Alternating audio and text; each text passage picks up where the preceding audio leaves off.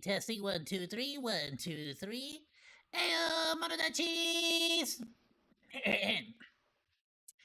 Ayoo, mano da cheese! my back with that one. Just checking my audio, making sure it's good.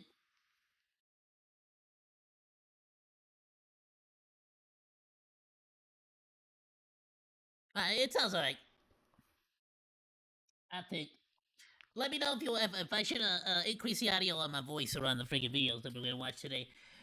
Hey, how's it going, everyone? I hope you're all having yourself a wonderful, fantastic, extra spectacular, and absolutely amazing day today. Just got back from a doctor's appointment, and I am absolutely hyped up. Let's freaking check out something funny. I gotta wake us up. I gotta get going. I had a busy day today, so I figure let's check out some Daily Dose. Get some funnies going. You know, just to get the blood pumping. Get us in the mood for the rest of the stream. Where are we at? This looks about right. No, I haven't seen this one yet. This is where we're at. Baldest man ever. The baldest man ever. Nice. We got an OzDaMonke episode. Sweet. Welcome, everyone. And as always, we're gonna be sharing all the videos that we reacted to today. If you have any recommendations or anything you want to send my way, please be sure to drop it on the Discord. Once we are done with these daily dose of internets, we're gonna be just checking out like just random stuff. I got no other plans besides that. So we're gonna be checking out. Of course, we do have some recommendations that we're gonna make sure we get to today.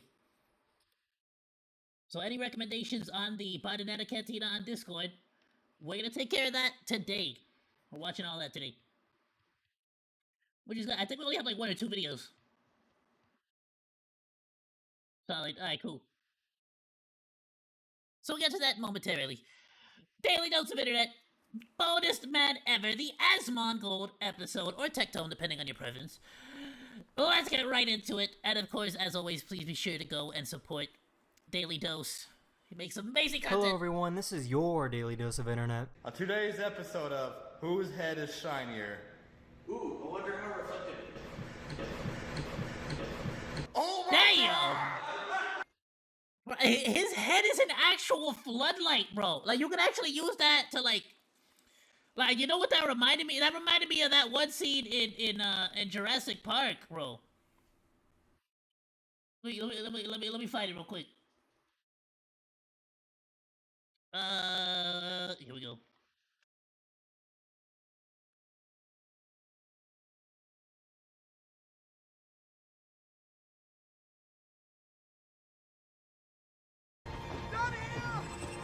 Oh, look, it's that guy! It's that doctor! Damn! That's crazy, bro.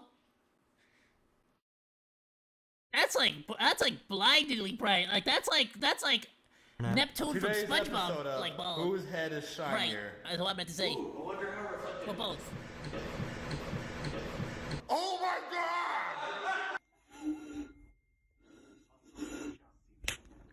Hey, that's what you get! I have never seen a goat get Bro, so that scared. cat said you shit at playing this instrument. What you call that? The bottle flute? You saw of falling off a That's a wind 2-inch instrument. cliff. Oh no! Cat said I'm about to knock the wind out of you. Oh, don't scare it. You made it panic.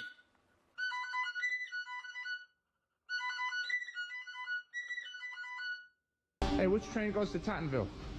Oh, I wait. had to get on this one. Ah. That was at Jefferson. All right. I'll get the next one. Thank you. During a super serious That was the moment during politest way this to play, say, the sound ooh, effects you guy hit messed the up wrong big button. time.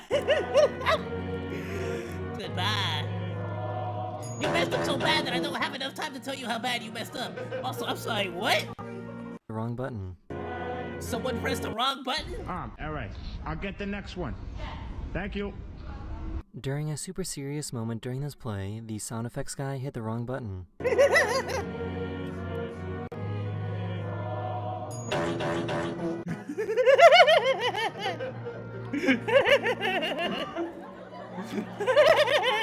Plastic.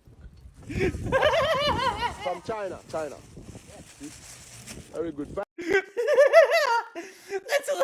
It's a little too good because of the fact that it's like 3 different people and they can't hold the laughter back. Thanks. for destroying our ocean. Whoa! Mr. Dad, my boy! Let's go! Nature! Bro, I love his enthusiasm. That's how I feel whenever we watch I like think they might need a new t-shirt those nature videos. Well, I'm gonna drop the audio just a little bit. This was a little bit loud. Not by too much though. cannon. Oh, you suck! Hey, here comes the cheer squad though. Hey. 2, 3, go. Damn, bro. That's what you get for nah, son. If you're gonna be a fat loser, you gotta do it the right way. When I ran and I couldn't keep up with all the other freaking skinny kids, I accepted my defeat like a champion. Well, like a loser, right? But still, you get my point. Bro, look at this sabotage. 3, go. He tries to grab the guy's hat or his his shirt. Tries to drag him down with him. Like, nah, you're not getting away from me. 3, go. Goes for the shirt. That's why you tripped until you went for his shirt instead of focusing on running. Foot placement. You know what? To be fair though, that was mud, and he wasn't wearing his running shoes. I feel like there's no safe way to use virtual reality headsets.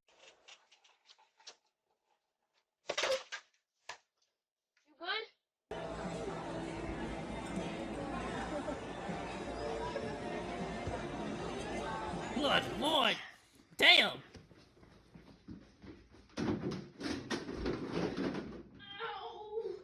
So this is probably worst case The owl did scenario. me in.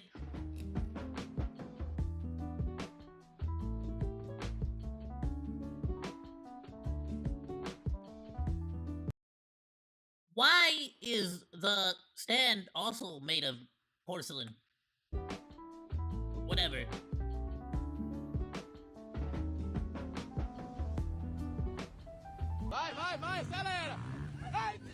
I mean, what happens there?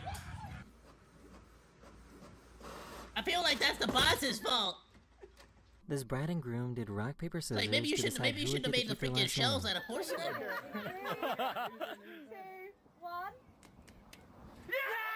Like I feel like if I would have stepped on that, if I would have been like standing on them shelves, it would have broke just from my weight alone.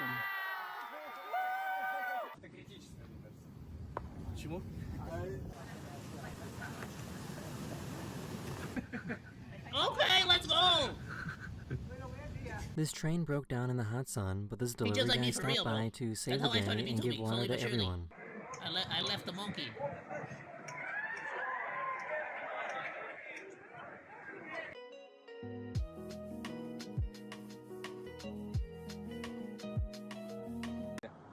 That's freaking cool. So, but you know what's even to be? One thing I gotta think about though.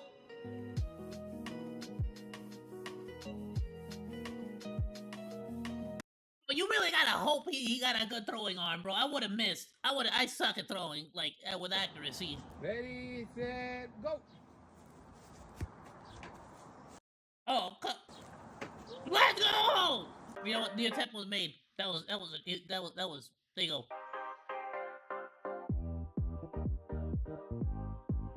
Kid went out with It's pretty style. crazy that this was caught on camera. He was a loser, but he was a stylistic loser. I'm sorry. What's happening to him? Is that a migraine?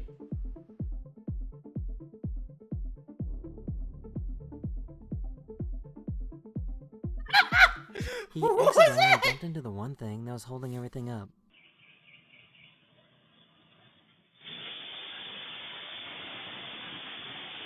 What?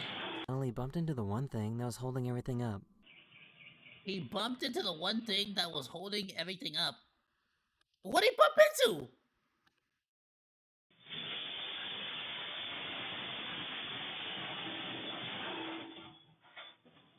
I didn't see him bump nothing. This like yellow railing seems to be its own like stair system.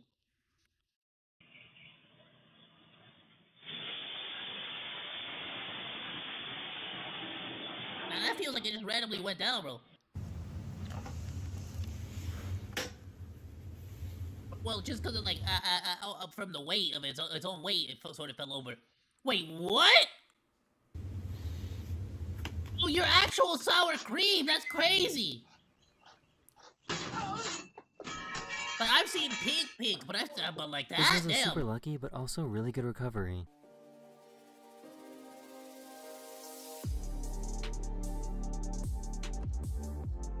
Oh, the recovery though. That is genuinely impressive. I really want to know if he did that on purpose or if that was just like he sort of solved the situation and like handled it. You know what I'm saying? Like maybe it was pure luck. Like he just like panicked and kept it all to the left, and like Lightning McQueen, he sort of like did it and made it happen. You know?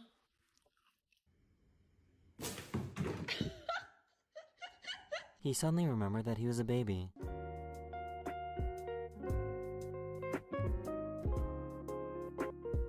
I was thinking about taxes. Bro was thinking about taxes for a minute there. Thinking about paying his bills.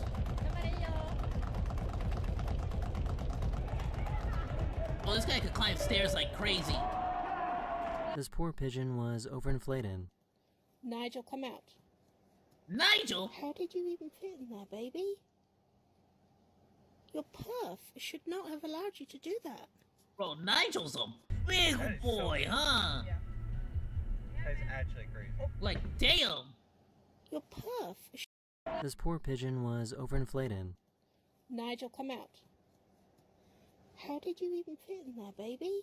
How do you inflate? Why does it keep inflating even more? That's gotta be AI. That is so windy. Yeah. That is actually crazy. Oh. We're not going. Go back. Back up. Yep. Back. Reverse. They invited the UPS guy to join them on the slip and slide, and he said yes.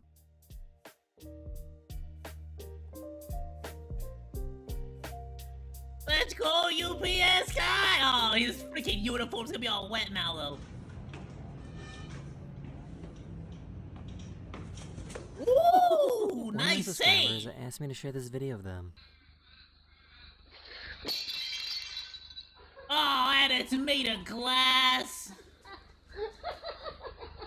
This is a type of cold that I hope I never get to experience.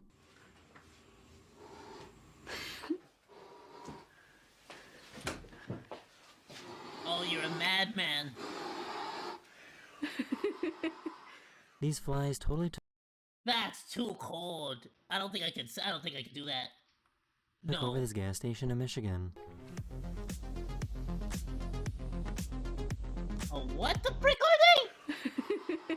These Mosquitoes? flies totally took over this Oh, gas station flies. in Michigan.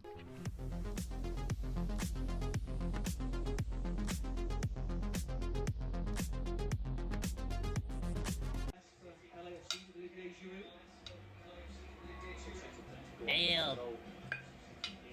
Damn, bro. The Hey, at school in least the he's not Philippines shocking took it. no chances when it came to cheating on this test. But still, bro, give him a bite. Hey, am I the only one who actually gives my dog, like, pretty much all? Like, we, like, anything that we eat, we pretty much give the dog some, too.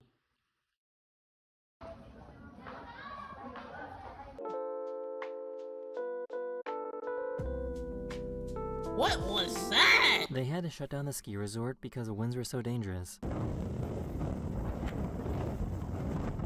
Well, that was a smart move. They tried to fit this giant Yeah, beanbag I would into their agree. car. That was a smart move. Like a bed? That luggage? This is called a tumbler pigeon, and it's known for doing cool tricks.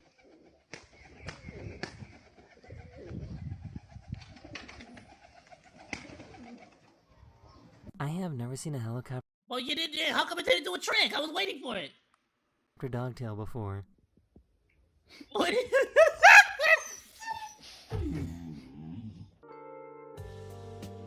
Just getting a bunch of doggo bunghole. Thanks, appreciate it. It's This better little than guy meat needs spit, I all the guess. moisture. Not that much different though. Is that good? I mean, it like it, enjoys it. This taxi driver is super lucky he didn't get hurt.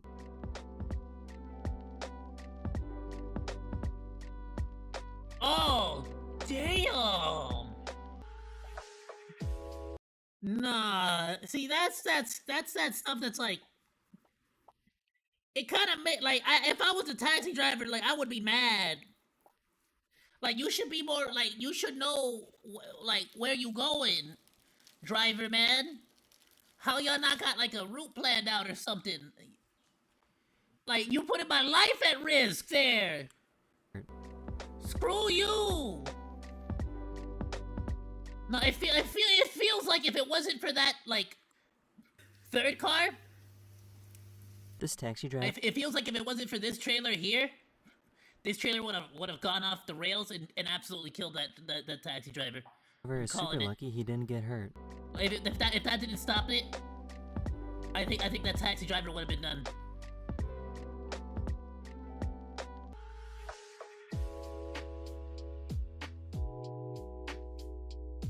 Bro, some people just gotta have some patience, like chill. Let the people finish walking.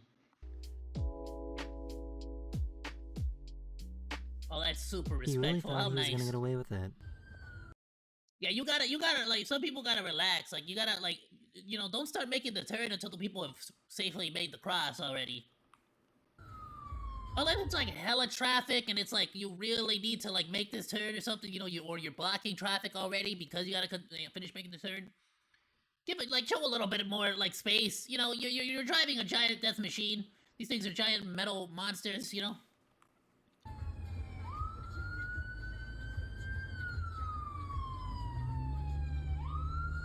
Bro, how you gonna pull him over? Look at him. I hope you enjoyed. Look at him just having a great time. On his little like tricycle. He really thought he was gonna get away with it. You're never gonna catch me, coppers. That is the end of this video. I kind of want to know if he did get away or not. And I'll see you guys again. What do you think he was? What do you think they were trying to book him for? Hello everyone, this is your daily dose of internet. Absolutely phenomenal. One. Oh, GTA 6 is looking real good right about now. Freaking crazy. Absolutely wild. Hey, am I the only one who's like concerned with that, by the way? GTA 6? Like that's not gonna like, that's gonna like, is that gonna be like one of those like Half-Life 3 type of deals where it's like, it's too like, people's expectations are too high now to ever beat anyone's expectations? I don't know. I will tell you what I do know though. This video is amazing and it's at 91k views. We can easily get this to 100k. Let's go, Mono Cheese. Go drop a like, go drop a sub. Share the video.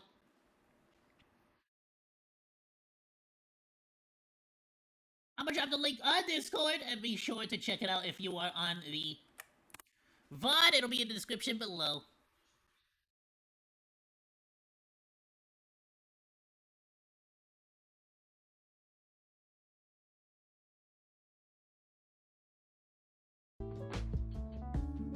Alright, let's check out another one. I didn't really like save them beforehand, so we'll just have to go back and find the freaking next one. He was so embarrassed. Hello everyone, this is your daily dose of internet. Let's go. Hello everyone, this is your daily dose of internet. Ooh, I've been there. Ooh, I've been there. Oh, I'm cringing so hard because I've been exactly in that position.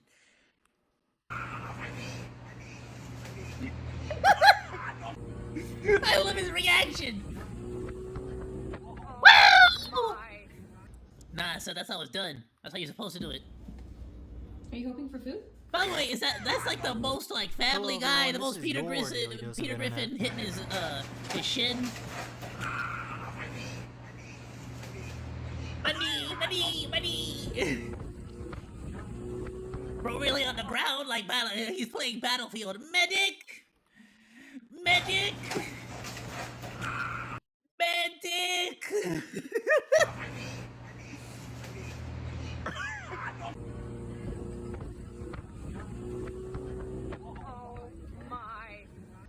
Oh, I thought it was a surfboard. I just realized it's like a sofa. It's like a water sofa. What the hell? Look at this. Heels to the wall, legs straight together. Thank you. You come down. See? It's just like that. You got I was This might be the greatest dad reaction of all time. I was about to say I was distracted. So I didn't quite see the performance, and I needed to see it once again. But luckily, this gentleman here gave me the performance I was asking for.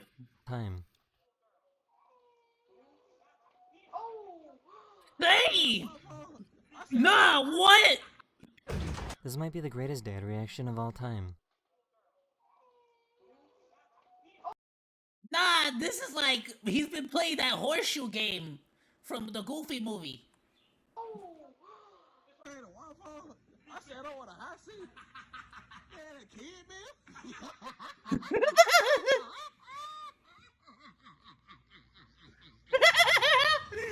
Bro, he's got a freaking funny laugh. I love it.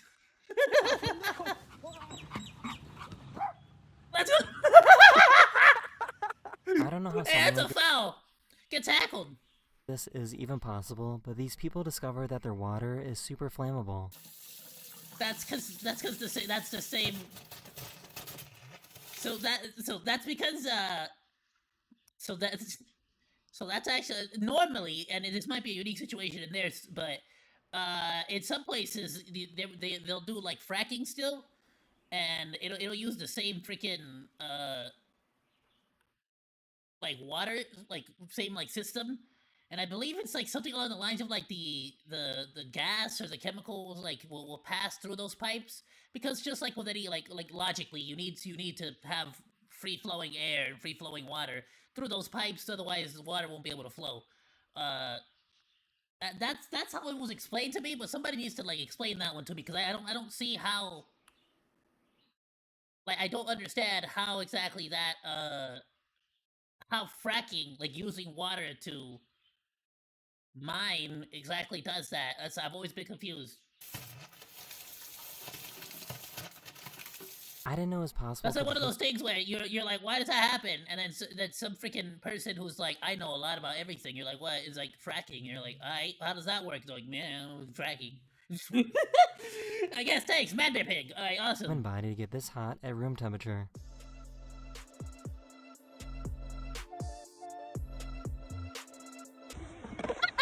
Bro was concerned. Woo! The shutter speed of their phone camera Amazing! Was that intentional, or did he take it? Did he see the opportunity and said, "Hey, I can actually balance like this pretty well"? Does water look really weird? Is that food? The top or the That's fall AI. down? See, no. What the fudge? The top or the fall down? See, no. That's gotta be like some wild, crazy reflection type of deal, right? Like it's either AI or a weird reflection. But that's probably AI. Oh, you missed one. I saw that one you missed. They're bricks. Like they're not that hard to break. I break them by accidentally dropping them all the time. Can we stop? Why are you wasting some perfectly good bricks? I'm over here trying to like get bricks, purchase bricks to make like a brick oven, and we're over here just breaking them for a freaking TikTok. I had no idea that it was possible to get scammed by a sandwich.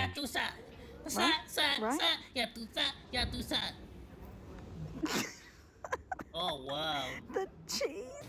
Oh, bro, that's like an American like school lunch. Honestly, that's like an American school classroom. Oh, that's a dog. For some reason, his cat is really good at playing video games.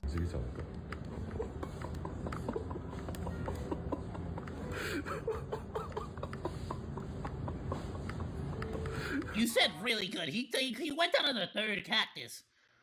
I could do that one better.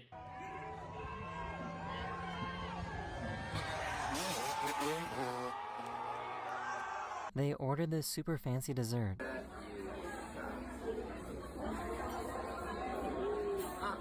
Oh, you suck. Boo! Boo! Can't do another one, refund. Hey, why you throwing it away? That looks like a perfectly good couch to me. I'm really not sure if this is cute That looks like a perfectly workable couch, bro. or creepy. Like, I wouldn't take it, because I don't know you. I don't know what you've been through with that couch. But, like, that's a perfectly good couch. Greedy little roll. I love it, though. It's so cute. It looks like something out of Little Nightmares, but they're little. But then I think about that they're little raccoon hands, and I'm like, oh. I love raccoons so much. Oh! He juked him! Oh, he tricked! Oh! Bro, the freaking fake out. Amazing. Bem, vamos quebrar o ovo gigante. Expectativa é quantas Ovo gigante? What does that mean? Does that mean egg? Oh! Ah! This really quick video was on camera a few days ago. By the way, we are gonna get back to the Japanese lessons eventually. I freaking busy, but I want to get back into it. We'll figure it out.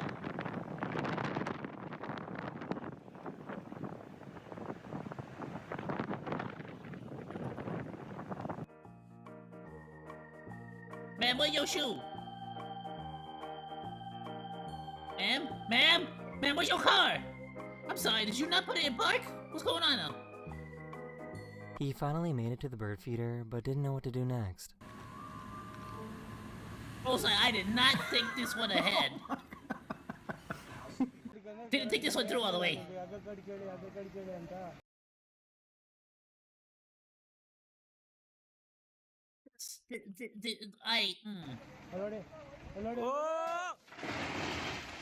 Just say, what could possibly go wrong? It seems like they got like the harness on. I'm like looking at this, like what could possibly go wrong? I'm like, it's got the straps on the sides. You can't like unless it's about to smack into somebody. Like nothing could go wrong. That's why I took a moment to pause because I'm like, no, it looks fine. It just gave up. Oh, it tapped. It tapped the freaking thing! Look! Just the tiniest little tap. Dude, it was just immediately was like, oh my. This cat figured out a lazy way to drink water.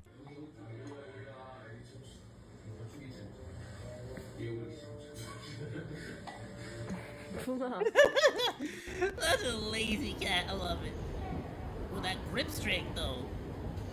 That grip strength This though! dog was perfectly camouflaged. I have been looking for this dog for a half an hour. Benzie! Benzie, I have been calling your name.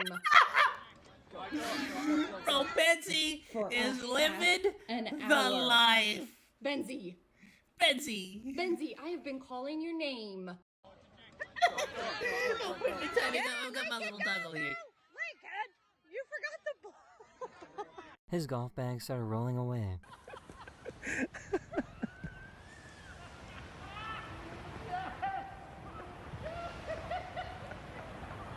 This seems like the beginning of a prank phone call. Excuse me, sir, is your golf bag running? Why, yes it is. Well, you better go catch it! This professional driver decided to prank his other driver. Whoa! Yes.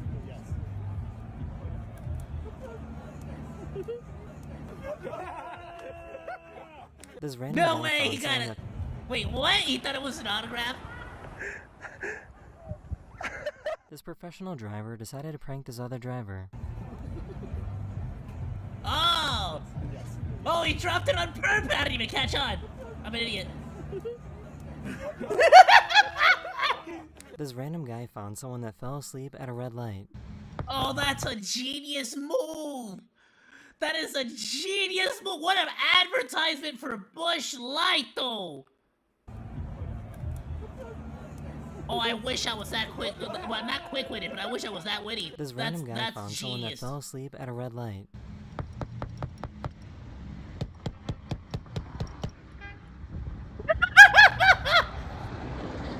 Oh, window, bro! Bro, you trying to go in, man? No. You been asleep at the light, bro. I'm not sleeping, dude. This I'm guy not decided that they didn't want any more visitors. He said I'm not sleeping, dude. He said I'm not sleeping. He said, bro, I got you on video for like 2 straight minutes just napping. What's your matter, dog? You got a piece of twice on you? Oh, I found a little piece of what'd you get on you, fool? Oh, it's like a sugary piece of... Yeah, what'd you get? What'd you get? A piece of like candy on you, fool? Well, the kids probably dropped candy in the backyard. Alright, you know what? That makes sense. It's like it's not a whole candy. It's just like a little tiny little piece of like hair that's like all clumped up with like sugary, like it looks like Jolly Rancher or something. Like the tiniest little speck. I'm like, what? I thought it was like for a second there, I thought it was a pimple or something. But then the more I like started scratching them, I'm like, this is not a pimple. Oh, look at that turtle go! Oh, look at that turtle Years go! ago, this plane came in for a landing and was balancing on one wheel. What's your mind, baby? You wanna come up?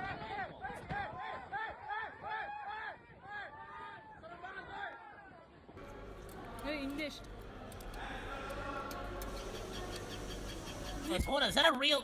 It is! It is! I was about to say, it's an actual real gato!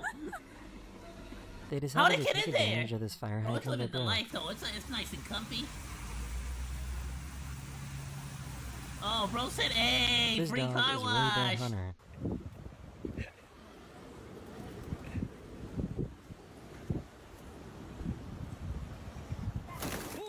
Oh God, imagine if we were just gonna get a burger from Mackey's.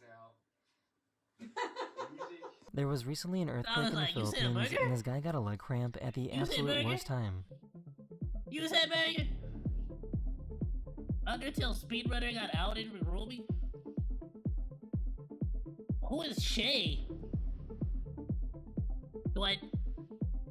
Bro, I also, what the frick? There's This crazy Undertale storm was speedruns? captured at an does airport that in work? China.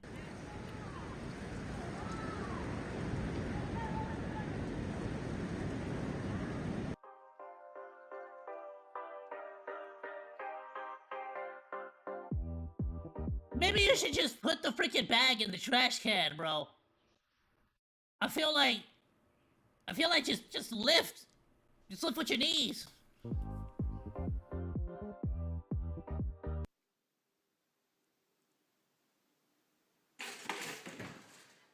This is one of the smartest ideas I've ever seen.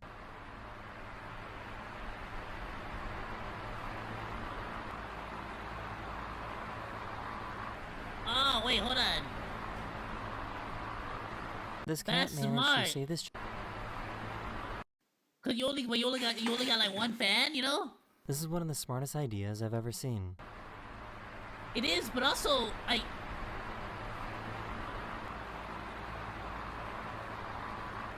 want to know how exactly they made the tube so modular. This cat managed to save this Like, chicken how'd you get from it? Like, being what? Do they make the custom like tube? Like, is that a custom tubing? Like, what the hell? How do you get that to all eaten your by an rooms? eagle. Okay. So hard. So hard. Well, that was American. Look at that thing. Leave that chicken alone, though. So hard. So hard.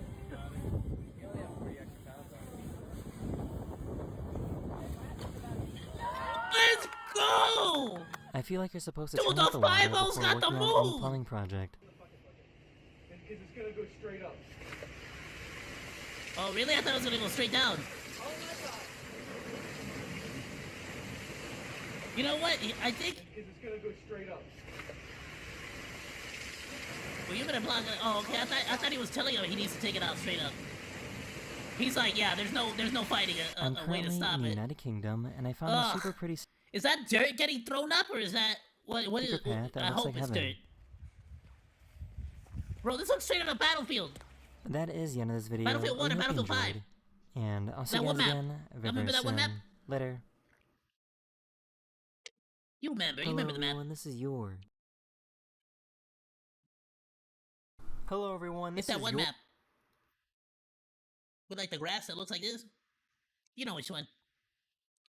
Another phenomenal video by Daily Dose of Internet. Please be sure to go drop a like, go drop a sub, all of that good stuff. Motodachi's. Links in the description, in the Discord, and all that good stuff.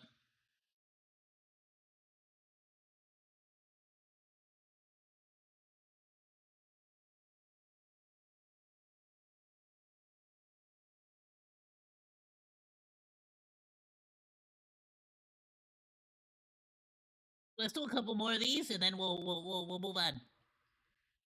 Where the frick am I? I'm already lost.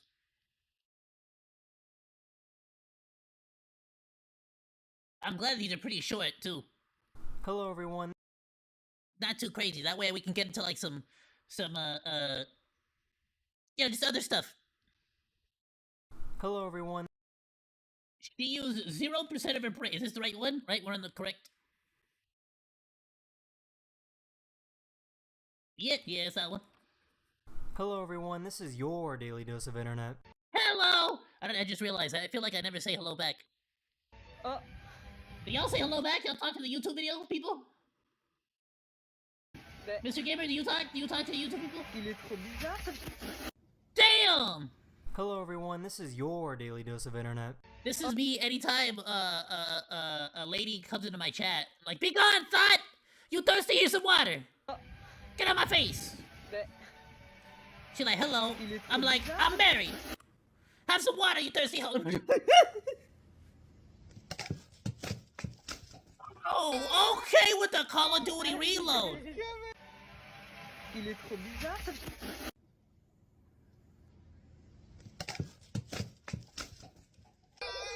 I don't know why that I'm like, ooh, that was impressive. For like no reason. Monkey! Who knows him? Oh! Bro really said that's one of us! He thought there was a new alpha. Coming for the throne.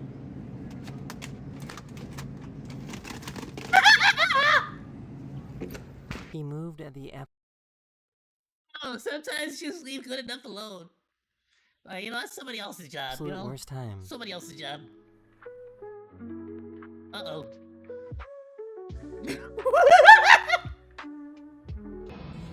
Oh, no!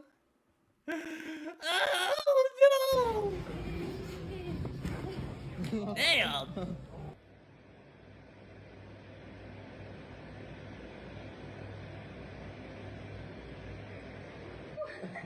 This live You know, I used to do that as a kid. I don't know the science behind it, though.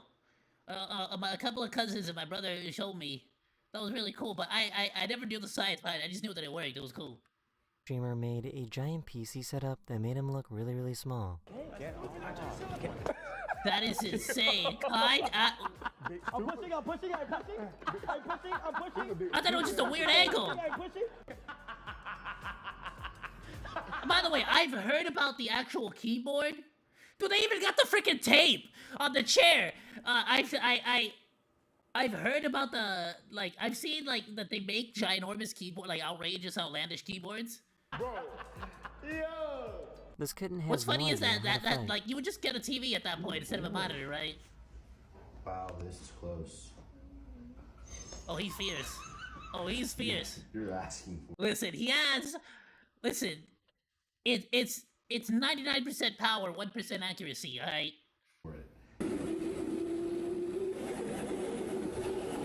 Oh, Tokyo drifting! Oh, what a dent! What a dent! Hey! You okay? I'm okay. Are you alright? Good. Yeah, I'm fine. I'm so sorry. Oh, That's scary. Sometimes lions will eat so much food that they physically can't move Aw, anymore. I love how they were both, like, concerned about each other.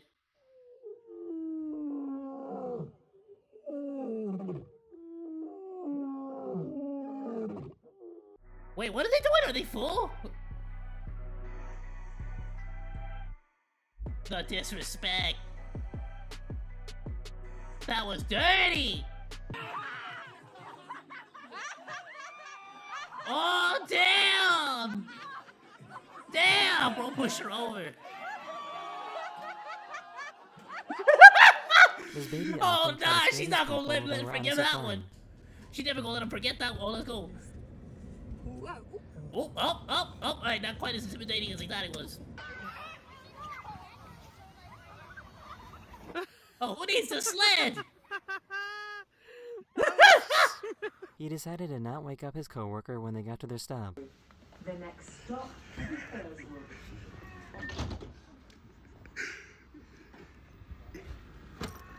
Hi, Fred!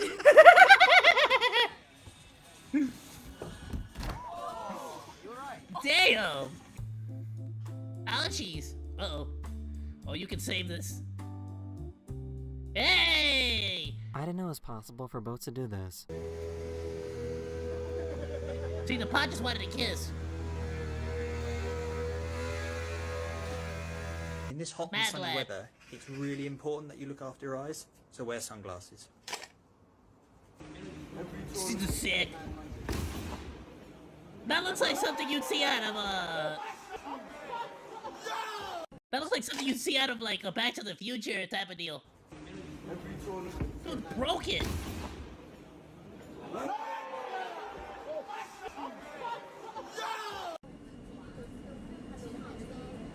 This is Grand Avenue, Newtown. Oh yeah, I didn't know y'all were with Don't Doctor you Strange hate when over you forget here? something after you already left the house? Oh my god, my leg!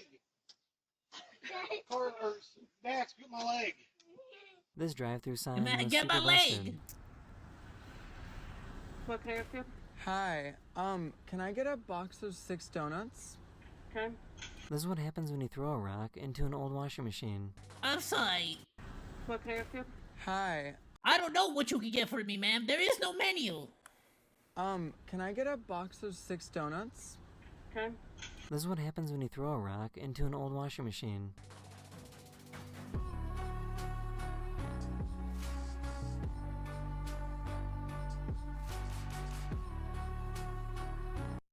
Bro, it's...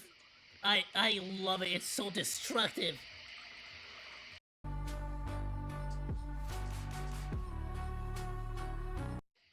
It's so violent.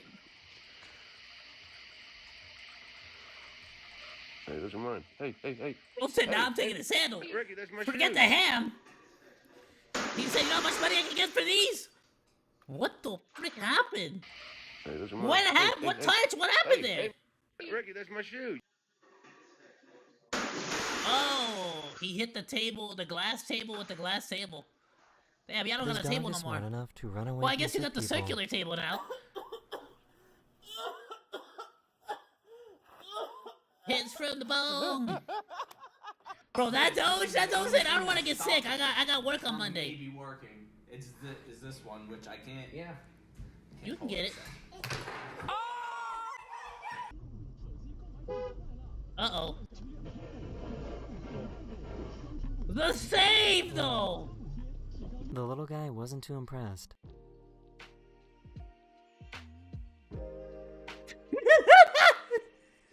Oh, that's great.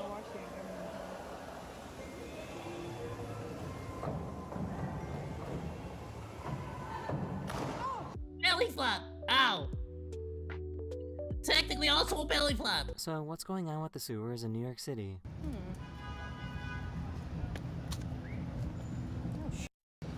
Isn't there like a whole city under that city? This dog really thinks he's being sneaky. Does the underground city have a firefighters force? All of the voices you are gonna hear during my performance will be coming from me. About a month ago, the reigning world #1 What is the champion dog? was Why is the upset dog at the all losing. guilty? Finding all the right moves. What is it and doing? in the end, it's going to be the B3 pawn that's going to win the game for Gukesh. The queens are going to be traded off if Gukesh has calculated this time. Oh my god! What's that? This is What what kind it of a looks like throw when was the shark that? AI. Sharks don't sneeze. Damn! They did a boat launch, but let it go in a little too fast. Launching of main port Tara. Launching. See that? That's tilting. That's tilting! Well! How do you fix that? Oh! You gotta like just get a bunch of people with ropes or what? Shouldn't there be like counterbalances to fix this?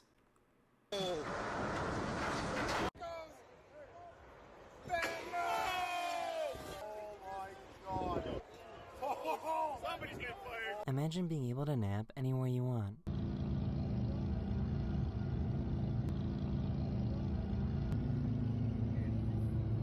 How? How are you asleep? The queen ant died, and Oh, just used to it, I guess. all these ants gathered to have a funeral. Nah, it's not a funeral, it's a king's moot, or a queen's moot.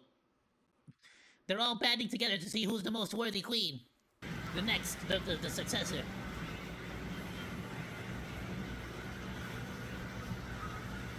The successor must eat the old queen's body for nourishment and power.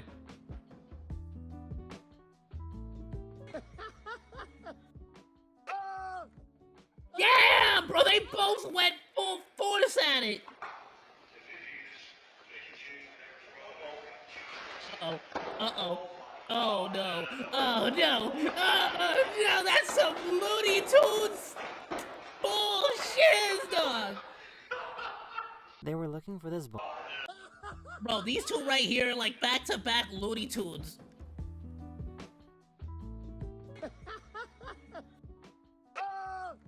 Like actual Looney Tunes.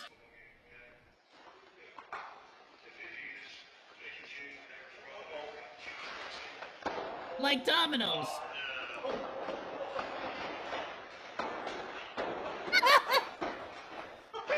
Hey, the good news is now you can organize them all They nicely. were looking for this ball that got stuck in one of their tails. Oh, I can see it. It's a little blue ball. Oh, the fur. Oh, he found it. He found it. That is the end of this video, or we hope you enjoyed. And I'll see you guys again very soon. Later. Talk about Hello getting everyone, blue this balled. is your daily dose of internet. Absolutely phenomenal. Oh, great. Hello everyone, this is your... Loved it, loved it, loved it.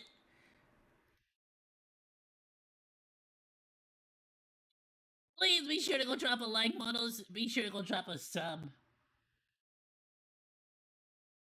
Boom. Daily Dose is always making great content, and he deserves all the love and appreciation we can give him.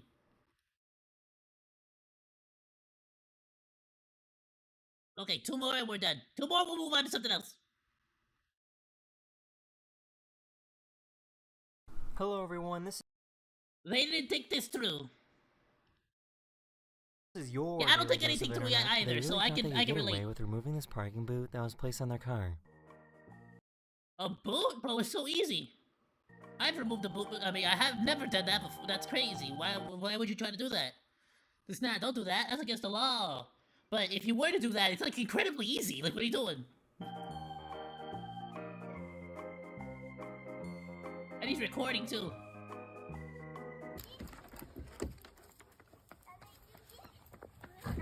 Oh, the what's up?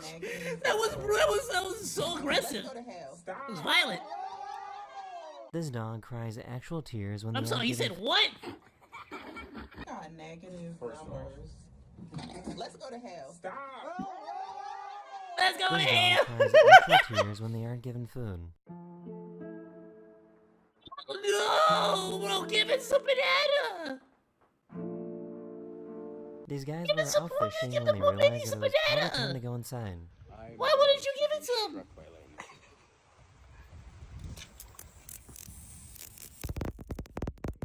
Oh, bro, I think you need to leave the area. Right, isn't that, at that point, isn't that like a... Doesn't that mean there's a potential lightning strike come up to occur? 準備ができました。では、どうぞ。 They wait for the turtle. That's so adorable. That's so Where do you think cute. this guy is going? He's going to Mars, baby.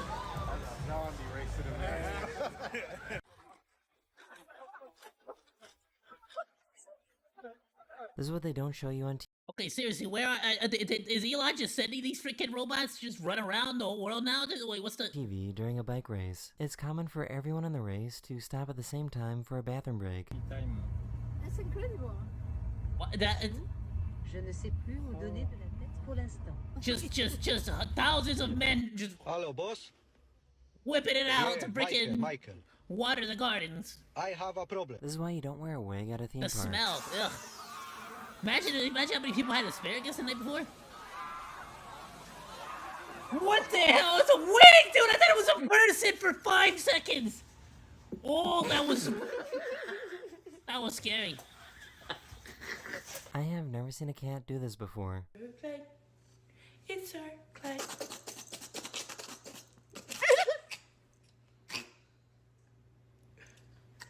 Not a fan of your singing, I don't think. Run, run, run!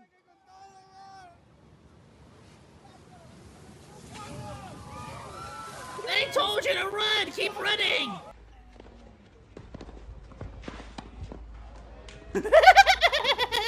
He wanted to see if he could go for a That's swim defeat. without getting attacked.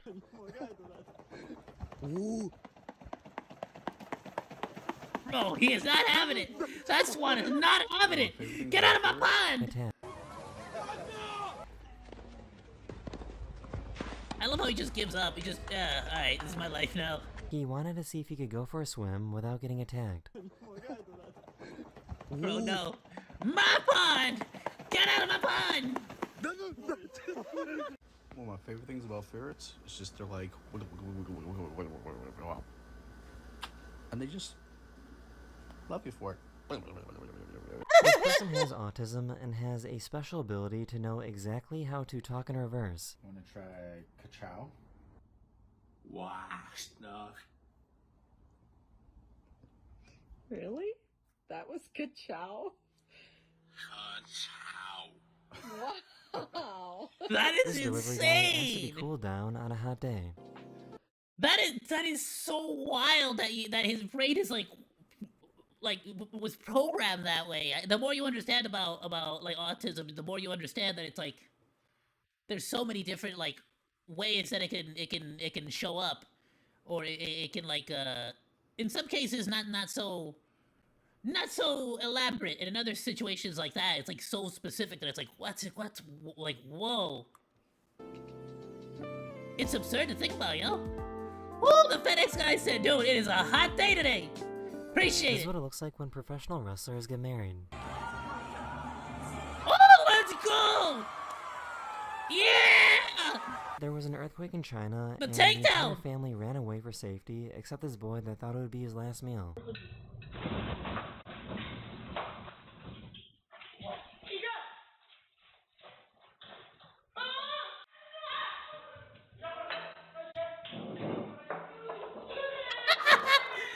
Bro say, oh hell nah, dog.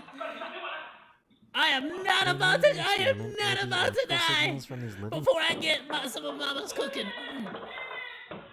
And bro said I'm taking the best plate with me. They made an experiment where the electrical signals from these living mushrooms are translated into music.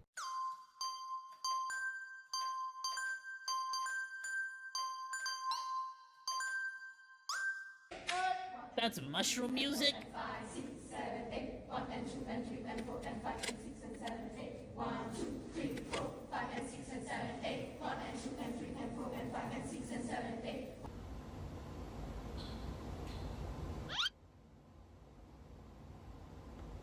He just This wanted a dog quick thought it little was sip smart of way to water, win that's this it. competition. I am the bestest boy!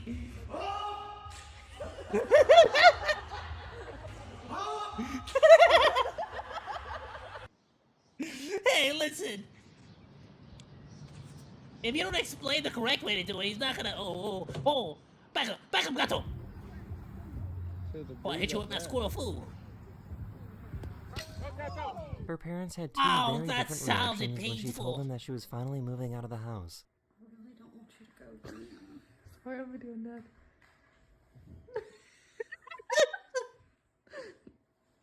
How does VR? This guy is super lucky to be alive.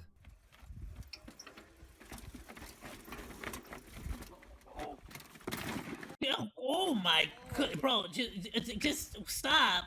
I have never seen such a thirsty squirrel before. Why? Why do people sports like that? Like, why do you need to sports like that? Forget that. Like, what is this? A mountain? There's no video games and like comfy chairs on mountains. What the hell are you doing up there? Like, what happens if you want a diet coke from the fridge or something, and you all the way up there in the mountain on this freaking stupid bike adventure, and then how you gonna get down? That's how you gonna get down, like with the bike. I have never seen such a thirsty squirrel before.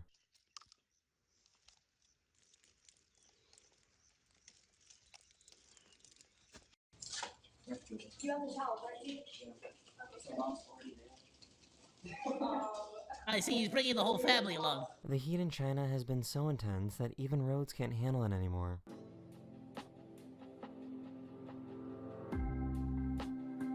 Oh, that seems more like a ruptured something. Oh, the baby save!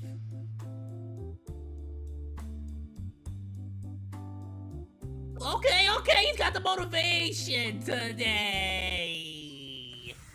And there goes the motivation for the day. Got a balance? Well, this is what he's not happens when you balanced, put a metal just not the spoon he on just doesn't dry got the ice. landing right yet.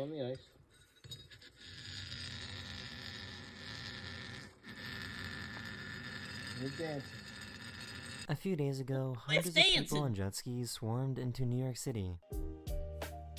Wait, why was there a bunch of people with jet skis swarming New York?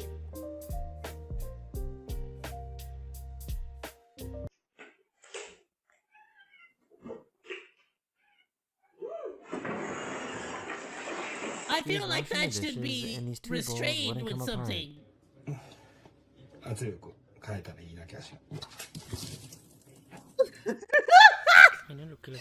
Oh, the soapy water! I hate it. I've been there.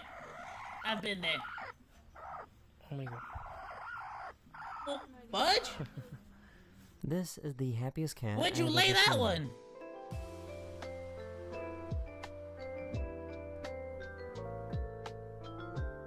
Was there a deer trying to eat your cat? His dog got scared and thought he was in trouble.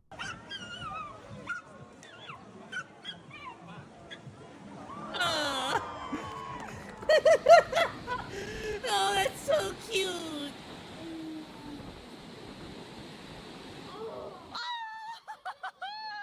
Here's the moment that they realized that they were driving in quicksand.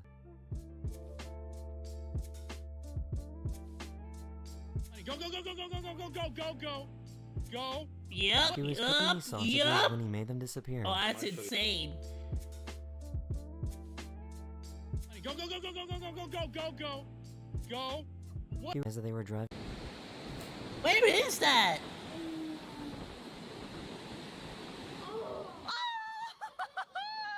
Here's the moment that they realized that they were driving in quicksand.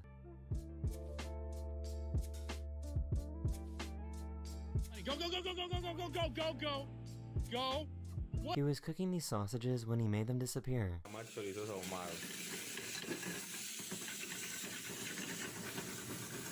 Right? See, bro, I see one fly off to the right, one to the left.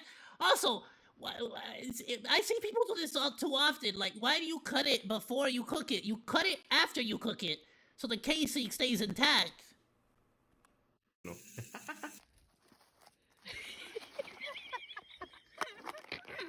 And there goes your phone.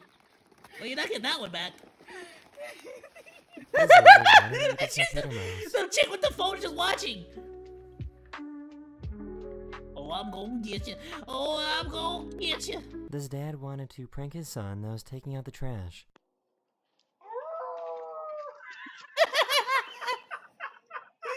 Oh, that's so mean.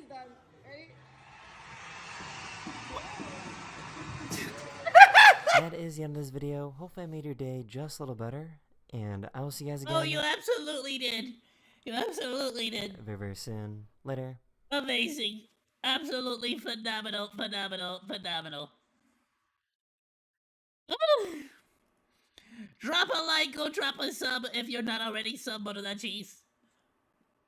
I'll link it. Let's do one more daily dose and then we can move on to other stuff. Maybe some new stuff, maybe some spookies, I don't know what.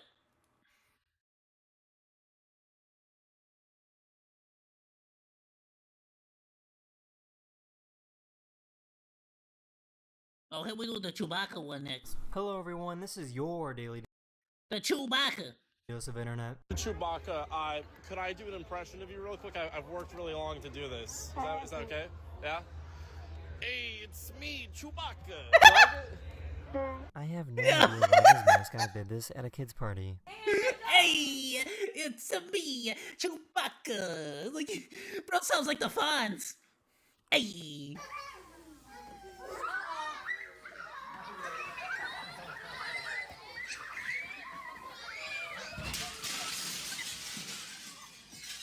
Oh. Why? Why did the mascot like? I know that the mascot didn't expect that to happen, but it's just kind of like, just because you got a soft costume doesn't mean like you gotta go slamming yourself into the window. This guy is super lucky to be alive. Oh, what a turn! Oh, what a turn of events! Oh! Hell! No, that's probably why I'll never, honestly, go get my license for one of those. Unless it's like the one with like 3 wheels. Craziest videos I've ever seen. Oh, bro, they're playing Peak. Amazing! Whoa. No, you better run, bro. Oh, it's a black. Okay, it's a black bear. You'll Okay. never guess what this guy found in this hole. I mean, I'm assuming it's a black bear because it was intimidated, but you could absolutely. There are definitely brown bears that have black fur, and and I don't know if there's grizzly bears that have black fur, but he got lucky. That was the correct response. It was freaking become bigger. Well, that was smart. Smart biker. ¿Y ahora qué? ¿Estás haciendo vídeo? Sí. Anda, What are you pulling out of there? Así nace. Is that a whole ass sheep? How the hell did the sheep get stuck in there? Así nace una oveja. Una oveja de tierra. No es nuestra, es la oveja. Freaking ground sheep. A dirt sheep. I don't know how you fumbled this badly. That's actually, imagine if that, you know how everyone has like that moment where they snap into consciousness from like unconsciousness or like memory, not snap into consciousness, but like the first time you could start making a memory. What if that's like the moment the child starts making memories right there? Just snap into consciousness. Badly.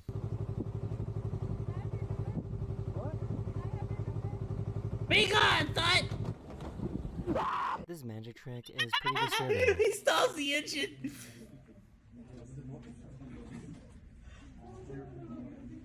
This dad had to think over his life choices.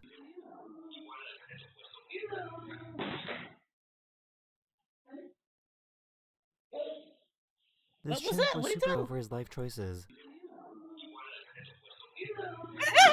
Oh, he kicked the phone. This chimp was super interested in the YouTube video this guy was watching. What did he show him? What video was it? Okay. This guy in a bus like, caught oh, the perfect snap. police chase moment. He's like, oh, it's my favorite show. Hey, bro, I'm just gonna say it. Can we all agree that Monke, like... Y'all gotta give him a TV. Like, with some kind of monkey, like, TV. Like, maybe, I don't know what exactly you would give the monkey. But, like, give it something to watch to entertain it. You know? This guy in a bus caught the perfect police chase stimulate moment. its mind a little bit. If you're gonna have it locked up in there.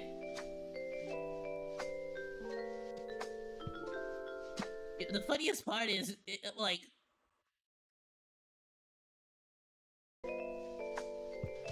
Like, the cops are not giving up, but he's not getting away either.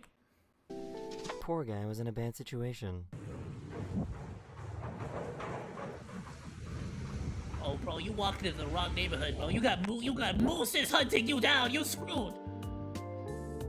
Nah, don't mess with the moose, Sergeant Fish. Here she goes. Yes. There she goes. Damn, bro.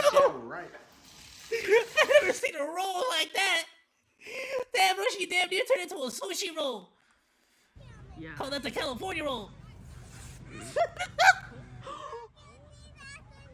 Wrapped herself up. Why get in the shower, right? Yeah. Bro. Hey, mine's not any better. I gotta be real with you. Mine is not any better. I try to turn the water on, and the freaking thing falls off, and I can't, like, I gotta go get the pliers to turn the water on. So you know what? I'm in there. I'm there currently. Oh, I didn't know Joe Rogan was a pilot. This bird loves to sing along with the dishwasher when it's all done.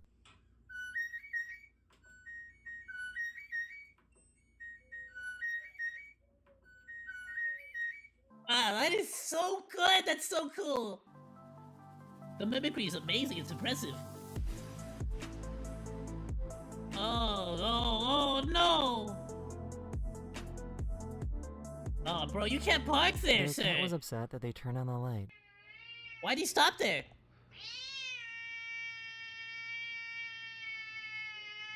Relax, baby, it's not a real cat, it's just on the TV. My doggo got pissed. My doggo got pissed off of that. He got pissed. Oh, he's angry. He's real mad. It's okay, baby. It wasn't a real cat. He was taking a nap. He was taking a nap on the bed. He freaking jumped off and went to go check the room out. This That's guy adorable. found a perfect wave.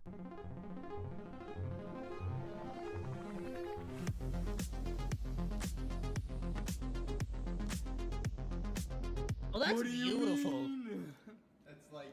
You gotta get closer, because that's not clear. It's beautiful and it really shows the green, how green the freaking waves are. You always see blue in like paintings and stuff, but it's like really green. What IRL. do you mean? That's like... You gotta get closer. You spin me right round, baby, right round, like a record, baby, right round, round. Dash, do you want a treat? Yes. They're trying to turn their stop because of a tornado. Should we get away from the windows? Take the cover. Yeah, we ain't going nowhere. What does the train do at that point?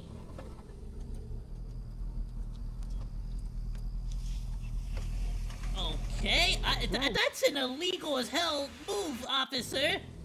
That's a double yellow line. That's a double solid yellow line. Double solid yellow line. Look at this, man. Look at this. Bro. Real. Oh, he's wild and he loves it. This might be the worst tattoo of all time.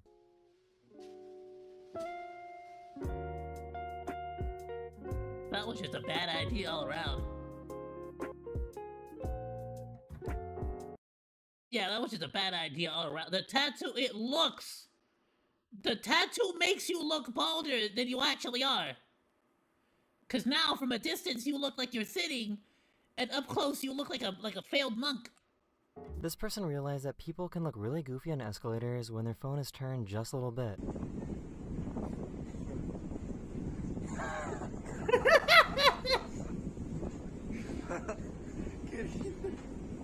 This delivery guy loved their car so much that he asked for a picture with it.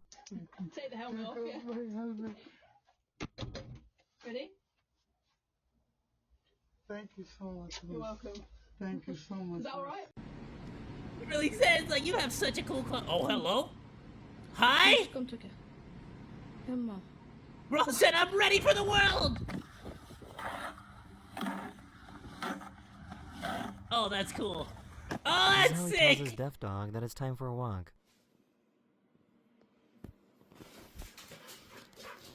Oh, he's so excited. Oh, he's so happy. Ow! Oh, what a genius move. Oh, yeah. Slay. Because he knew he wasn't going to be able to recover. Slay, girl. Oh, yes.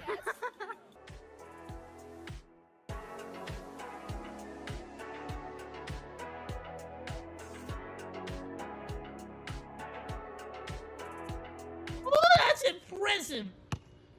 I've always wanted to learn how to do that. I don't think so. No way. Kid.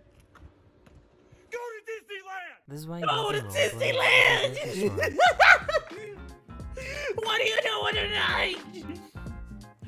Potato bags!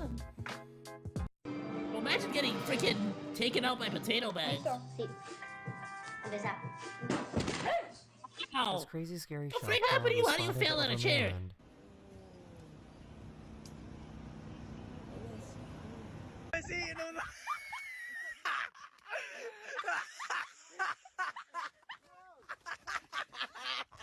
Careful with the burro! Girl, I swear to God, this.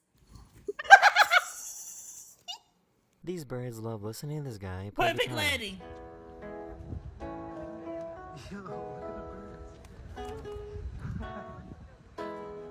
He really He pretended played he your didn't see magic anything. tunes, Music Man.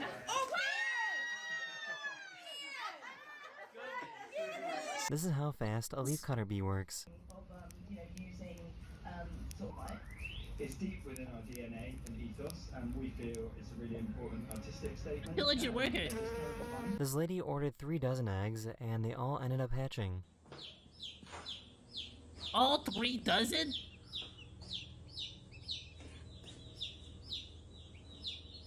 She was worried Well, that he got hurt you're a during the chicken boxing match. mama now. Congratulations.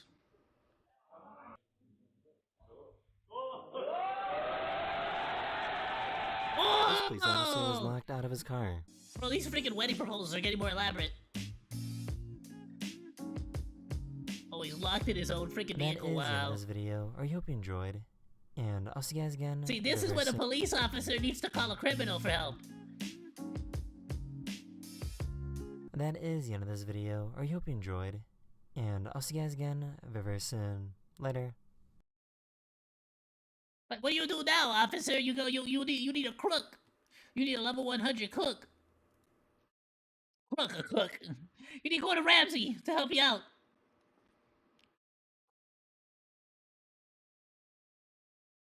Oh, whoops, nope. Not a freaking Twitter, stupid. Please be sure to go drop a like, go drop a sub, all that good stuff, Monogachis. To Daily Dose of Internet, absolutely phenomenal.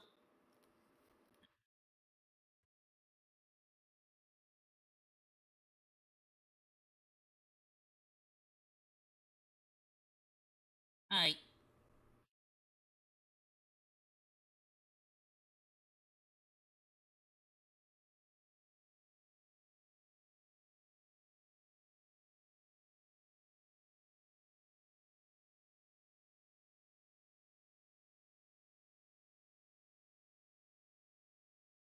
Alright, let me check out this video, and then... Whoops.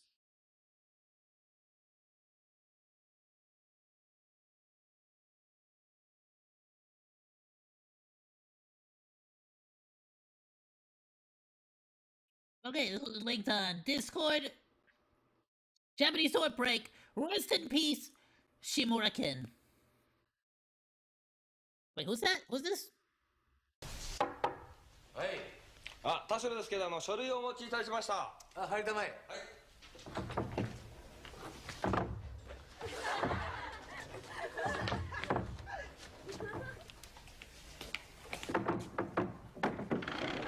Why? What you decide it like that for?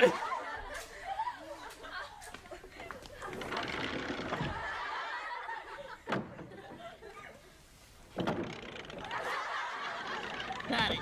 Understood. はい。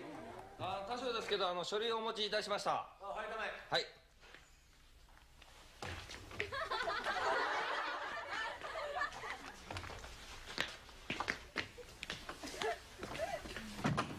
Why? Okay. How are you meant to? I guess you can push it open from the outside, but what's the point of the knob then? Why have the doorknob then? 違うよ。 It's like, might as well, it is a closet. はい。田代ですけど、書類をお持ちいたしました。あ、はい、たまえ。No, this time I got it.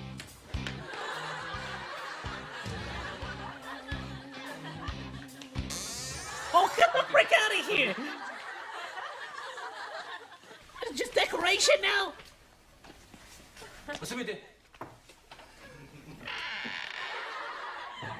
much money are you spending on construction alone? At that point, like, what? Is it a company that just makes doors?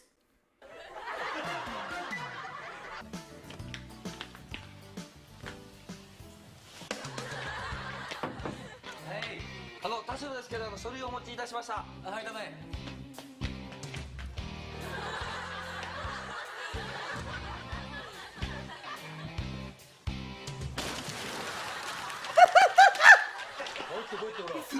That's not even what. Just break through. What is it? What's that little dance he's doing? That little shimmy when he freaking freaks out.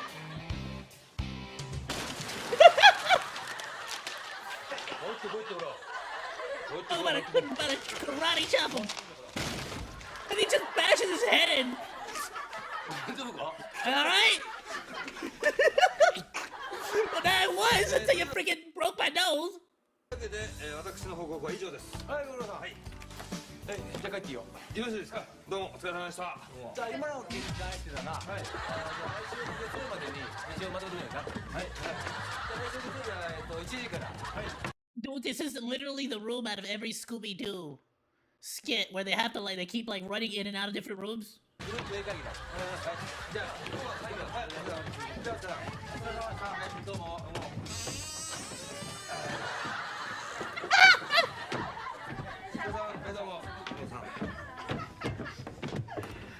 No, he has to go last. That's hilarious. Phenomenal video, phenomenal video. I'll go ahead and drop the link on Discord as well, Monos.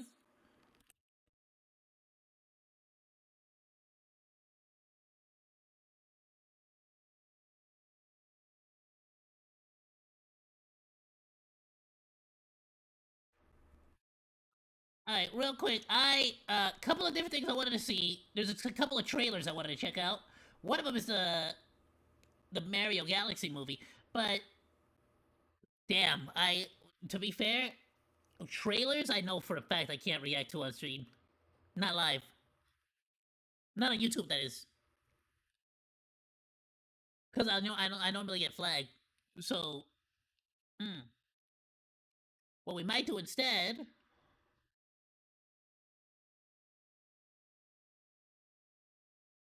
Yeah, we're gonna do let's do the Muzen Pro videos. We checked out the Dodo ones. But there's quite a few that we missed. That we can go back and check out.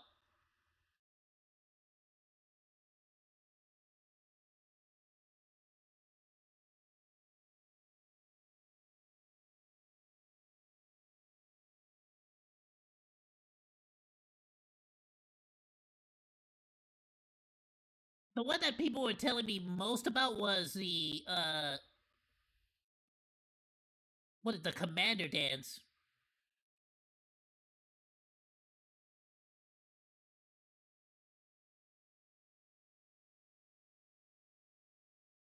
The Vapau dance. That's what it was called, the Vapau dance. Where's that one? Oh, found it.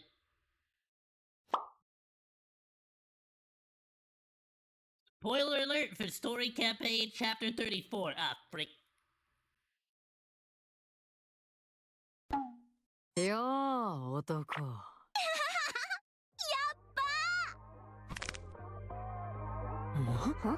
あんた、何してんの？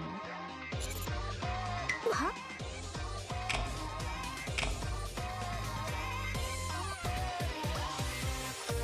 Okay, is this like... It's like Star-Lord at the end of freaking Guardians of the Galaxy. Bro's like, if I can't defeat you with might, then I'll defeat you with dance moves! Okay, but the chick on the left is into it though.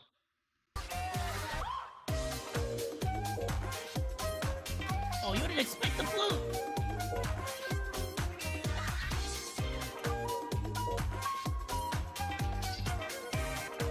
No, rabbits! The friggin' bunny dodos are coming out. The best backup dancers. だろ? なんで?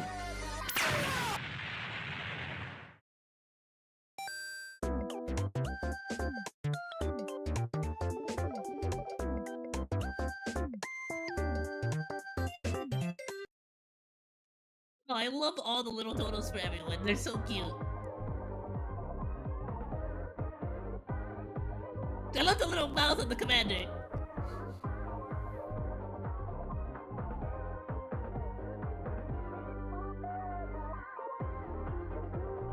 I love that also, Wizard also always puts the green screen versions too. I need to like, I keep saying it, but I gotta go through and like grab a couple of these and like use them on stream. They're freaking phenomenal.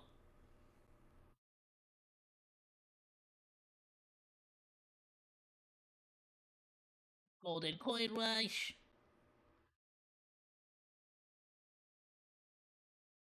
Which one should we do?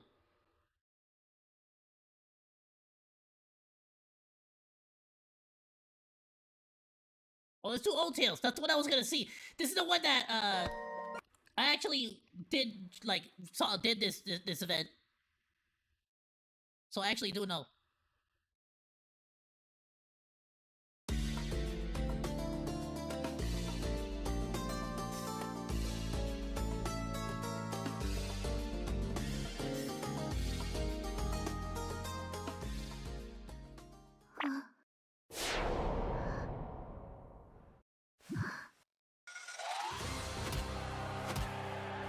Oh, and it's actually scarily accurate to the story.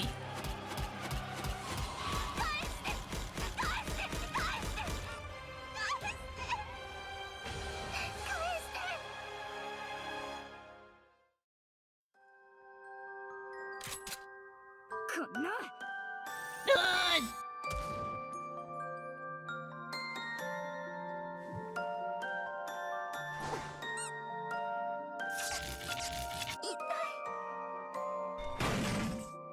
Hey, Mom! I love it! Dude, look at Abe! With La Chancla! Chancla attack!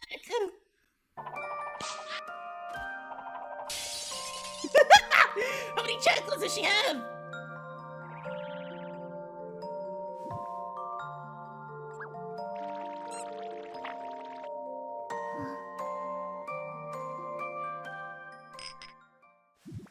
Cinderella, これをどうぞ。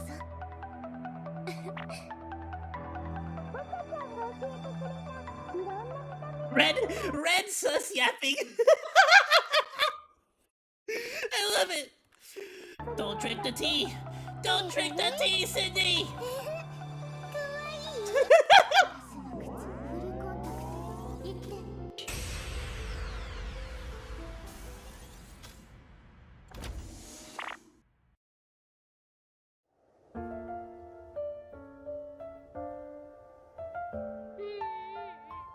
No.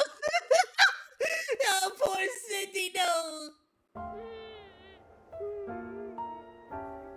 シンデレラ、私の許可なしに死ぬことは許さない。行くぞ。This is a poor little snot bubble.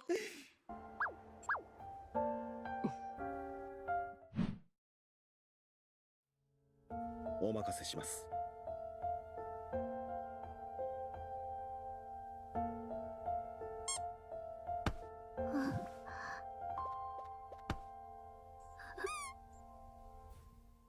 Oh, so sad. I love you. Let's go. I'm a fan as well. Oh, then this is them taking out the elevator. The space elevator. 待っていて、すぐ行くから。来るな。お前は上に行け。物語の続きを書くんだ。信じている。シンデレ。No way! it's actually like really accurate. I love it. It's an actual real breakdown. In case you missed it.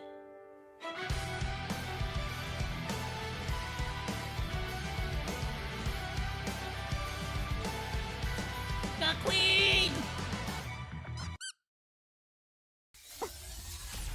Screw you! I ain't your puppet! Oh damn it, are you okay? She pissed. Yeah, she mad.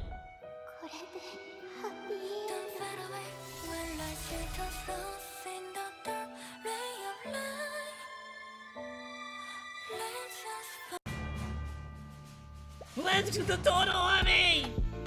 It is intimidation dance! I need it one more time.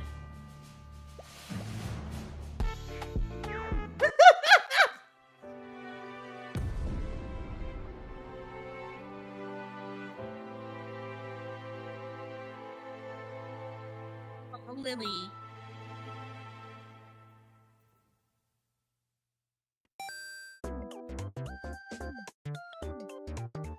There goes the 5 doodles. And then Cindy falls to Earth, where Abe, or Grave, finds her. Hey.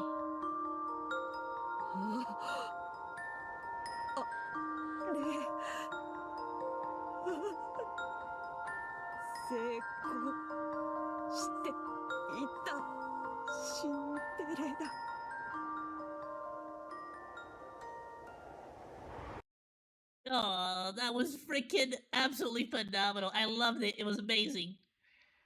That whole story was super sad, dude. I love Sydney so much. Really excited to see them continue that storyline.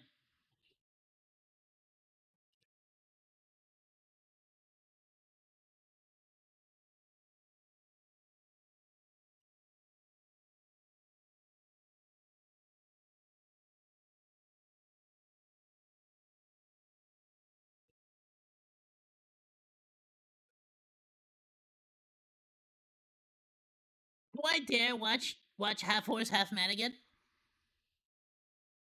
Popularity vote. Alright, let's watch this one first.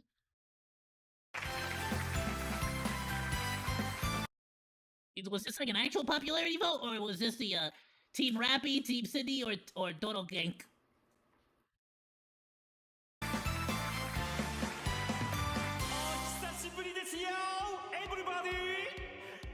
Everybody!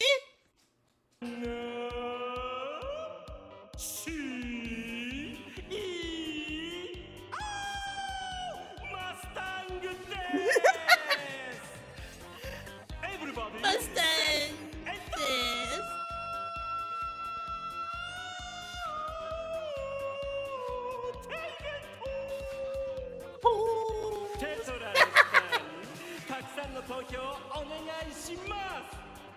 ついに時は来た。今年こそエリシオンがタクティカルに勝利するだろう。今まで私たちエリシオンは We'll see his tactical victory! 疑われてきたが、今年は違う。生まれながらにタクティカルであることを疑われていた。過去のエリシオンではない。さあ、だから今年こそタクティカルにエリシオンに投票するのだ。毎年この話をするのも疲れるわ。ミシリスは今回も最高で最強だったの。だから投票して以上。何よ、私に何を言わせたいの？ミシリスに投票してくださいって頼めって。 You're damn right you should gravel! 今 Screw 年 you, は性能 Suyen! 的に Freaking hate you, は他の Suyen. 会社と比べて圧倒的ではなかったけど、でも投票してよ、お願い。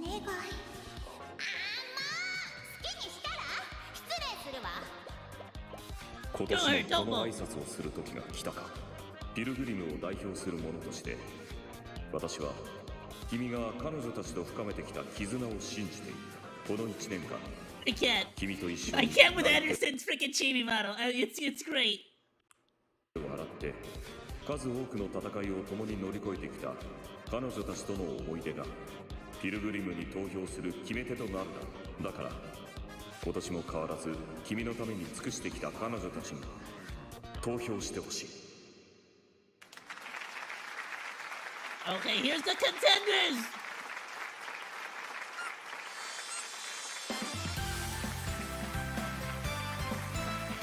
Let's go!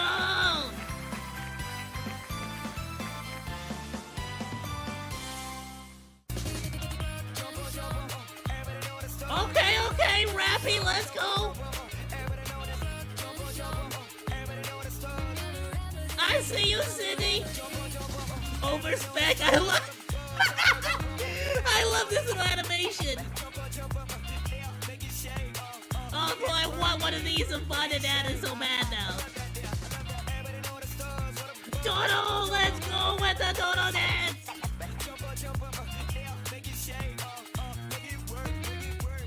Dodo twerk! How is that not cheating though? Dodo has so much more fanfare.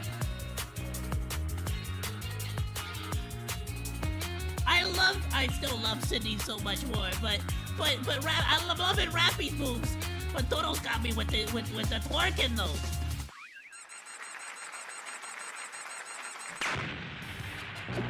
Mega Shifty! The ultimate waifu!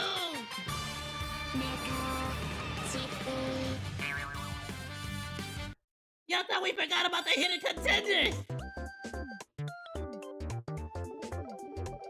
I freaking love it. It's so cute. Oh, it's so funny.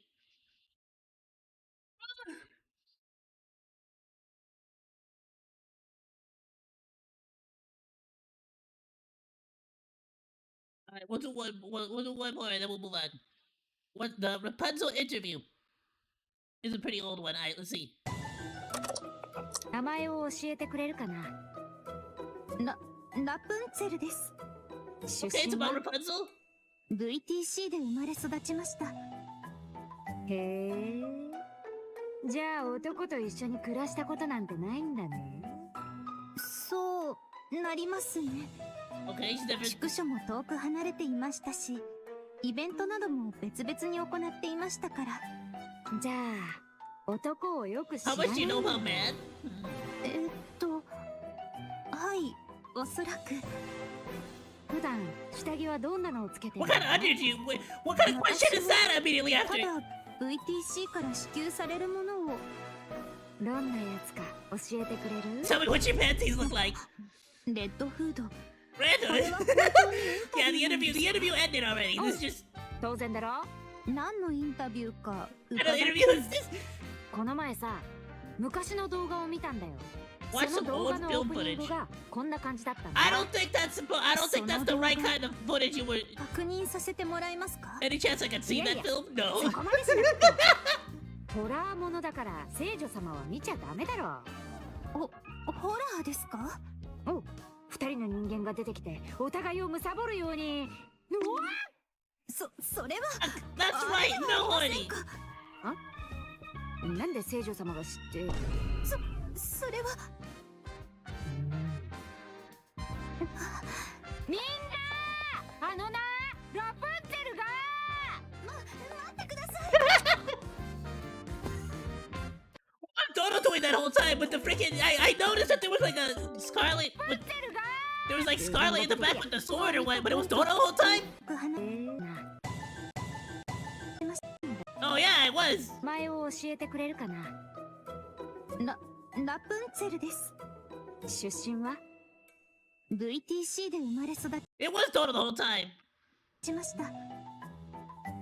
At one point I saw the sword, so I just assumed it was freaking Scarlet. 別々に行っていましたから。じゃあ、私はただインタビューなので。他のオープニングがものだから。それ。Bro, look how absolutely yoked Lillyweiss is. Damn. I think we did the Dodo Summer Tour, right?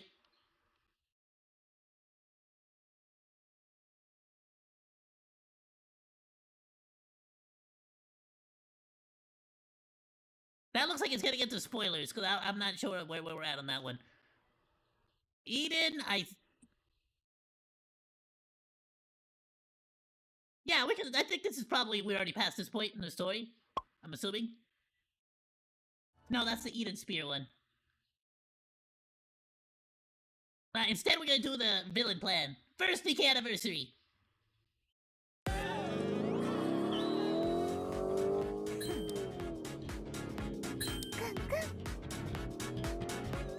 I love her disguise. Let's go. We're all looking Boston with our shades. Nice and sunny out. Oh, the new tactical PKs. Why do you have the shades for?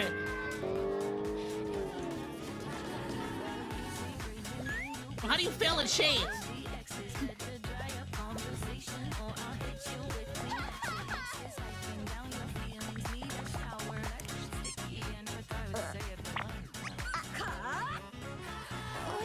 Oh, we got everybody! We got Anise, Neon. We got Matisse. We got Molly, who turned into a giant fluffy ball. With her giant long hair. Oh, there goes Miranda, there goes friggin'...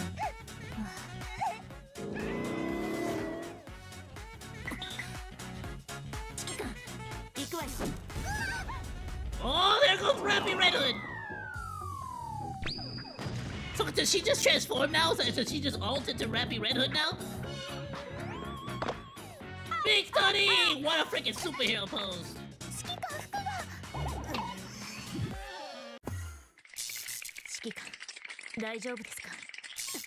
Huh?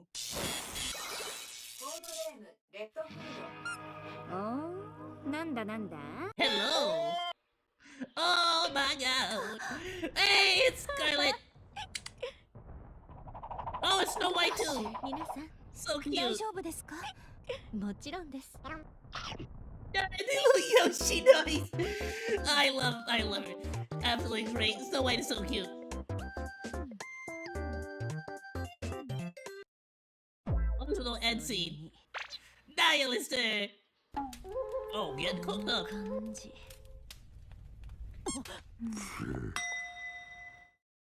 Mackies time!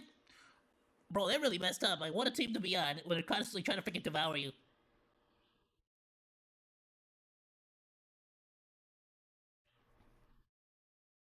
Alright, I'll tell you what. Let's go and check out, I saw a freaking video earlier.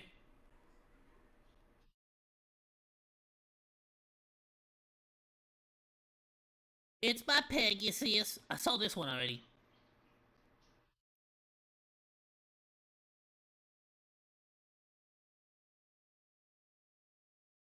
I saw this, like, clip, the Roach of the Year. And I kind of wanted to check out that situation, but real quick, I saw a more Pegasus video that looked like it was interesting.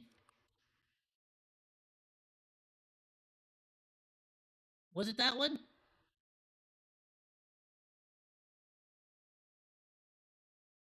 It might have been this one. Welcome back to... Oh, that's a long one, though.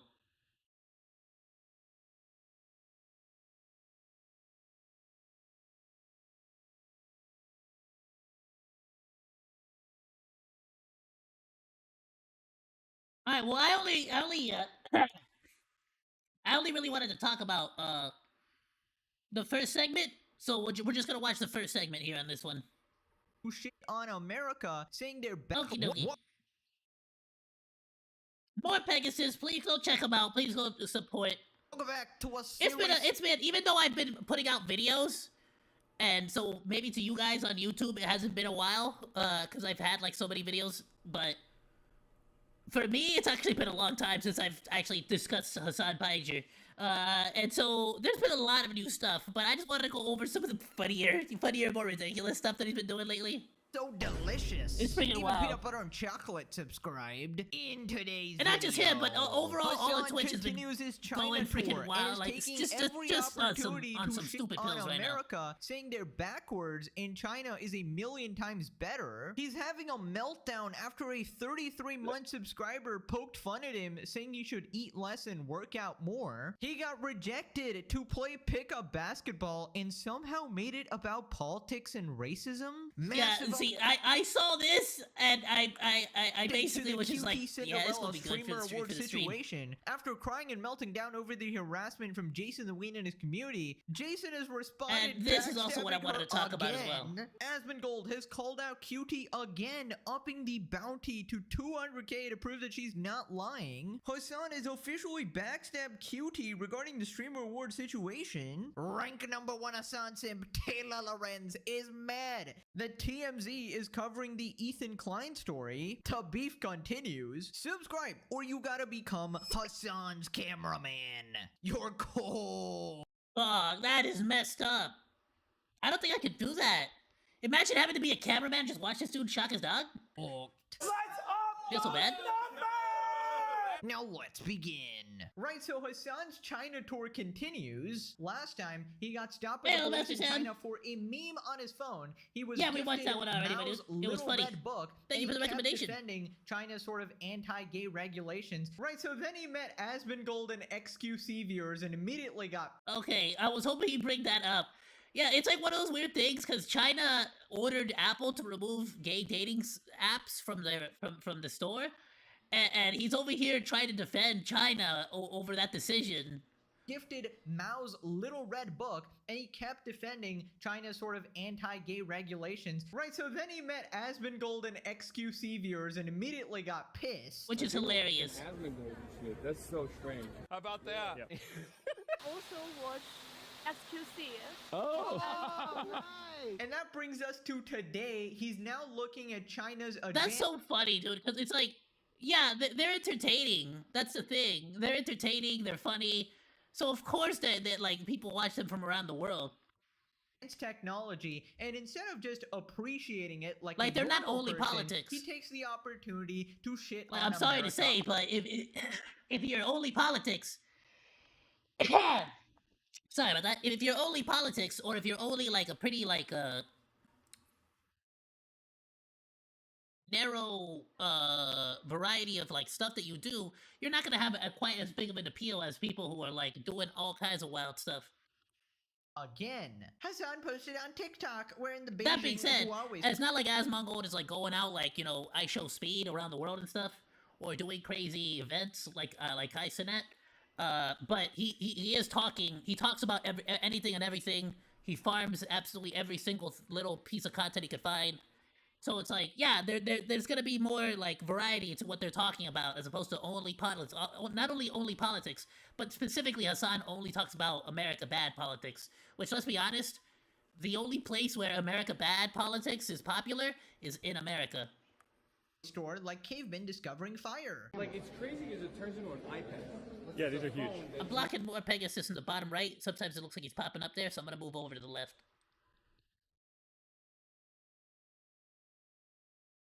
Next to the Nana. Oh, this is the folding iPad. Yes, bro. That's and it turns into a laptop. Look.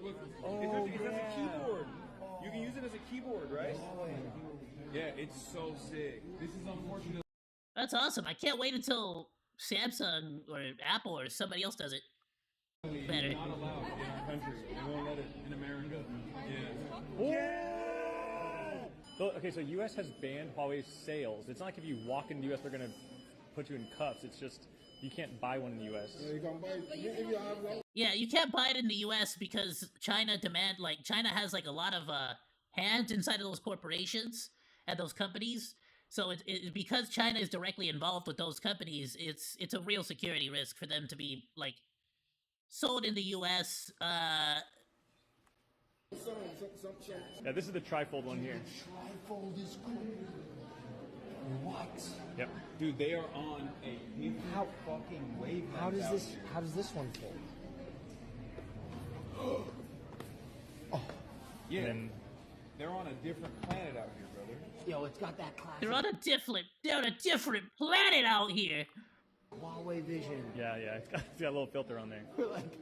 It's like when a bunch of freaking monkeys find out how to crack open a coconut for the first time. Cavemen discovering fire. There you go, literally. It's like to be in China after being in America for so long. Dude, Hassan has got to be one of the most insufferable douchebags to ever exist. For real, he has like all this freaking like millionaire money and stuff. he can afford all of this fancy technology here in the U.S., but he's gotta like glaze up China because why again? This is like a caveman discovering fire. Like You all of see, this, none of this is new technology. We have a lot of this already in the U.S. You're just you just don't know about is it, I just guess. so backwards and so caveman and so primitive. They don't even have like folding phones there, guys. Meanwhile, China #1, guys, it's amazing. It's so much better. China's a million times better. Don't you understand? Okay, first off, just want to clarify a few things. Obviously, it's perfectly okay to be wowed by the technology in China. It is very advanced and unique and stuff. But the problem is, every time he has to take the moment to shit on the US, right? The place that actually gave him everything and the place that allows him to advocate murder and support terrorists or whatever. He can't simply just say, oh, this is cool. Oh, this is really cool, guys. He has to say, oh, this is cool and America sucks, right? And it is. You know what? That's a really good point. He does absolutely seem obsessed with, he seems very obsessed with promoting a negative image of America for some reason. It's just insane to me. Like, at that point, just give up your millions then, because you earned it from America while living in America, streaming from America. I don't think he needs to give up his millions. I just think that if America is so freaking horrible and horrendous that you just, like, can't imagine, like, China is so amazing and all these other places are so great, it's like, if that was true, guy, you would be moving out over there. But no, you have everybody moving into America, you have immigrants trying to get into America, you have people fighting to not have immigrants leave America. Like, that's, like, the idea that America is worse, or some other place is better than America is stupid.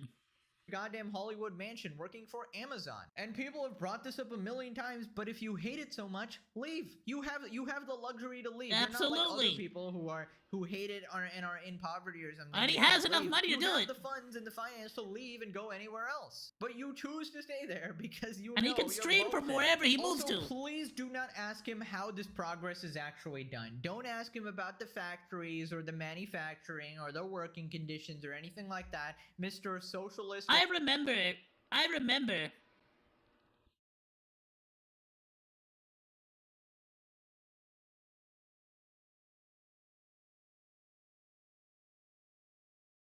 Disney getting into trouble because Mulan was being filmed. Disney is under fire for filming their next to a bunch of labor camps in Xinjiang, the region where the Chinese Communist Party is accused of holding over 1 million Uyghurs in concentration camps. Fans have condemned the company for ignoring human rights abuses occurring in the region in China against the Muslim population.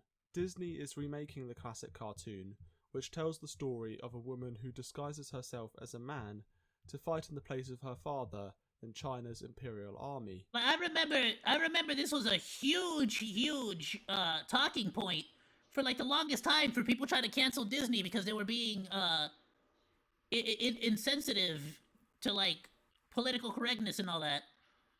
Disney and the film, with the company refusing to comment on the controversy. We urge people around the world to boycott the new Mulan movie, especially how Liu Yifei and Donnie Yen are the two celebrities in China that endorse police brutality in Hong Kong. Especially, we realize how this new Disney movie also give the. It's like now, so we've come a long way from that time, huh? And Mr. For the people. I guess here China's just gotten so much better. That's irrelevant, right? Just look at the final product. It's a cool phone, guys. It folds 3 times. Oh my. Not better enough that Hassan will move there. Apparently, you know, Hassan. He says it's nice, but he refuses to move there, which kind of shows that it's, he doesn't really like being there.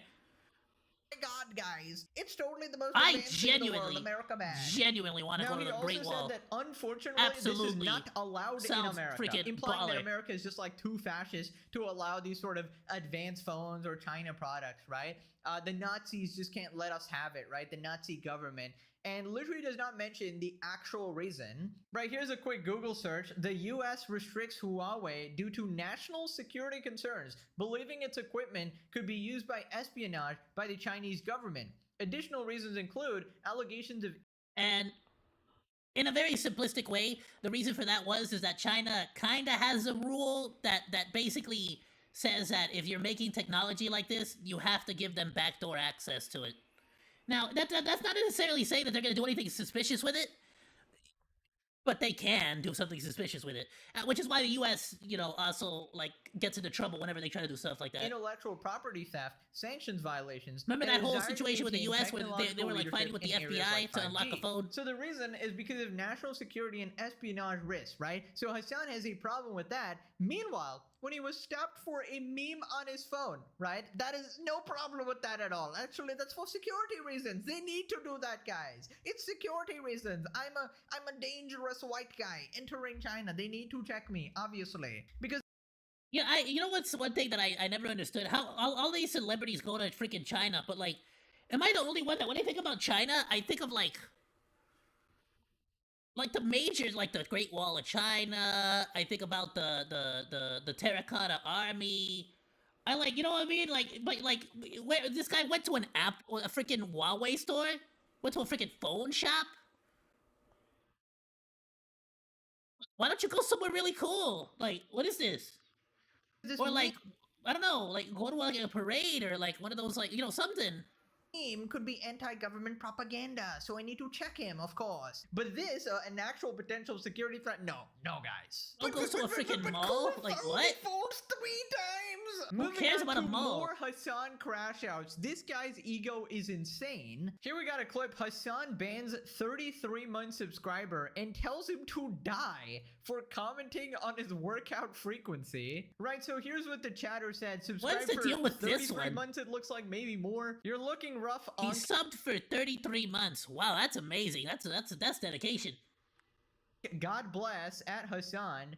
Unk got jackets on. You gotta get some workouts in, man. You eat more than Austin peas. And apparently this is what he's melting down over. You gotta get some. Really? Why? Has he actually gained weight? Is he like conscious? Like, is he like self-conscious about that? He looks fine. Why is he concerned about being fat? You're not that fat, Hassan Piger. It's okay. I'm fatter than you. I'm way fatter than you, bro. Man, you eat more than Austin peas, dude. I'm literally all right. First of all, dude, never do this. Okay, never do this. Just never do that. Okay, fucking. I mean, yeah. If it's against the rules, don't call it to not, you know, call him fat or whatnot. I guess I see that. Die if you're gonna do that. Okay. That's then he tells him to. Wait, what? What? Okay, never do this. Just never do that. Okay. Fucking die if you're gonna do that. Okay. That's. Oh, that's an exaggerated reaction. Okay, banning him is one thing, right? Like, okay, he called you fat. All right, sure. If you're gonna get all up in your feelings about it, if that's your channel, it is your stream. Why'd you tell him? Why? That's so freaking like not even of a reaction. Like, number one, ridiculous. What a fucking way to start the day, boys. What a day to start. What a way to start the fucking. That's not a great reaction to someone telling you to lift some more weights and back off on the low main. Bro, you really just told him to go just die? Oh, wow. Day. Who the what fuck a prick. do you think He's you a are? 30. He's a 33-month subscriber.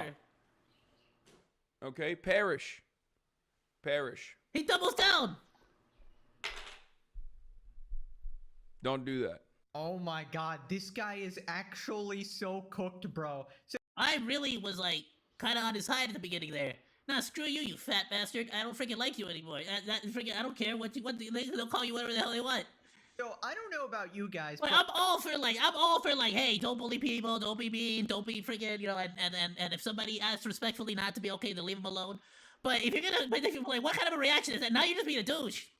But the way I interpreted that subscriber talking to him, I mean, the chatter is literally just messing around. Am I wrong? He's just joking. I mean, it was either messing around or like a lighthearted jab from like a concerned friend, a concerned buddy that's just kind of like, hey, bro, you been putting it on, like, really, like, you know what I'm saying? Like, yeah, you're right. I should probably chill with the McDonald's, you know? Like, I've been having that for the last, 3 times a week for the last, It's like, oh, okay, yeah, I get you. This isn't like then you sort of like, you make adjustments in your own life. You know, that's what you got friends for.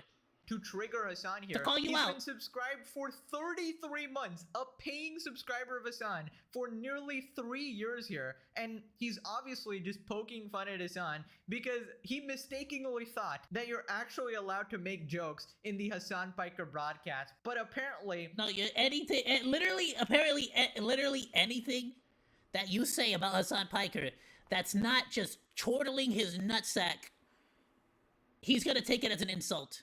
If you're not glazing him, absolutely caking his face in glaze, then you're like he's gonna assume it's an insult. I don't know why that is. That's just not allowed. It feels because very his insecure. ego is too fragile. I mean, that wasn't even something offensive or anything like It really that. wasn't. He just said, "Oh, you're eating a lot, bro." You know, just the way like maybe a family member might joke with you or something like that. Oh, you're just. We need to stop treating fat like an insult. If you're fat, you're fat, and that's just what it is. I've always been fat my whole life. Like, I'm just fat. I'm fat. Like, I'm actually starting to get to the healthiest weight I've ever been in my life. But fat is fat, and I'm still fat. Like, I'm not gonna, like... But I need y'all to understand something, that I absolutely believe that there's certain people that it's just like, oh, okay, if that's too strong a language, then let them know it or talk about it in a nicer way to accommodate them. But to get to the point where like you start to like tell people to die over it, it's like, yeah, that's too far, bro. Like, relax, chill. It's like not even that serious. Like, like this is some random person. Apparently, even if they're a 33-month subscriber, apparently you don't care about them. So, like, who cares what they say? Like, forget it. Like, just take it for what it is and move on. You don't even have to read You're it. eating a lot, you should work out more. He's just trying to banter, and Hassan goes, "Please die! Never do this in my chat. Fucking die! Perish! Perish!" What a is freaking, that like, how, rich overreaction. people talk? Like, instead of telling you to, I don't know, Minecraft jump or something, they just go, "Perish! Perish, you peasant!" Also, why do I feel like he's insecure from his previous fat days when he was doing, like, bro tips and stuff like that, obviously? He's not even fat. What is this? So He's to be a much, he's pretty big, but he's not larger even fat. individual, so I That don't is know, not fat in the least bit. Y'all are freaking exaggerating if you think that's fat.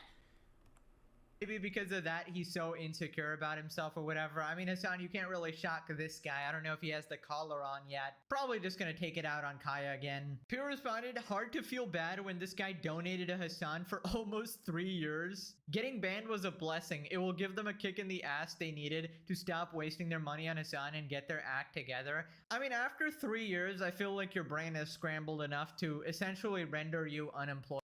Yeah, but, I also feel like 90% of the time, a lot of the parasocial, like, relationships that get created by users is literally this image personified. It's pretty much just them taking whatever happens, doesn't matter who says it, doesn't matter how they say it, doesn't matter what the context is. They just take it, blend it all up, and then pretty much just, the result is always the same. Hassan right, everyone else wrong. So I totally get that, but hopefully something like this shows them it's just like, yeah, you're not on the same team, brother. Like, Hassan's on Hassan's team, and as long as you give him money, then you could be friendly, you could be an ally, but otherwise you're not nothing to him. Yeah, you're not getting a job after that. Oh, what's your qualifications? I watched Hassan Piker streams for 3 years. Yeah, buddy, you're cooked. Let's be honest, that dude already created a new account and is subbed again. I mean, maybe. I'll never understand why people send their money to streamers, because Hassan has promised them a socialist communist utopia if they just give him his money. His ego is so fragile. Dude, I don't know why you would ever... Isn't it really weird that all the communist socialist utopians are always saying that they'll bring communism and socialism and utopia, but you have to give them money first, like every single time, and then they never do. It's wild. Care about this if you're already sort of like confident in yourself and stuff like that. The only reason you care about this is if you're like a massive narcissist, which he absolutely is. Shocking! Is he normally this fragile about his body and eating habits? He's fragile about everything. Why do you think he keeps crashing out all the time? He's still a fat little rich kid on the inside. Stop. He's not even fat. That's not even a fat kid. Town Abbey and his system. Poor Horseman. Nobody ever talks about the Horseman. Against TOS to tell your audience to die, I Horseman believe. meme is diabolical. Can we just stop this thing of where Twitch is going to enforce their TOS when it involves Hassan? I mean, Never. did that Erob guy It's like, come on, yeah, no, it's obvious that Hassan has like special privileges. threatened to like beat up a viewer or something and he got like a 30-day ban or something? Obviously that was a joke as well, and I find it ridiculous that he was banned, but you know, at least be consistent, I guess. I genuinely think Hassan needs to step back for a minute. Whoa, are you telling Hassan Piker to stop streaming? Impossible, bruh. This guy sees red if any words coming his way aren't full-blown glaze. Now remember how Hassan got Mao's little red book as a gift? Yeah, it's like he's constantly fighting ghosts. He really wants to find somebody that's offending him. He's constantly looking for something to be offended by. Like anytime he's in China doing something cool, he'll all of a sudden bring up freaking Asmongold or bring up XQC or bring up somebody else. Gift? Well, apparently it had something else in there. A Chinese fan gave Hassan a booklet that contained a handwritten note from Mao Zedong. By the way, while I was doing a Bilibili Q&A, I discovered that one of the fans that gave me a booklet actually gave me a booklet that has an incredible artifact in it. Like a historical artifact. Yeah. Oh, an artifact. Yes, it's the key. The key device to unlock the Halo orbital system. I think one of the artifacts that someone gave me has a handwritten note in it from Mao Zedong. It literally has it. That's not a freaking artifact. That's an autograph, stupid. Did he use the wrong word? A signature in it, and it's not. You mean autograph, and not artifact. I found it out because my translator was like, "That? Do you know who wrote that note?" And she was like, "That's Mao's signature." I mean, it'll be on. The video will be on Bilibili. Yeah, I'll show you guys later. On Bilibili? No, it's called Billy, stupid. Billy. Oh my god, come on now, even I got that one right. Oh my god, I got an autograph, guys. I'm actually a big fan of Mao's work, actually. This is like a Taylor Swift fan meeting Taylor Swift. This is the equivalent comparison here. Dude, honestly, like, how is this guy mad real? respect though, he's drinking tea like a real Chinese though. Mao's work, actually. This is like a Taylor But Swift where's your tea meeting pets? Taylor Swift. This is the equivalent Like, he's got the cup correct. Oh, I don't see no tea pets. Where's your tea pets? No, you need the tea pets.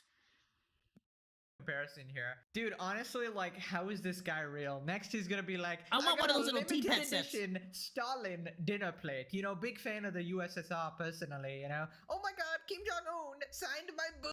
I mean, I'm not gonna lie, I'm actually a fan of Lenin. I thought Lenin was dope. I think it was really cool.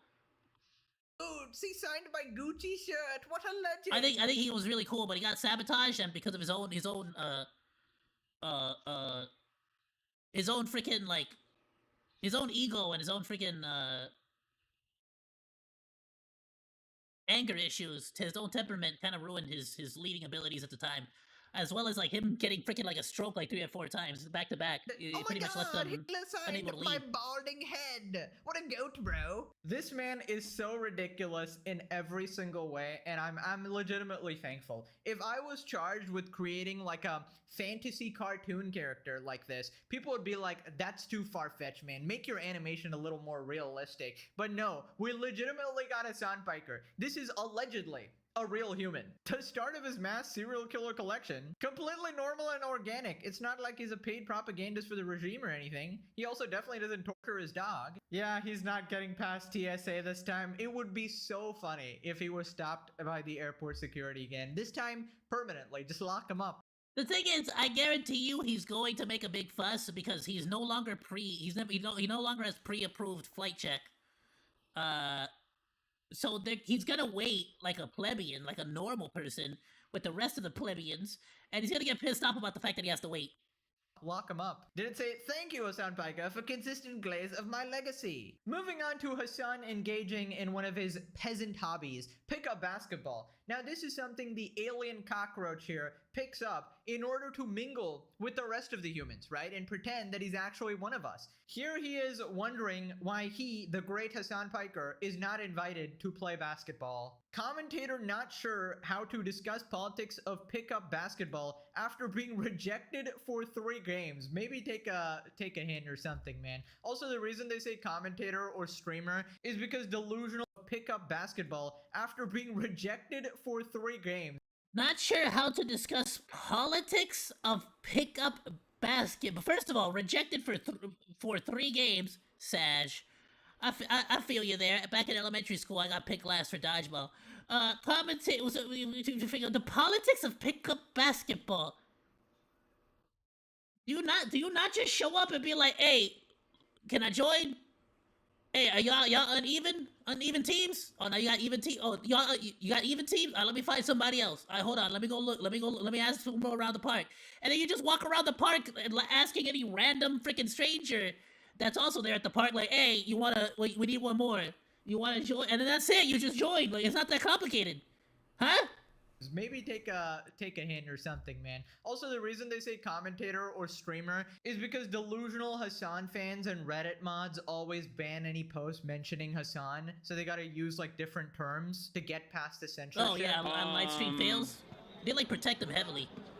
I don't know how to be politically sensitive about the situation, so I'm just gonna say we'll see.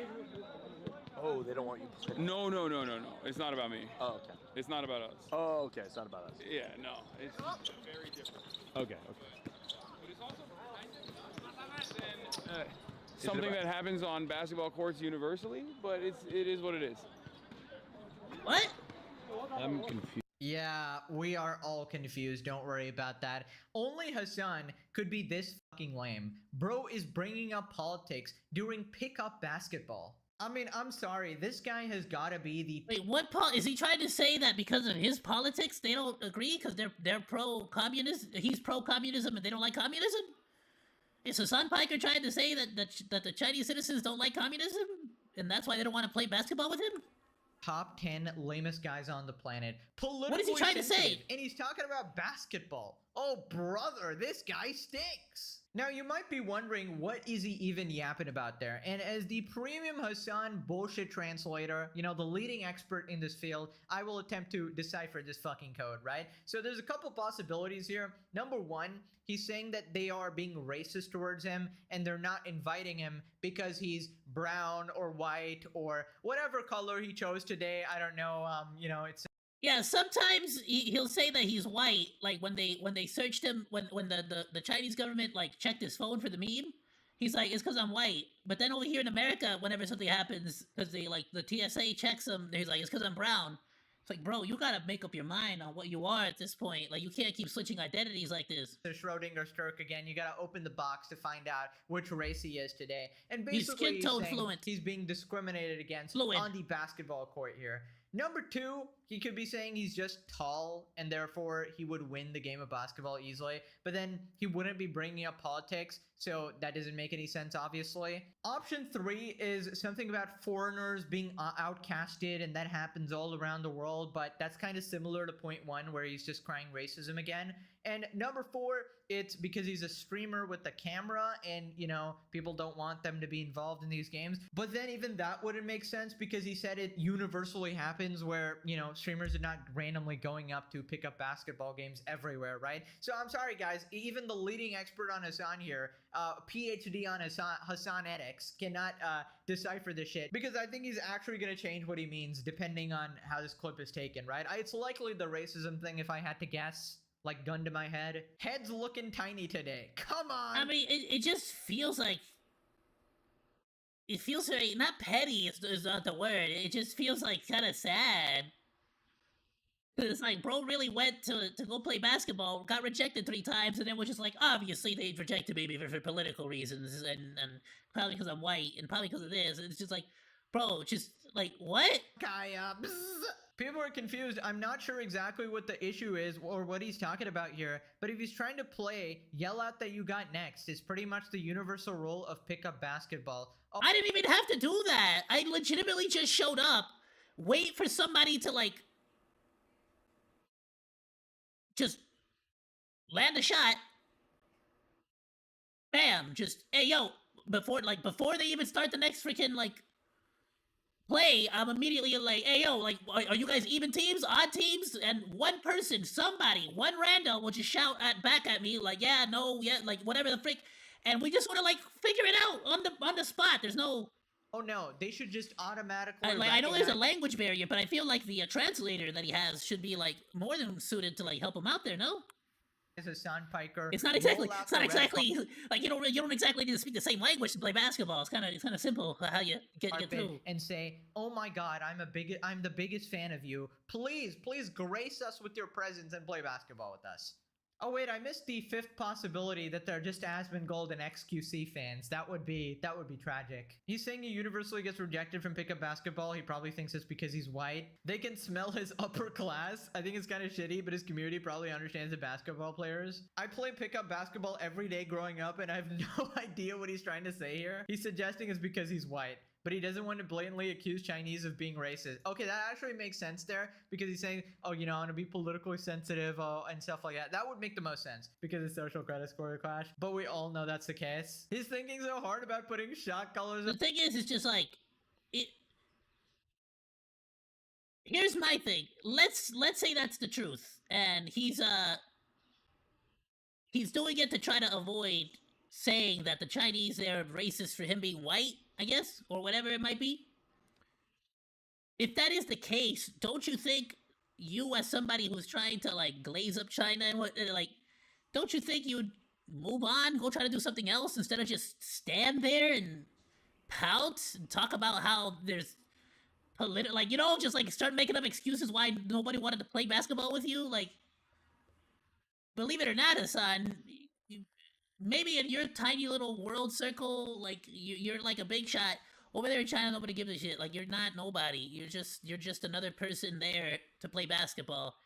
Put the phone down and play, or shut up and get out. Like, it's that simple. And all of them. How could Israel do this? How could Israel do this to him? Players, Mossad.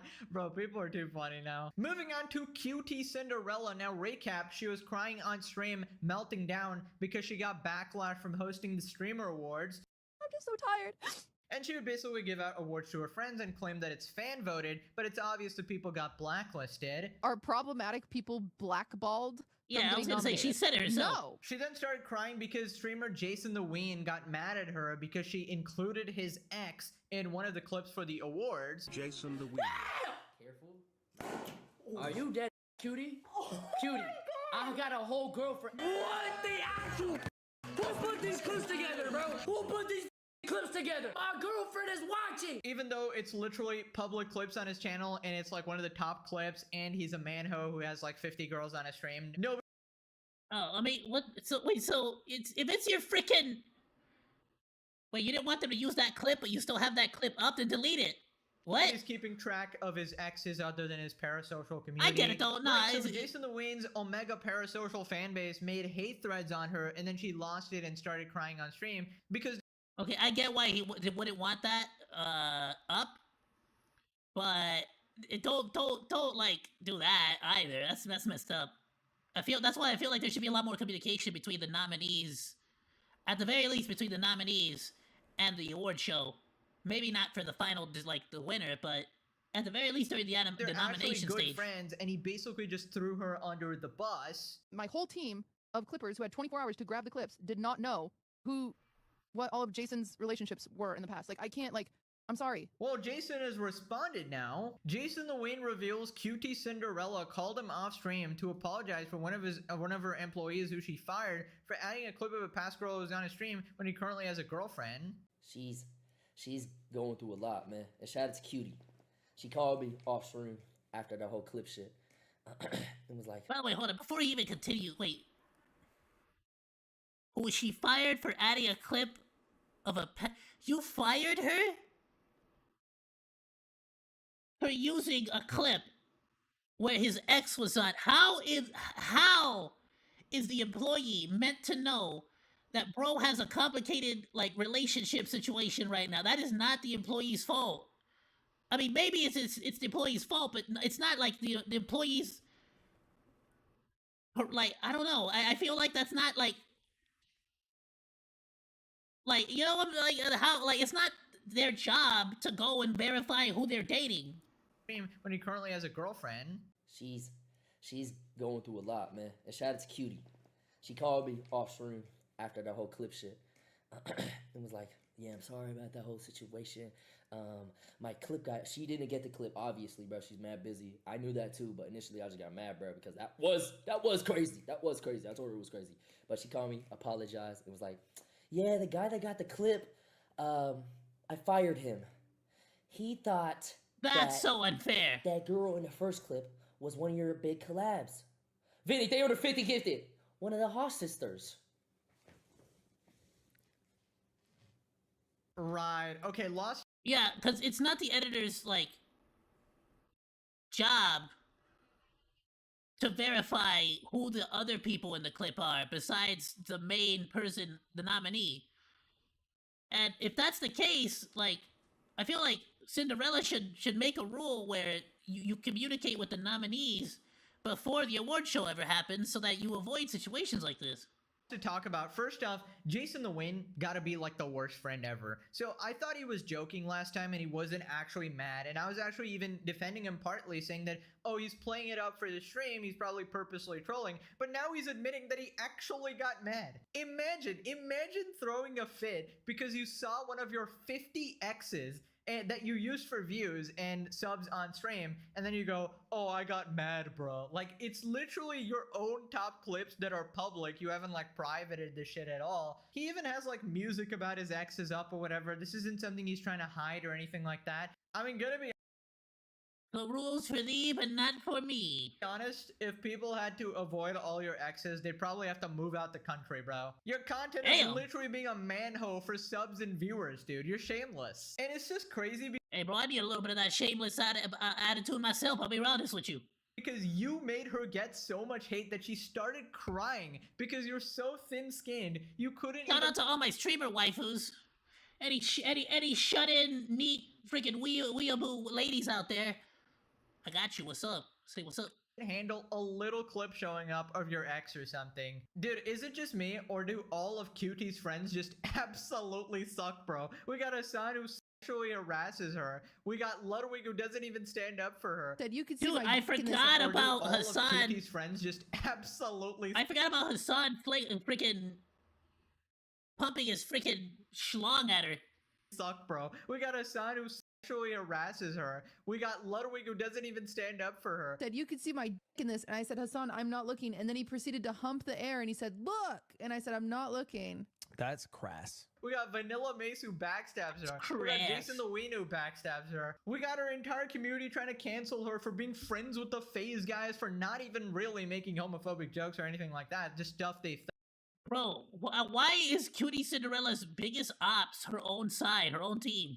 Thought was homophobic. They want her to disown her dad. I mean, this is a prime example of the people you surround yourselves with just destroying your life, right? And this is why it's so important to surround yourself by actual good people who actually care about you and stuff like that, and are not just like streamer friends trying to ride your coattails and, you know, get bigger and bigger and bigger. By the way, just a bit of lore here. Jason the Ween here is a friend of Hassan Piker as well. Apparently goes to him for life advice, even regarding his like breakup or something. And then Hassan actually calls him his nephew, like adoringly or whatever. He's got 82,000 people watching him, dude.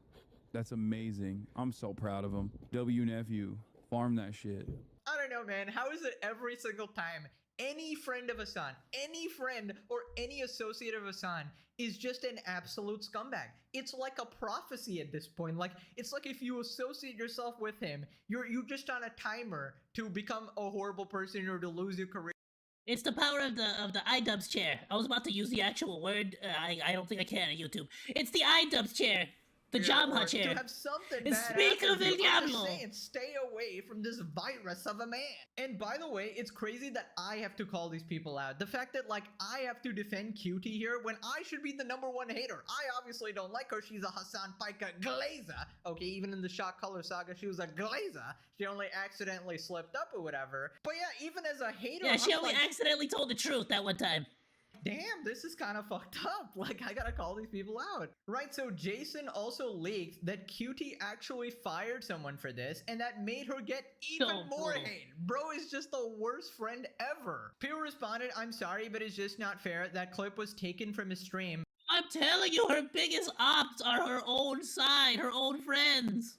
It's not like it was leaked from his phone. He streamed himself doing it to thousands of people. Why fire her? Man, this world got crazy ass people. She fired an employee because he took a public clip from his channel. You can make this shit up. Congrats, Jason. Great friend. Great friend. So she's fired him because he's not a parasocial and doesn't know every girl Jason has been with. Lamau, LA is crazy. Right, so QT responded, no one lost a real job. Would just like to make that clear.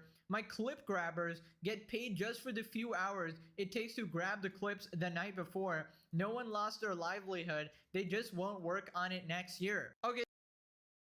That's called losing their job. So whether or not you think that qualifies as like getting fired or something, obviously it's like a freelance job. It's not like a full-time position or something like that, but maybe they could possibly be relying on it for their livelihood or something. You don't really know that, but usually it's just random freelance workers who have like a bunch of other jobs lined up, or maybe they don't. Maybe they don't. Maybe they actually did lose their livelihood, but I love how this is all happening again because of Jason. Jason is just like, oh yeah, she totally fired those clippers, and then she has to come out like, no, please guys, don't eat me alive.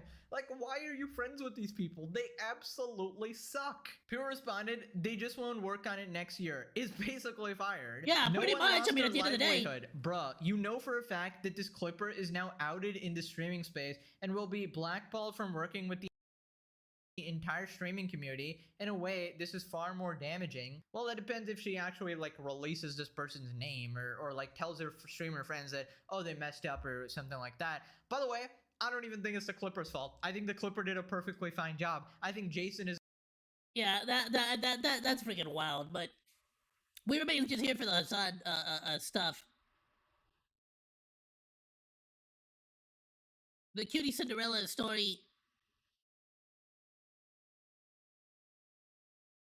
We can move on, but that's really I wanted to sort of touch base on the whole China situation. This whole Jason the Weed situation is also freaking wild. He's obviously butthurt and wants to move past his like hoe phase now that he has like a girlfriend that he also recently broke up with. Like, bro, I mean, come on, bro. That was your content. The LA streamers are wild, absolutely freaking like just. I don't know anymore. That seems like I thought my life was kind of like. I thought my life was freaking like. I thought my life was so good that I had no real problems. Then you see these situations, and you're like, maybe I do have a right to complain a little bit. You know, like it's not. I don't know. The freaking phenomenal video from more Pegasus. Please go drop him a like. Go drop him a sub. I really hope I never get to the point where I have to freaking constantly be apologizing for like a bunch of nonsense that I didn't even freaking do. That's just annoying. Alright, moving on.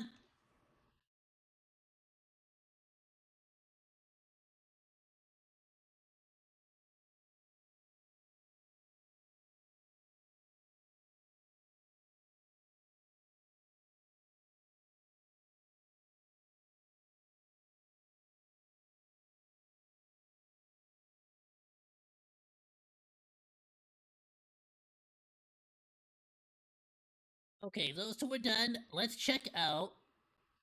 Speaking of China, let's check out this video when China went to war with a bunch of sparrows. Sort of thing happens more. Animal logic. What are the freaking odds that we'd go straight into a China video? Alright, let's do it.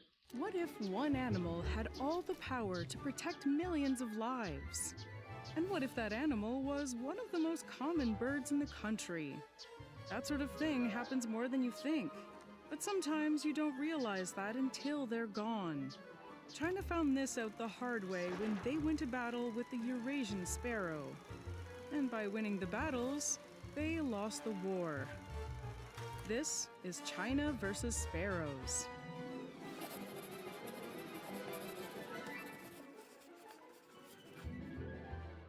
Hi, I'm Danielle Dufresne. Yeah, why go to war with the sparrows? Is this like an emu situation? And you're watching With the Animal Australians? Logic. Today, we're talking about one of the most devastating cases where people tried to eco-engineer ecosystems for their advantage and failed. More than failed, really. They caused an environmental collapse that killed millions of people. The year... Wait, actual humans died to this? 1958. the Chinese government under Mao Zedong launched the Great Leap Forward, a massive campaign aimed at transforming the country from an agrarian society into an industrial superpower. The idea was to boost steel and food production beyond what the West could do. That makes sense. It was a noble goal, but it had one gigantic problem. It included a nationwide sparrow cull. Questions like that really keep feeding our interest in nature and science. We all love to learn more about the world around us, which is why I'm super excited to open this Curiosity Box. Curiosity Box is a subscription service that sends you awesome science-themed toys and t-shirts. Oh, nice. As well as books, experiments, and collectibles. It's a subscription box for thinkers. Cool. Every box is unique and full of amazing items you can't find anywhere else. Let's see what I got. These are 2 optical illusions in one I love t-shirt. that. The bezeled effect Red, makes it green, look and blue. like That's the letters freaking are different awesome. colors, but they aren't. And the Stroop effect makes your brain work extra hard to name those colors. It's confusing in the most delightful way possible. There's also this helix-shaped jigsaw puzzle, which tells you the history of life on planet Earth. And let's build this in 1 second. Ooh. And check out these slide rule believe you. chopsticks. They come with an I don't believe you that you actually opened that in 1 second. I think you did some editing magic. inbuilt mechanical calculator. They'll make figuring out the tip. You're an electronic witch is what I'm. Electric witch. Electric witch. Oh, dude, electric witch sounds like a badass band name. How's it going, everyone? I'm Ozomatli, and this is the electric witch. Easier than ever. A Puzzle Me Twice book. An exclusive book with 70 puzzles most people usually get wrong. I'm gonna call, if I ever make an album, I'm gonna call my first album Electric Witch. It's gonna be a Halloween album. And of course, a prism. Isaac Newton's favorite rainbow maker. Bro. No, really, we owe so much of what we know about light I always wanted a freaking prism, just so I can make my own rainbows. to this little tool. These are all awesome, and I'm already excited to get my next box. And if you love science, I hope you get I used to get yours like the too. loot boxes all the time. Scan this QR code or click the link in the description Always got cool and shirts use from there. promo code ANIMA30 for 30% off This is the one that made discount my, on your first Vsauce. month of your subscription. And use code Says right there at the BODYDECK bottom right. to get this awesome deck of cards that gives you a series of cross sections in the human body. That one's It's sick. super fun to shuffle. And even more fun stuff, if you get a yearly subscription, you get these Dennery dice. You know how regular dice have 6 faces? Yeah. Well, this set has dice with an increasing number of faces, from 1 to 10. I know. Oh, I'll use that's them freaking for awesome. Playing games. So scan the QR code and use the promo code to connect with science and Okay, that one's actually, the dice are actually legitimately cool for like playing Magic. spark your Magic the Gathering. curiosity. If you're wondering how the heck the death of sparrows would help them industrialize, you're not alone.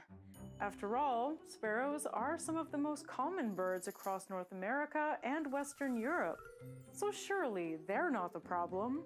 The argument was that sparrows, specifically the Eurasian tree sparrow, ate too much grain and decimated their farms. These little birds are close relatives of the house sparrow, the adorably pudgy bird you might see around your It's so neighborhood. freaking cute. But this tree sparrow is even tinier than the bird balls that have taken over. Bro, look at how freaking that was just like a circle. So puppy. Almost every city So in the pudgy. world. A house sparrow is around That was not so cute. It's not fat. 30 grams, or about the weight of an ounce of water. The tree sparrow weighs just 20 grams, which means a cup of tea weighs the same as 12 tree sparrows combined. You can tell them apart by a couple of telltale signs. Tree sparrows have a black patch in their cheek, while house sparrows have solid gray cheeks. A house sparrow also has a gray cap, and the tree sparrow has a chocolate cap. A chocolate cap. I love it. They can eat a wide variety of food. They eat a lot of bugs, especially when they're breeding, to feed the chicks. But they also eat a lot of grain. Which leads us back to the main story.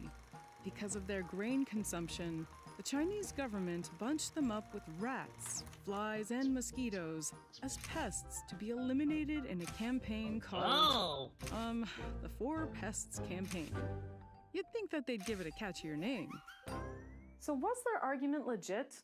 Do sparrows really eat that much? Let's do the math.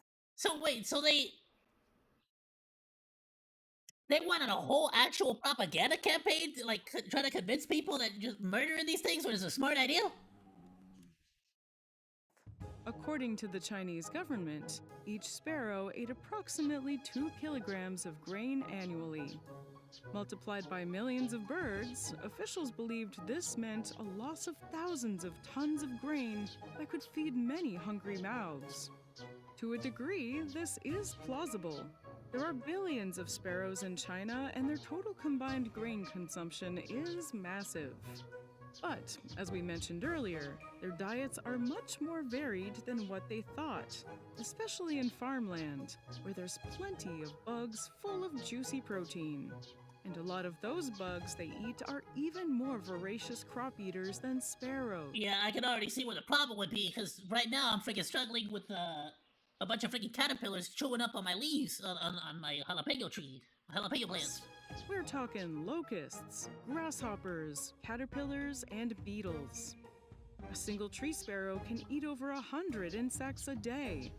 When you add up all the grain sparrows save by controlling insects, their grain consumption is actually a net positive. Or in other words, if you have sparrows around, you produce more food than if you don't. Unfortunately, they didn't know that yet. China declared war on sparrows. This campaign against sparrows mobilized nearly the entire population. Schools, factories, neighborhoods, and military units were all enlisted to fight the They even got the kids in on it? What the frick? misunderstood avian foe. The effort was promoted through propaganda posters, public rallies, and newspaper stories, portraying the sparrow as an enemy of the people. The tactics were widespread and brutal. People climbed trees to destroy sparrow nests, smashed eggs, and killed chicks. Oh, that's so freaking sad. Children were assigned to guard fields, and competitions were held to see which groups could kill the most birds. One of the most famously cruel strategies was the noise campaign.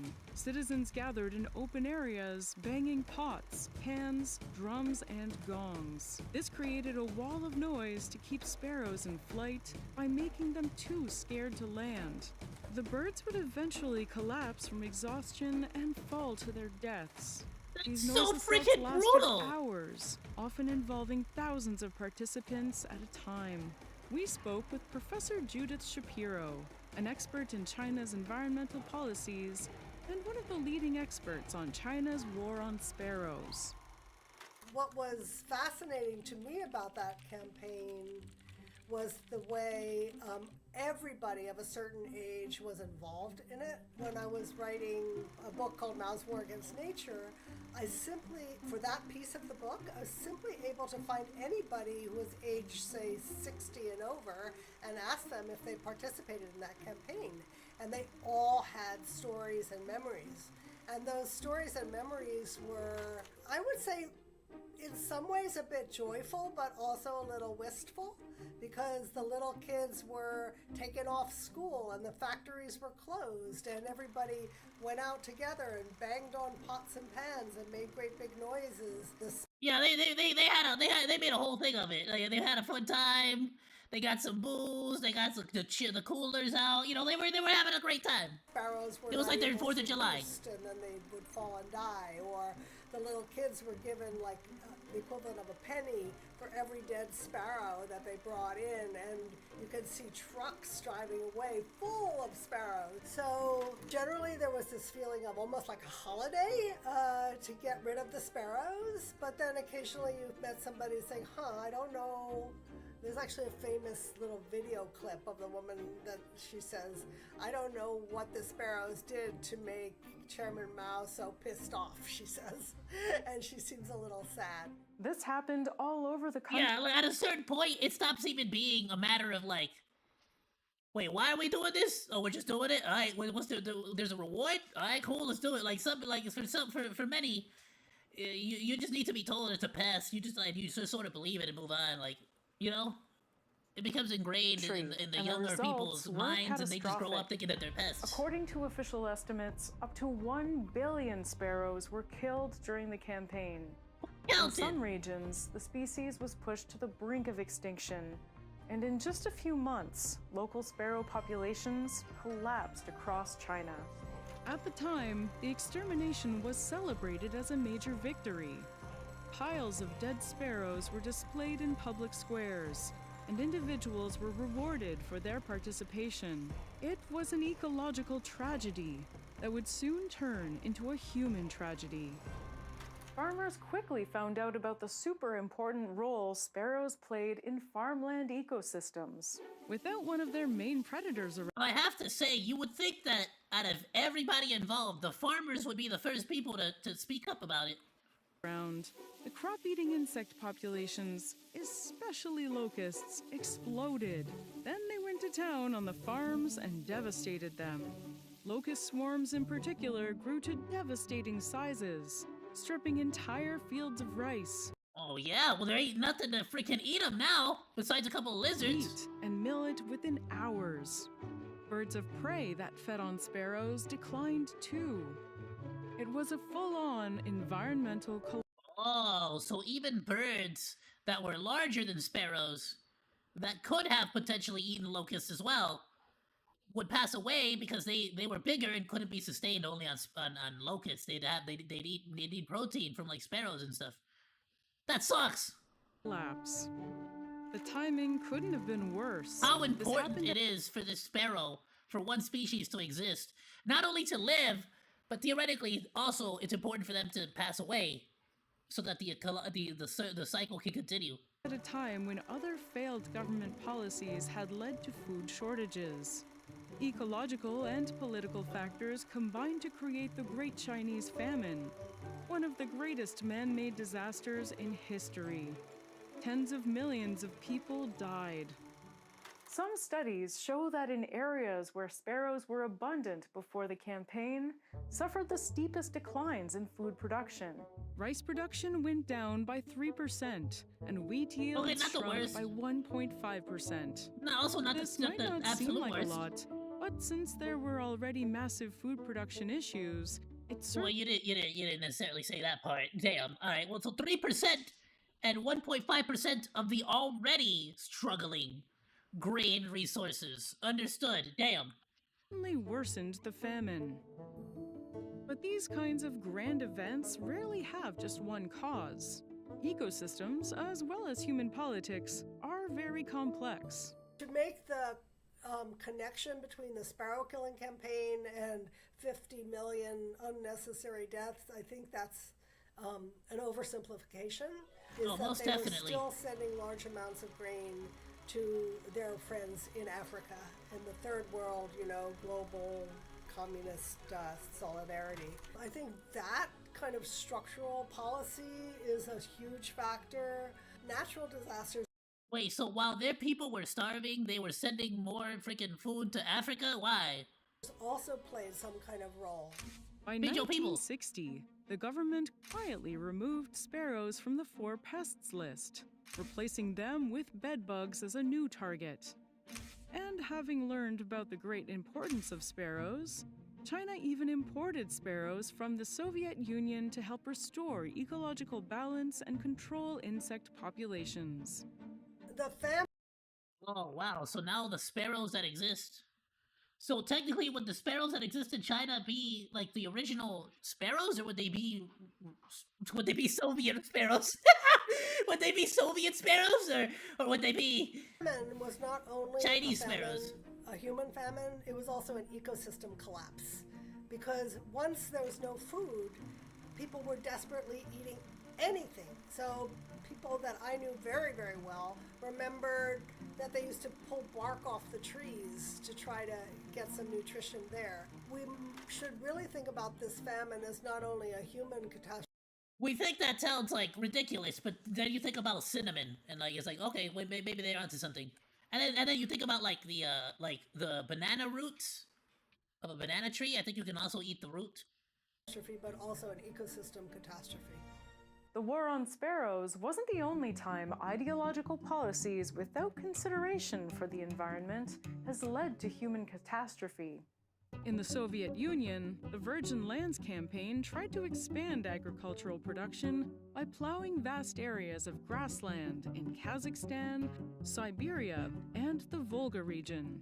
It seemed like a good idea at first, but the project soon backfired. The destruction of native vegetation exposed the soil to wind erosion. This led to enormous dust storms similar to those in the American Dust Bowl. The fertility of the soil declined and harvests collapsed, leaving the USSR with chronic grain shortages. Today, farmers in Asia and North America are attacking pikas and prairie dogs respectively. Prairie dogs are accused of eating the cows' grass and building burrows that might injure the cows. Their numbers are shrinking, and this negatively affects populations of burrowing owls and I was about to say, yeah, burrowing owls are very cute, but then, yeah, I've seen, like videos and stuff where, like, a cow will accidentally step bad on one of those things and, like, freaking twist their ankle. It's really brutal. Ferrets that depend on their burrows. In parts of China, the charming inspiration for Pikachu is unfairly considered a modern pest. Aww. There's this wonderful little rodent in the highlands of Tibet and the Himalayas called a pika. It's completely adorable.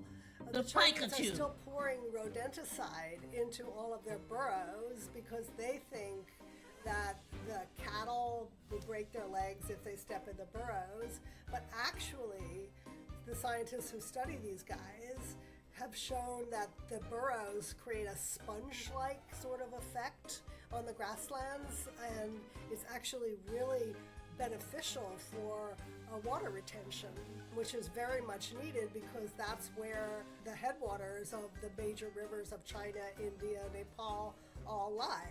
So this is another example, we haven't learned our lessons on these things. So please. Yeah, one of those things that I've always noticed, or I've always felt like,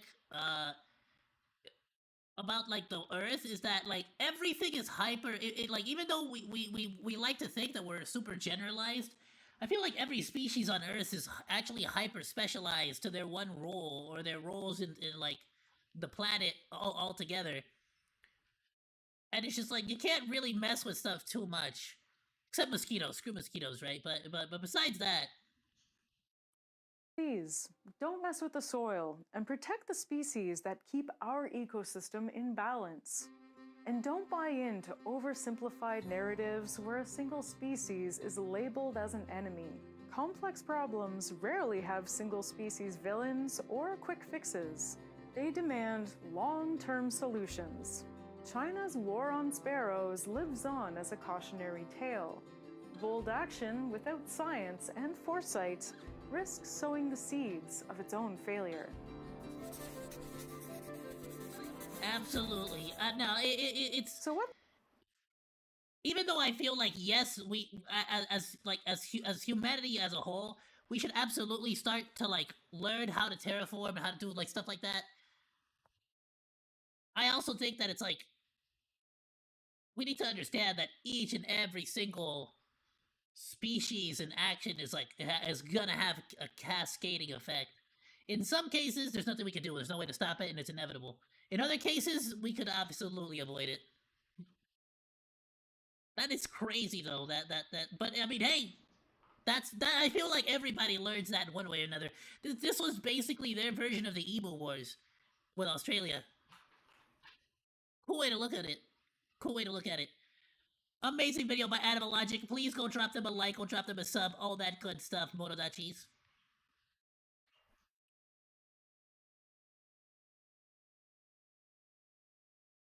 I linked the video on Discord, and it'll be in the description below if you're watching on the VOD.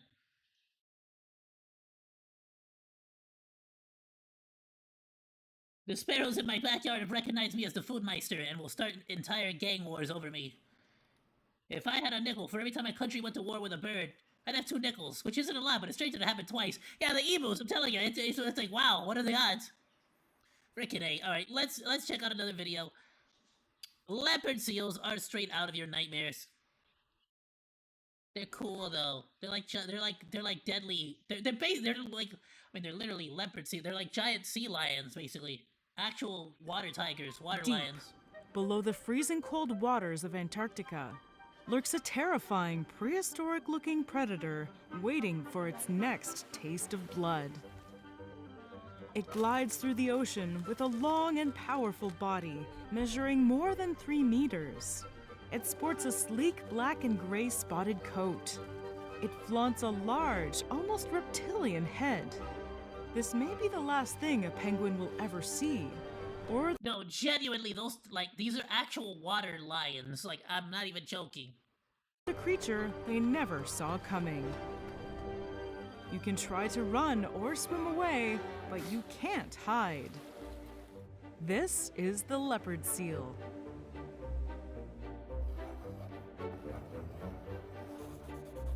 Well, half the happy feet leopard seal got me, like, intimidated by these guys. Hi, I'm Danielle Dufault, and you're watching Animal Logic. Hello, Danielle. Oh, I like your leopard shirt for the leopard seal. Leopard seal, also known as Hydrurga leptonix, lives a solitary life in some of the most remote and frigid locations in the world. Leopard seals are known for their love of penguins, but like Minnesota. I don't know if they're actually in Minnesota. That's a lie. They're not in Minnesota. I don't think they're in Minnesota. I don't know for sure. I'm just saying Minnesota's cold. It's hard for them to share their love. No matter what your interests are, today's episode's sponsor, pretty sure this was at the North Pole with Santa. Squarespace, can help you create a website to show off your work and let the world know about it. Squarespace is the all-in-one platform for building your brand and growing your business online. Stand out with a beautiful website, engage with your audience, and I feel like sell I gotta anything, make one of these for your my products, voice acting content profile, you create, but, and even your time. Knowing your audience is super important, like a website and with Squarespace's in-depth website analytics tool, you can gain valuable information about who's visiting your website and how they interact with your content. Squarespace also connects your social profiles to your website. You can automatically push your website content to social media channels, so all your hard work is on display. And if you need support from your audience, Squarespace even has an option to collect donations. Check out squarespace.com for a free trial, and when you're ready to launch, go to squarespace.com/animallogic to save 10% off your first purchase of a website or domain. Start your passion project today. Thanks, Squarespace. The majority of the leopard seal's population lives south of the Antarctic convergence, in the subantarctic islands and Antarctica, between 50 and 80 degrees south. They spend their days lounging on the pack ice and hunting in the frigid waters. They are the third largest type of seal in the world. Only elephant seals and walruses are larger. But leopard seals are much, much scarier. Adult male leopard seals can weigh up to 450 kilograms, and adult females are even larger, close to 600 kilograms. That's almost as heavy as a male Kodiak bear. They make their namesake look tiny. Leopard seals eat a wide variety of foods, using their wide, gaping mouths and massive jaws to get the job done. In the winter, their most important food is krill, because it is widely available to them. They even have special grooved back molars that lock together and allow them to filter krill out of the water. They also eat fish and cephalopods, like squid. But like their feline namesakes, what the hell is that kind of fish is that? And allow them to filter krill out of the water. They also eat fish and cephalopods, like squid. I ain't never seen a fish But like like that. their feline namesakes, leopard seals are fierce predators. They have a reputation as one of the deadliest predators in the ocean. Plus, they are the only type of seals to feed on warm-blooded prey. This prey includes penguins and even other seals. Oh, In they order even to go after catch their other prey, seals? leopard seals employ several different I didn't know hunting that. I knew about the penguins. I didn't know about the other seals part. tactics. One of these is the wait and rush tactic. Catching their prey off guard, the leopard seal pounces. They may also come up beneath an animal resting on the water's surface and snatch them in their jaws. As for other tactics, there's stalking, where the leopard seal hides beneath the water with only its nostrils exposed. It waits at the edge of a pool and then pounces when the time is right. And finally, there's They're open actually hunting, lions. where the No, it's leopard seal terrifying. makes no attempt to conceal itself. Okay, the wobbly Wacky is hilarious. Once though. their prey is caught, eating it presents its own challenges. 1, they can't hold their prey with their fins. And 2, they don't have shearing teeth like lions to cut their prey into bite-sized pieces. Instead, leopard seals must thrash and shake their prey to break it down. They will rapidly sling their catch in an arc over their heads, smashing it on the water's surface until it breaks open. A brutal tactic, but a clever solution for the hungry seal. Oh, that's messed up. So it's kind of like the same logic as like a belly flop. How you could like slam something so hard into the water, it's almost like you're hitting cement or concrete. And it's using the surface tension to basically break open a penguin. That's so brutal. That's like actually, man, I'm sad now. That's messed up. Leopard seals have Poor been freaking known penguin. to play Poor with happy their feet. food, but what's play for the leopard seal is life or death for their prey. When a leopard seal has eaten but still wants to play, they may seek out a penguin or seal pup heading to shore and chase them before they can get there. They may do this over and over again until their prey successfully makes it to shore or succumbs to exhaustion. Just These for fun? muscular That's so predators messed are up. built for speed and have excellent sight and smell. Their streamlined shape and flippers can help propel leopard seals through the water at speeds of up to 40 kilometers per hour. Their longest recorded dive is about 15 minutes.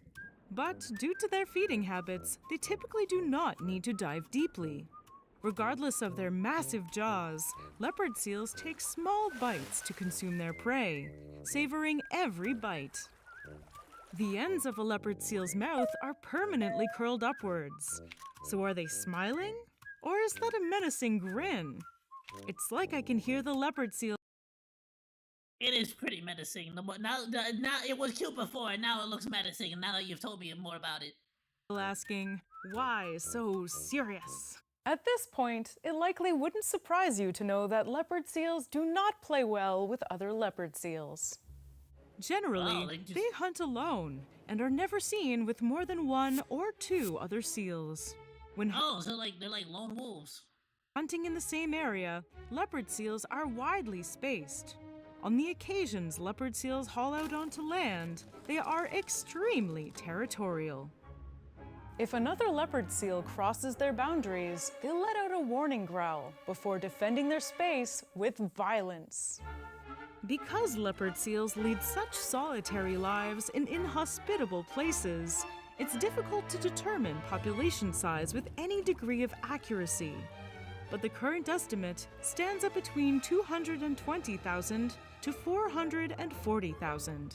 Leopard seals of both sexes are very vocal during the mating season. During singing cycles, the lone males will alternate between periods of vocalizing and silence. Vocalizing occurs while seals are underwater and consists of local calls and long-distance broadcast calls. I'm horny!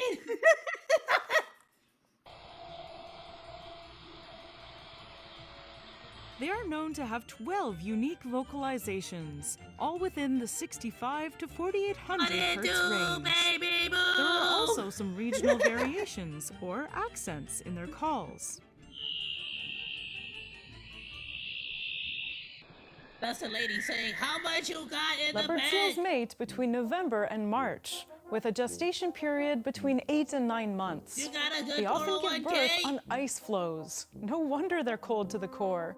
Pups are born measuring about 1.5 meters in length and weighing about 35 What is that kilograms. eye, though? That's side-eye. Young leopard seals mainly feed on krill. It's not until they grow into adult leopard seals that they develop a taste for blood and prey on penguins and seals. Leopard seals can live up to 26 years in the wild. That is, if they can avoid their only recognized predator, the orca. Leopard seals are inquisitive okay. and fearless. and will frequently approach small boats to check humans out. But The how hell should eats we a tiger? humans feel about meeting a leopard seal? In 2006, a photographer named Paul Nicklin dove into Antarctic waters to try and capture leopard seals in their natural habitat. For several days, a female leopard seal brought Nicklin penguins in what Nicklin thought was an attempt to feed him or teach him to feed himself. But it might have been a Hansel and Gretel situation. Oh, trying to But the fatten same him up. nurturing nature hasn't always here, been eat these present in penguins. other human Yeah, I want your leopard nice, seal juicy and plump. interactions. On his infamous Antarctic expedition in the early don't take that out of 1900s context. aboard the Endurance, Ernest Shackleton's party was attacked by a leopard seal. Fortunately, no one was hurt, and after dealing with the predator, they found it had a belly full of undigested fish. In 1985, Scottish explorer Gareth Wood was bitten twice on the leg when a leopard seal tried to drag him into the water. And in 2003, a marine biologist working with the British Antarctic Survey drowned after being dragged nearly 60 meters underwater by a leopard seal. These events are a sobering reminder that leopard seals and all wild creatures should be treated with the utmost caution and respect.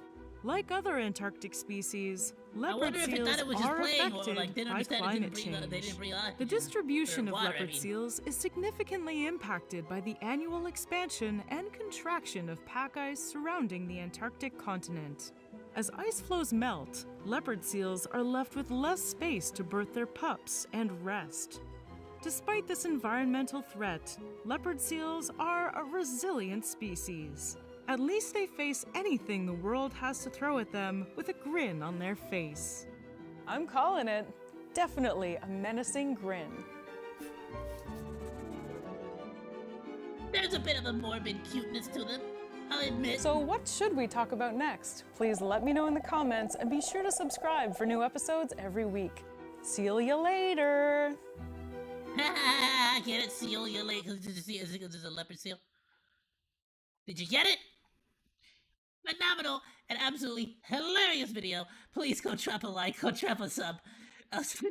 Even if I'm being a douche with the sarcasm, absolutely go drop a like, go drop a sub. It was a phenomenal video. I loved it. Excellent as always. Go show some support. Let's talk about one of my, well, technically not an animal, but not a person either, or a fish.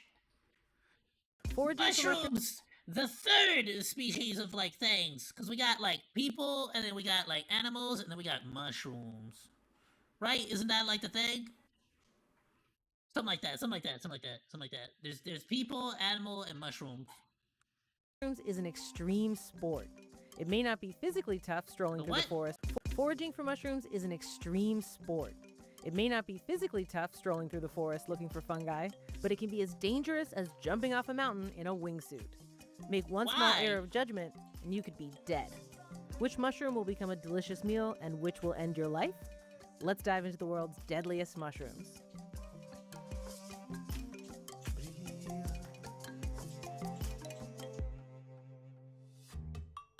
Hey, I'm tossing. I've always wanted to forage mushrooms, and like, you know, just see like, you know, like or learn how to forage mushrooms and stuff.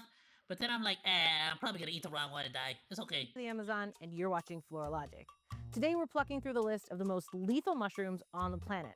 There are currently about 14,000 known species of mushrooms. Of those, around 10% are considered edible, and most of the rest are inedible. The term inedible means they can be anything from straight up gross tasting to just giving you a mild tummy ache. The remaining Okay, so it's actually easier to just learn all the mushrooms you can eat, rather than learning the ones that you cannot. 1 to 2% of mushrooms are considered toxic. That means that they contain toxins that do a number on the human body, causing serious damage at best and death at worst. Hundreds of people a year around the globe die from eating toxic mushrooms. So, which ones are going to send you to an early grave? Let's go in with a bang and start with the most lethal of them all. This notorious mushy is responsible for the vast majority of toxic mushroom deaths a year. Amanita phalloides, otherwise known as deathcap mushroom, is the deadliest mushroom in the whole wide world. It takes less than a half a cap of this unassuming mushroom to spell the end for a strapping adult. Less than half the cap, and you're done. You're done, your rings. The life-ending powers of death caps have been known to us for thousands of years. Roman Emperor Claudius, by all accounts, was killed with a dose of death cap in 54 AD by his fourth wife Agrippina to make way for her son Nero to ascend to power. Identifying death caps can be tough because they go through so many changes during their short lifespans in the autumn. In their young button phase, they can be mistaken for edible varieties. They've been confused for harmless paddy straw mushrooms and even juvenile puffballs. Death caps ooze with 3 different types of lethal toxins. The most deadly of them all, called amatoxin, causes liver failure, which can lead to death without swift action. Amatoxin isn't just contained in death caps, but a number of other deadly shrooms, and is responsible for 95% of mushroom-related deaths every year. Unfortunately for us humans, amatoxin is heat stable, so cooking these toxic fungi won't make them any less deadly. Amatoxin poisoning isn't a quick death either. Think slow and agonizing. Frickin' hey! This is starting to sound worse than the frickin' leopard seal we were discussing earlier! 6 to 12 hours after ingestion, you'll get nausea and diarrhea. You may then start feeling better, Ah, damn, sounds like my weekends. thinking that the worst is behind you. But this short reprieve is just the amatoxin being absorbed by the lining of your intestines and making its way to annihilate your liver. From 1 to 7 days after What? I annihilated my liver years ago, it's fine. these toxins scramble the functions of liver cells on a molecular level. In addition to liver failure, you may also experience kidney failure, brain dysfunction, and even death. I might need the kidneys and the brain. Those I might need. Treatment with activated charcoal and IV fluids before the toxins make it to your liver is a must. A compound called salibunin, which plugs up the liver receptors that the amatoxin will eventually attack, can be effective if taken before the toxin makes it to the liver. Ultimately, a liver transplant may be the only option to pull you back from the brink of death. Recently, an imaging dye called indocyanine green was found to block the effects of amatoxin, so there's at least some hope that one day, the vast majority of these mushroom deaths will be avoidable. In its Amanita genus, the death cap isn't the only killer that packs amatoxin. There are a few species in this family known as destroying angels, due to their ethereal white appearance and ability to kill. Destroying angels. Who came up with that name? And I'm almost willing to bet money that they're like Warhammer fans. Warhammer 40k fans. Kill. Much like the death cap, these types of mushrooms can be easily mistaken for edible varieties, like meadow or button mushrooms, which is really what makes these destroying angels so destructive. There's European native species Amanita virosa and Amanita verna, Amanita ocreata, found in western North America, and Amanita bisporigera, native to eastern North America, which is North America's most lethal shroom. Despite what the name suggests, Amanita isn't the only fungus genus that hosts amatoxin killers. There are other genera that are chock full of amatoxins too, like this next amatoxin-packed mushy that stole my supervillain name. The deadly dapperling, also known as Lepiota brunio incarnata, can be found in Europe and parts of Asia. Like other amatoxin that deadly dapperling sounds like the name of a bard. Killers, deadly dapperling is highly dangerous for the human liver. Its inconspicuous appearance leads it to sometimes be accidentally Fairy ring champignon or gray night. mistaken for edible mushrooms like gray night and fairy ring champignon. Galerina autumnalis is a tiny brown fungus that grows on rotting wood and also packs an amatoxin punch. When it's ingested, it's usually confused with the edible Armillaria gallica, aka honey mushroom, or Flammulina volutipes, otherwise known as velvet stem mushroom. This one also looks a lot like psilocybe species, aka magic mushrooms, so that's another reason why this one inadvertently goes down the hatch. Another magic mushroom dupe, Conocybe phalaris, is another demure-looking lawn mushroom native to the Pacific Northwest. So all of these are technically the same poison? Volutipes, otherwise known as velvet stem mushroom, night and fairy ring champignon. Galerina autumnalis is a tiny brown fungus that grows on rotting wood. See, now that one looks exactly like the one from the one that you said would like the bad murder. This one. I'm dead. I'm already dead. I would have ate that. Amatoxin punch. When it's ingested, it's usually confused with the edible Armillaria gallica, aka honey mushroom, or Flammulina volutipes, otherwise known as velvet stem mushroom. This one also looks a lot like psilocybe species, aka magic mushrooms. So that's another reason why this one inadvertently goes down the hatch. Another magic mushroom dupe, because it looks like it. is another demure-looking lawn. No, not because they have the same. Okay, because people think it's a so people will go try to trip, thinking it's a magic mushroom, and then they'll freaking accidentally get that and just gone. Mushroom native to the Pacific Northwest. It has a similar MO as the other amatoxin-containing fungi. A slow and painful march to the grave. You would think toxic Amanita muscaria, otherwise known as fly agaric, fly amanita, or the super recognizable toadstool, would contain liver-destroying amatoxin too. But nope. This is one mushroom species that contains different toxins that are equally hellbent on human destruction. Toadstools are overflowing with asoxazole toxins, which attack the central nervous system and can send those who eat it into a coma. Asoxazole toxins, okay. While highly deadly, toadstools actually rarely kill. This is probably because their red and white spotted caps serve as an adequate warning to stay the heck away. No one is going to mistake a warning light red toadstool for a harmless mushy. In addition to being toxic, toadstools are also psychoactive. So while you're on your way to seizures, coma, and maybe death, you may also experience hallucinations and delirium. In the Cortinarius genus, well, at least you're gonna go out peacefully. That's something, right? Hey, there are two species native to northern Europe, deadly webcaps and fool's webcaps, that will do you in. They look suspiciously similar to other edible mushrooms, specifically the coveted winter chanterelle. So poisoning happens more than you'd hope. The toxin in these webcaps is called orelanin, which can take upwards of 3 weeks to show symptoms. By the time you have a proper diagnosis, it's already too late, and the damage to the kidneys is already done. You'll likely need a kidney transplant to survive. If left untreated, death will surely come a-knockin'. Podostroma cornudomei is a rare Asian fungus of the Hypocreaceae family that contains trichothecene mycotoxin.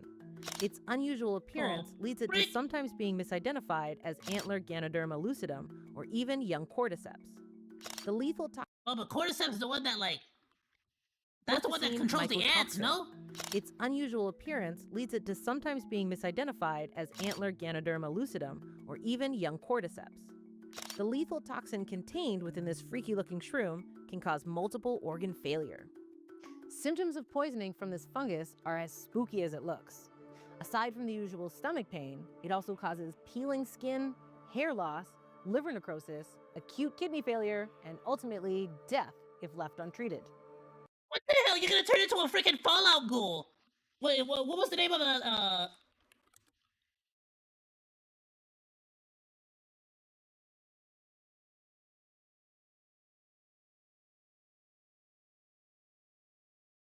You gonna look like this after eating the mushroom, bro. You gonna end up like Harold from Fallout.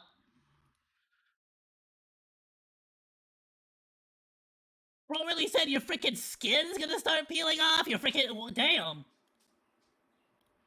Actually, I'm just not gonna touch any mushrooms, I feel like. Nightmarish. False morals, like the species Gyromitra esculenta, just look a brain. Lot like the wonderfully delicious true morals. But this fake species contains the toxin gyrometrin, which when metabolized by the body becomes monomethylhydrazine, aka a toxic ingredient used in rocket fuel. While it will make you sick as a dog, death from eating this species is extremely rare. Okay, but do mushrooms melt steel beams? As a side note, you need to be careful when eating true morels too, since they can also make you sick to your stomach. Make sure they're thoroughly cooked before eating them, and don't eat too many all at once. The fact that mushroom poisonings occur at all only speaks to our obsession with these delicious and sometimes psychoactive little fungi. If you're not a fan, you'll probably insist that 100% of mushrooms are inedible.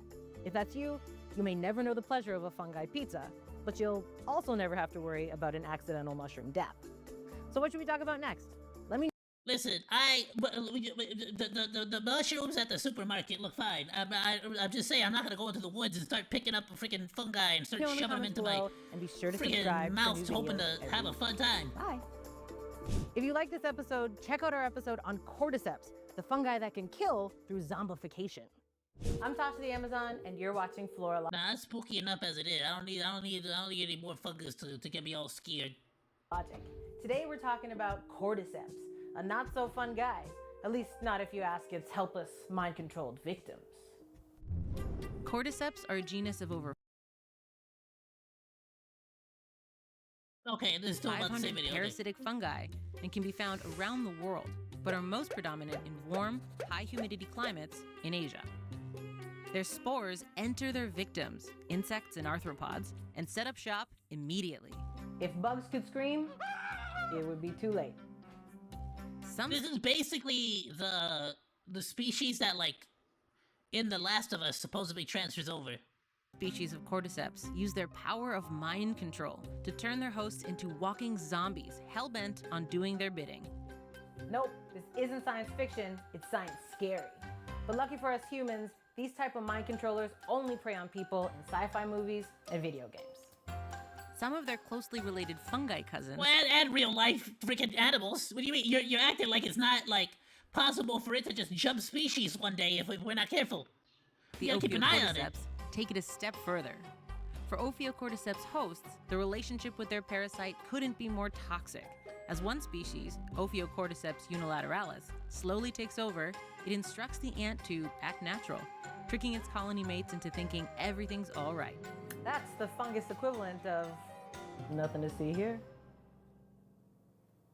Yeah, while When holding it's him ready to hostage, though. spread, the It's brutal. cordyceps then compels the ant to climb up tall vegetation and give the north side of a twig or leaf a final bite, locking its jaw in a death grip. From here, the fruiting body of the fungus, also called the stromata, sprouts from the back of the dead ant's head and begins sprinkling the forest floor and the ant's colony mates below with even more zombifying spores. And so, the freaky cycle of mind control. And see, that's when you start to have to wonder, like, whether this freaking mushroom has, like, a consciousness, like, or at least an instinct, let's say, just like how the ants have an instinct to, like, go about their business. Continues. The shape of these fruiting bodies is where cordyceps gets its Latin-rooted name. Cord, meaning club, and seps, meaning head. While most species of cordyceps prey on insects and spiders, in one study, 20 of them were found Ants? to attack Hart's truffles, another type It of affects fungi. spiders, too? The I didn't ancestors actually of know these that. fungi parasites were parasites of cicada nymphs, which live in the same environments as Hart's truffles. It was just a matter of time before they evolved to exploit this new resource. Adding parasitic cannibal to its list of descriptors definitely gives cordyceps a leg up in the world's most terrifying fungus contest. And these fungi have been contestants for a long, long time. Marks on fossilized leaves suggest that their mind control behavior may have evolved as much as 48 million years ago. Newer research is starting to change how we understand the zombification process. Well, this freaking And thing is a we dino! might need to find a better word for it. Scientists notice that ants' Oh, brains are that's left mostly terrifying. unaffected, but tissue around the body is often replaced Oh, by the that's fungus creepy. mycelia. This means that the fungus might actually not take It's over so the fuzzy. mind, but rather the body of the ant, and forces it to move against the ant's will. They might not be making zombies, they're making live puppets. In turn, humans have been using cordyceps for medicinal purposes for ages. For thousands of years, cordyceps have been used in Chinese and Tibetan traditional medicine. Ophiocordyceps sinensis, for example, is a medicinal species that sprouts exclusively from the head of ghost moth caterpillars and is only found at high altitudes in the Qinghai Tibetan Plateau. Because of its rarity, it's prized as one of the most valuable ingredients in these medicinal traditions. Instead of zombies, this cordyceps took a page from a different horror novel and turns its victims into mummies. The resulting fungi-host complex is then used for a variety. Alright, let me ask you a question. Are all these people selling cordyceps actually just mind controlled by the cordyceps themselves? How do you prove that they're not? Variety of ailments like asthma and respiratory inflammation. Overharvesting of this species has put it on the endangered species list in China. Ophiocordyceps militaris, which is much easier to grow commercially, is often used as a cheaper alternative. One thing's for sure, mind control is not one of the side effects of cordyceps.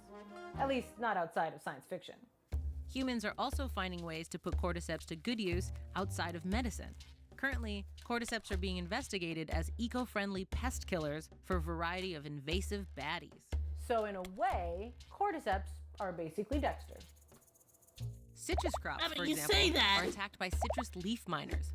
While these pests have... But again, should we really be helping a zombifying fungus evolve or traditionally been effectively thrive managed with the in any application of environment? synthetic insecticides, the flip side is that these same chemicals have a big negative impact on predators and other insects. A lack of predators means it's basically open season for other harmful pests to come to the citrus feast.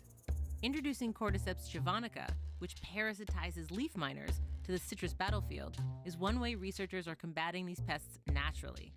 In the fight against coconut root grub, which attacked the roots of coconut and other crops, spraying the ground with insecticides isn't a healthy option for anyone. So scientists are investigating species like Cordyceps militaris that naturally prey on these grubs to control their populations. I guess that could make sense. I just feel like foraging we're setting ourselves up for failure by, like, you know, like, I'm just saying, I don't want to go into a Last of Us situation where everyone starts to get zombified by the mushrooms, ways to put cordyceps and we start to good eating each use other outside of medicine. for sustenance. Currently, cordyceps are being investigated. Javanica, which parasitizes leaf miners to the citrus battlefield, is one way researchers are combating these pests naturally. In the fight... I don't know, just saying, it's not the smartest move. Just saying it's not the smartest move. I'm not saying that it's gonna happen, right? Because science. But also, because of science, maybe it will. The first humans finding mushrooms must have been wild. Like, this one makes your food taste better, that one killed Frank, and this one over here will let you see Frank again. Bro, I can still, dude, imagine one of these cavemen eating a mushroom would just be like, I see the future! There's gonna be memes! There's gonna be furry VTubers with diapers on the front page of Twitch.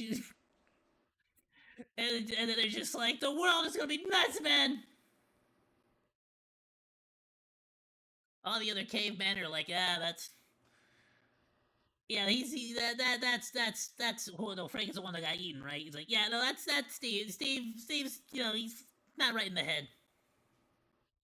We call him Bentwig. That's Bentwig. Bentwig is not right in the head, you know? Alright, phenomenal video. Absolutely amazing. Educational. Informative. I gotta think of new compliments besides phenomenal. Link is down in the description if you guys want to go and support, please do. We're gonna move on to, I don't know why goats live on trees. I just saw this video and I wanted to watch it. Goats grow on trees now? Well, not all goats.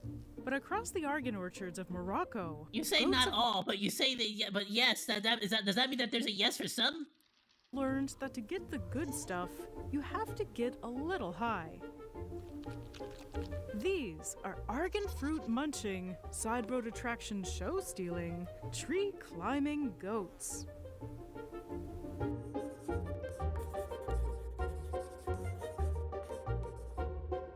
Hi, Goats are I'm hilarious. Danielle Dufault, and I'm in an argan grove, and you're watching Animalogic. We're in Morocco, searching for one of the internet's most iconic animals, the tree-climbing goat. This is a beautiful land, full of amazing wildlife and breathtaking landscapes. But the funniest creatures of them all are the gravity-defying goats. We heard that they could be found on the side of the road in the western part of the country. We saw plenty of regular, land-loving goats, but it wasn't. I mean, hold on. I mean, they could be climbing goats too if you give them a chance in a tree. Like, what do you mean? Why you gotta? Until we got closer to the city of Essaouira, that we looked up and saw a billy goat blocking out the sun. When you see these dudes, the first question that comes to mind is always, what in God's red earth are you doing up there? But let's start from the beginning. Picture this. It's an extremely sunny day and you've been driving down the highway for what feels like hours, past nothing but arid shrubland. You decide to take a break in the shade under an argan tree. And then all of a sudden, a wet nugget falls on your head. You look up, and there's a goat glaring back at you. A wet nugget. Don't worry, he's just dropping a few argan fruit on your head. Okay, sure. Oh my god. These guys climb way higher than I ever would have expected. Holy cow! I mean, holy goat? Holy goat.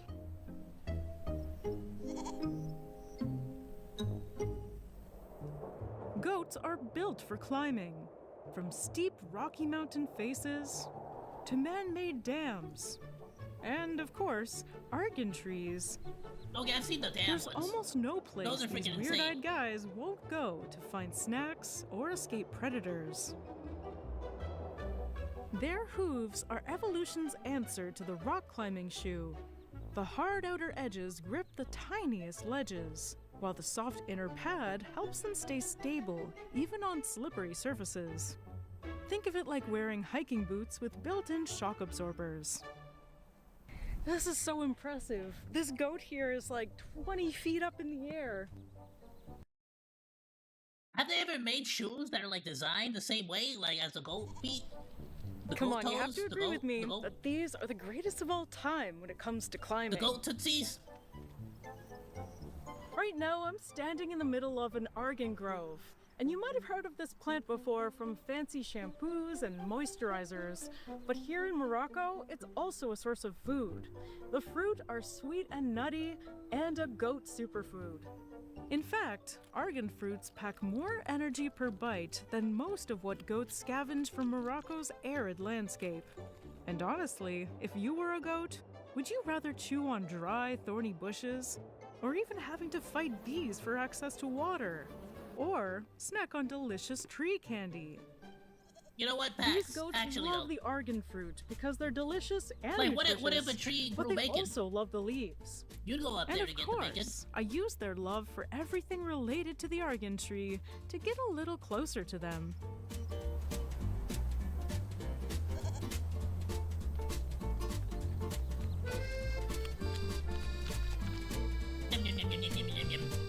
I love the freaking close-ups. Some of them got a little overexcited, but what are you gonna do? You can't really That's argue also with only goats. noise I hear whenever I see that. Silly gooses! I mean, silly goatses. Silly billies. Silly billies! You silly billies, what are you Suplex doing? it. I can't even be mad, really. Like, you can have it, it's fine. But it might not be good for you. Yeah, no, suplex it to teach it who's boss. These goats are especially used to these fruit because they are domestic goats. Farmers brought them over for their meat and milk, but also because of their ability to survive in harsh conditions. The goats, on the other hand, found out that the farmers' food was more delicious than their own and decided to figure out how to get it themselves. This could easily become a source of conflict, but the goats make up for their appetite for fatty fruits by producing milk, which is then turned into the most delicious cheese I've ever eaten. And also by bringing unexpected guests to the farmers. Argan tourists. There's a whole Oh, but they industry do- based so on they the do eat the argan leaves groves, as and well, the goats though, are on one top of the of main the fruits. attractions. From the goats' point of view, this is the dream. They get to gorge on delicious, nutritious food, and the farmers let them, because tourists will pay to see the world-famous tree goats. The farmers make Wait, a you lot have of to money pay to from look the at them? What the frick? show and sell their products. But of course, anything this cute and Instagrammable comes with a catch. Tourism has turned these goats into local celebrities, leading some farmers to place them in trees purely for the photo op. In some areas, goats are manually put onto artificial platforms with no way to get down. Forced to Aw. stand in the sun for hours and endure constant human attention, the stress can take a serious toll on their well-being. And the leaves are all like dead and like dried. Those goats standing in one spot are unfortunately unhappy goats. If you want to make sure they're happy goats, go to a place where they're free to jump from tree to tree and eat whatever they please. If they're not eating, there's no reason for them to be up there.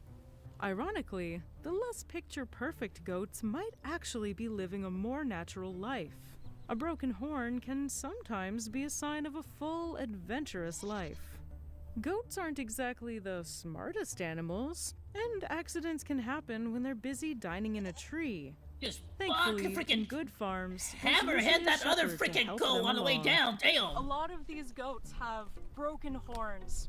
And as we just saw a few minutes ago, sometimes they do take tumbles down from the top of the trees. Don't they also bash their But heads they into each other as also well? seem pretty darn hardy and haven't really sustained any kind of injury beyond breaking a horn here and there.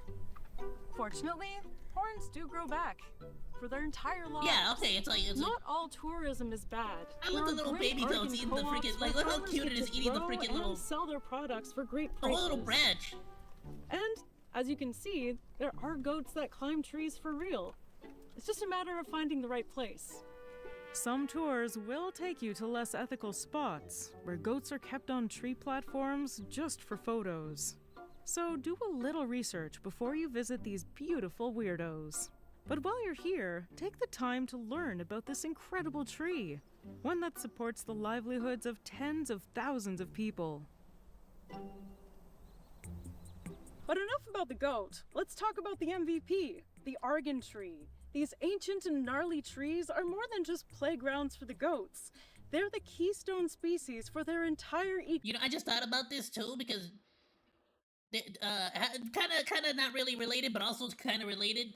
There's like a bunch of cactuses in between here, like LA and Las Vegas, that are pretty much like going the way of the mammoths if we don't like start helping them recover. But the problem is that they take an eternity to grow, and a lot of people just like uprooted them for like to sell, basically, like houses and stuff. Ecosystem. Argan trees are found almost exclusively in southwestern Morocco, where they have adapted to survive the region's harsh, dry conditions. Their deep roots anchor them in sandy or rocky soil, allowing them to tap into underground water sources while also preventing erosion and desertification. The tree's waxy leaves help reduce water loss under the punishing sun, and its small yellow-green flowers provide nectar for honeybees, which produce a uniquely nutty-tasting honey. Oh, wow. And for humans, the tree's This one freaking tree has pretty much like got the whole freaking place eating out of the palm of its hand. Fruit yields argan oil, highly prized for both high-end cosmetics and traditional cooking. But mainly they just freaking shove it into a shampoo and then charge you like $30 for the freaking thing. Getting oil from these little fruit is very labor-intensive, and that's why it's so expensive. After harvest, I swear, every year there's like a brand new fruit that somebody finds, and that's the fruit. That's the one you have to freaking like, oh, that's the fruit, the smell that everybody wants and obsesses over. So you gotta get that one. Oh, my shampoo's gotta smell like that. My lotion's gotta smell like that. My perfume is gotta smell like that. The fruit, it needs to be dried for several weeks. Then the pulp is removed, leaving only the nut behind. These nuts are among the toughest in the plant world and must be cracked open by hand to extract the kernels. The kernels are then ground into a thick paste, which is needed to release the oils. The oil is then filtered to remove any impurities. To produce just 100 milliliters of oil, you need over 30 kilograms of argan fruit. So yeah, it makes sense that it's expensive. How much does one tree give you? The goats help the farmers in yet another way, besides giving milk and looking cute on the side of the road. When they munch on the argan fruit, they eat the pulp and swallow the tough nut whole. After it makes its way through their digestive system, it gets pooped out, and the seeds get spread around, helping the trees grow. Because of their deep root systems and their wide branches, argan trees require a lot of space between them. And it just so happens that these goats are the best seed dispersers they have. See, I was about to say, how is it that they get like such a uniform distribution system if the goats just sort of like chill in between the trees? These seeds can also be harvested for oil production. The goats already took care of removing the pulp and drying them out, so oil from these nuts is often a bit cheaper. But hey, it's really up to you if you want oil. The oil from seeds that have been pooped out by goats? Oil from argan nuts that have been through a goat first. Unfortunately, if you want to do this, you're gonna have to act fast, because argan trees are facing serious threats from climate change. Rising temperatures and prolonged droughts are putting immense pressure on these trees.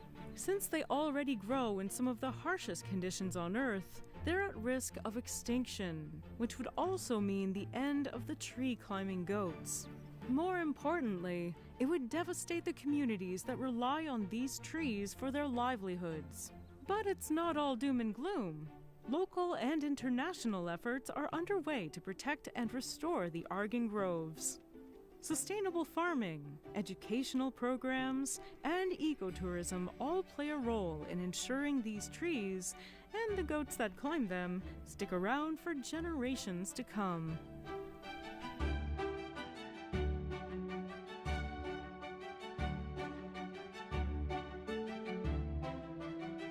I mean, that's pretty smart, but...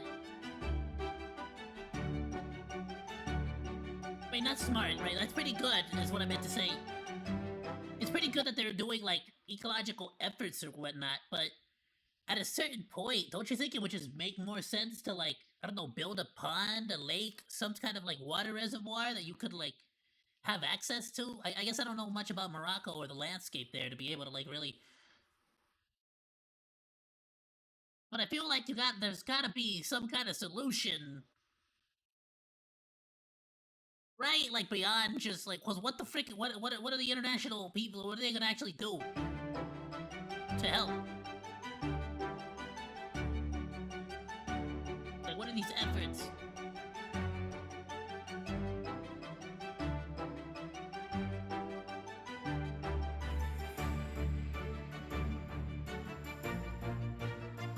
Such a cute goat.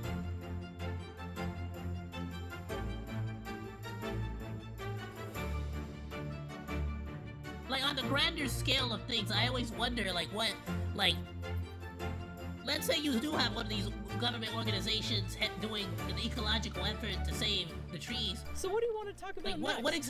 what are they gonna actually physically do to help make the trees, like, sustain? Thanks for watching.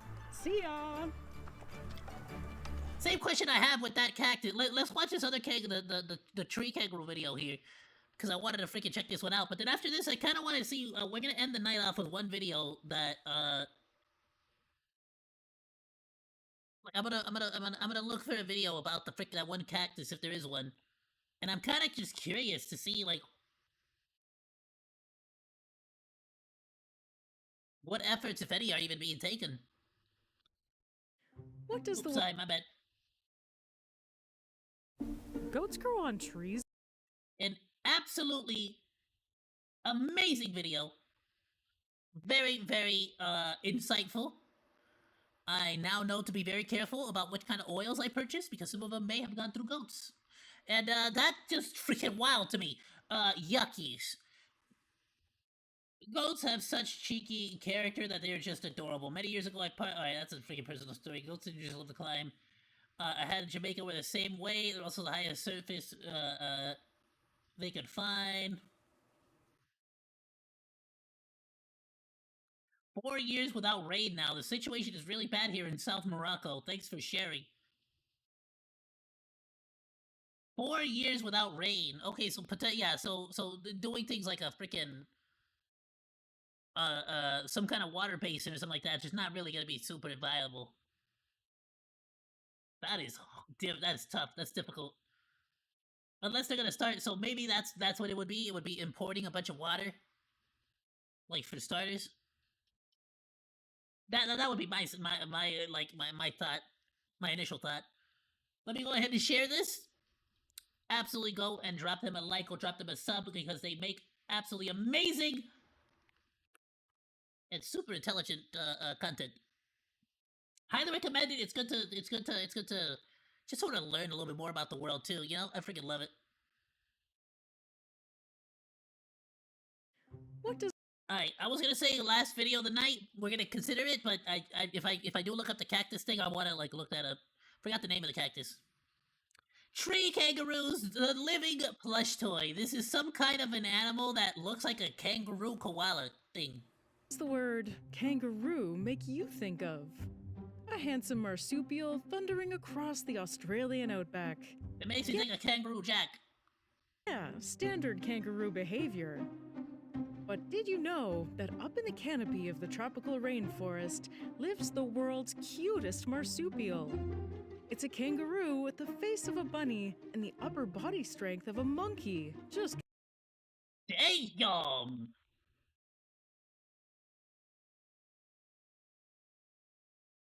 Bro, you yoked! Waiting to charm you. This is the tree kangaroo. It's actually called the tree kangaroo. That's amazing. Hi, I'm Danielle Dufault, and you're watching Animal Logic. I can't believe it's actually called the tree kangaroo. That's so cool. Cutest animals of all time. They're like real-life Pokemon. Seriously, why are these guys not on the cover of every science magazine? Can I have magazine? one? Can I have it? Can I keep it? There are 15 tree kangaroo species. 2 of them live in Australia, the Bennetts and Lumholtz tree kangaroos, and the other 13 Australia? are They're spread scary. That's around scary the place. island of New Guinea. Oh, there's a bunch the more over rarest there. of them all is the Wondiwoi tree kangaroo. First sighted in the Wondiwoi Mountains of New Guinea in 1928. We went nearly a century before the second sighting of them in 2017. Who knows how long it could be before they come out again? How rare are these things? Wondiwoi.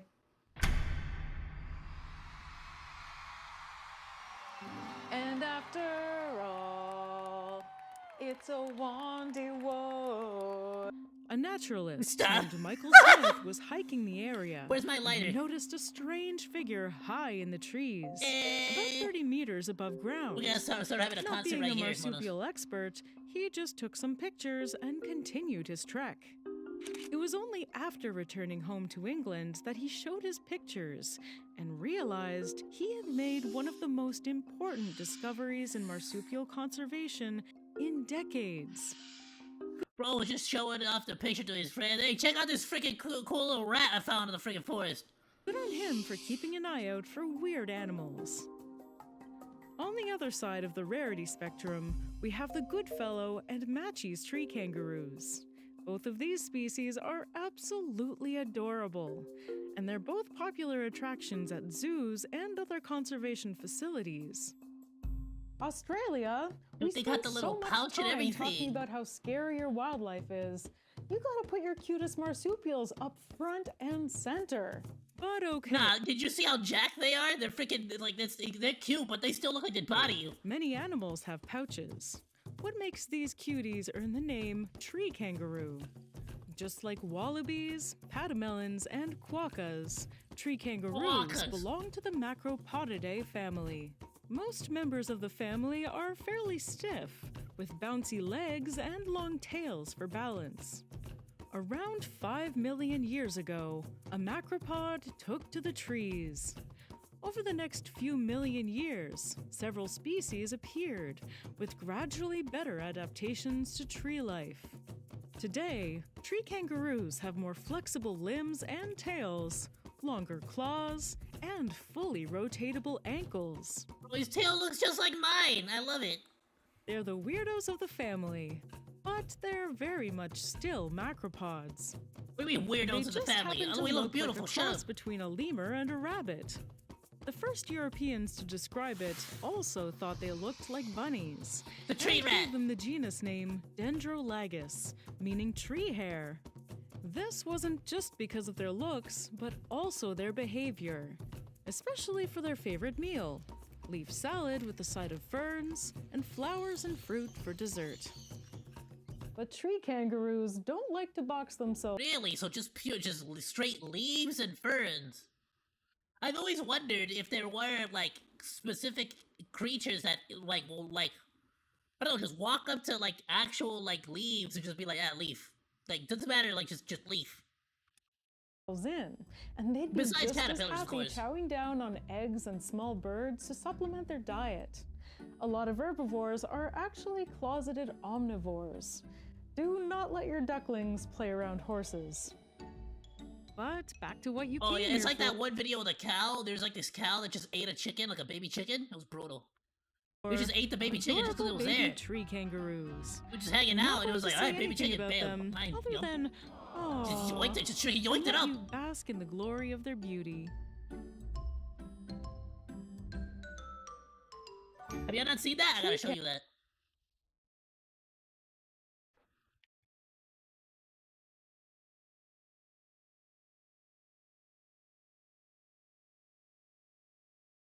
Like, look, oh, it's a horse.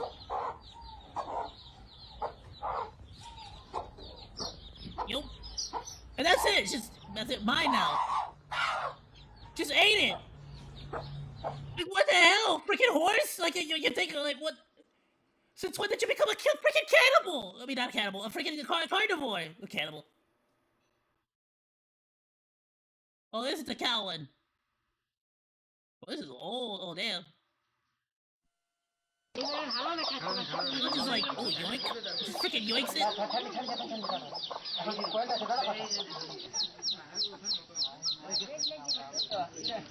Ready. It's just like, free protein. It's so messed up. Yeah, there's no such shit. That's why I think vegans are all BS. Kangaroos are typically solitary animals. That's why I stopped. Yeah, that's why I'm like, vegans are The full mating of rituals vary nonsense. across the species, from male grizzled tree kangaroos approaching the female and gently stroking her to express interest, to the Matchies tree kangaroo, where the female takes the initiative to touch noses with the male instead. All of them are equally adorable. Tree kangaroo joeys are almost never outside their mother's pouches for the first 5 months of life. So it's a big deal when they finally decide to make their grand debut. From there, they'll slowly get the strength and skills for tree life. The canopy is a dangerous place to live, but tree kangaroos have adapted to life in the clouds. Unlike their deer-faced cousins bounding across the outback, tree kangaroos use their adorable back legs for jumping from branch to branch, and predators do they have sometimes out into there? human homes. Their tails provide balance and stability, and their thick, cushy fur makes them look like they'd give the warmest cuddles. While tree kangaroos might be irresistibly adorable at any age, they urgently need our help. All New Guinean tree kangaroos are threatened with extinction. Human activity and habitat loss are, as usual, the main reasons for their declining numbers. Deforestation and habitat destruction and fragmentation are the main challenges their populations are experiencing. All the species in New Guinea are threatened with extinction, and the 2 Australian species are near threatened. Luckily, there are several conservation groups taking an interest in the plight of the tree kangaroo. The Tree Kangaroo Conservation Program is based out of Woodland Park Zoo in Seattle, and they work directly with rural communities in Papua New Guinea to protect the tree kangaroo populations. After a decade of hard work, we are starting to see the results of the partnership. For example, the Tenkile tree kangaroo, which was on the brink of extinction in 2001 with a population of less than 100, has been reappearing near villages as recently as 2019, which is less than 100 left. An amazing sign of recovery. Many facilities worldwide have started breeding tree kangaroos in captivity as backup populations. This is how we get all this footage of adorable joeys. Hopefully one day, tree kangaroos through New Guinea will be so plentiful that we'll be able to see them in all their squeal-worthy cuteness whenever we want. Tree kangaroos may not get the hype of their cousins, but they're a fascinating part of the rainforest ecology. Please tell people about how amazing they are and the danger that they're in. Awareness Yeah, I freaking love these little freaking teddy bears. They're awesome. is the first step towards conservation. Especially when you give it a cute little mouth like that. Oh, look at it. So, what should we talk about next? Please let me know in the comments, and don't forget to subscribe for new episodes every week. Thanks for watching, and see ya! Yo, seriously, freaking Australia really been holding out on us on the cute freaking animals. I love it. It's freaking adorable. I honestly thought this was gonna be a video about the what are they called? These things? The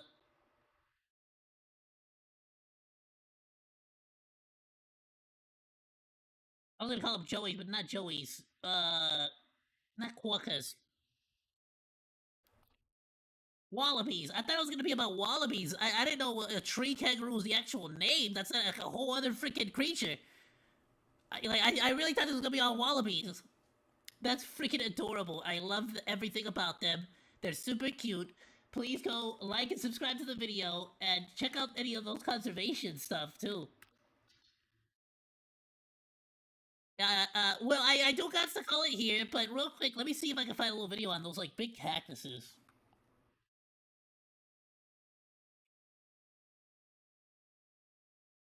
Whoops, stupid.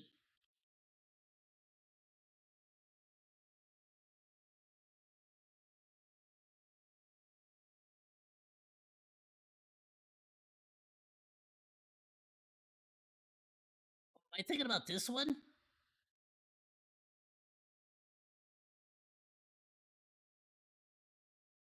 I think I'm thinking about this one, the saguaro cacti.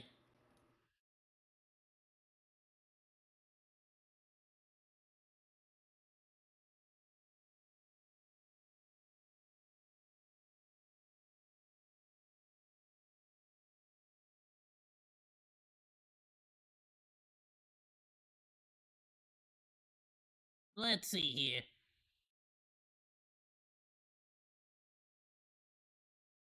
This is from 3 years ago. Survival. Is there anything like current?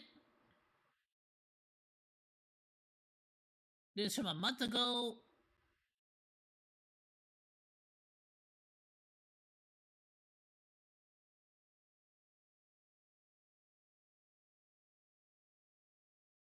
A year ago, the saguaro cactus is laying claim to the Sonoran Desert.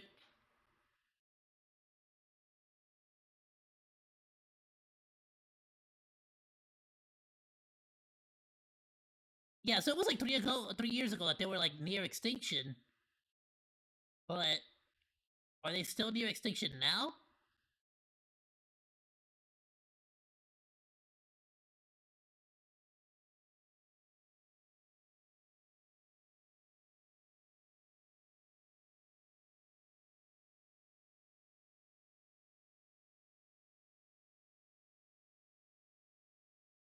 Oh, that was probably a conservation project.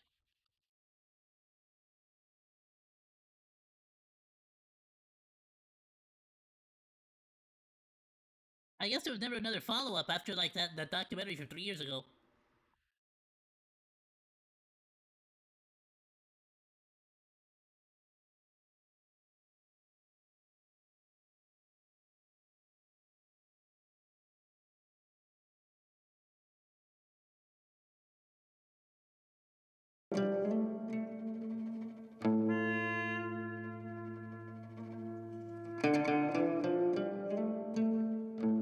Yeah, they were all trying out real bad.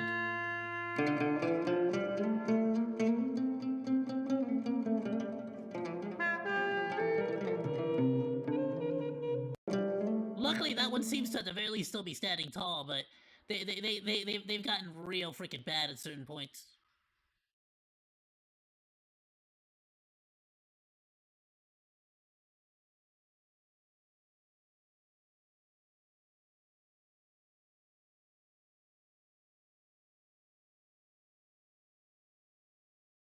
The saguaro, hub of the Sonoran Desert. Bird conservation, but my biggest project is. Hi everyone, my name's Ayoo and I'm the Restoration Project Manager with Tucson Audubon. I do a lot of different work through my position, including ecological restoration and bird conservation, but my biggest project is a saguaro restoration project. This project targets... If I'm not mistaken, some of these saguaro cactus used to be used by owls to make nests as well, because they're so large.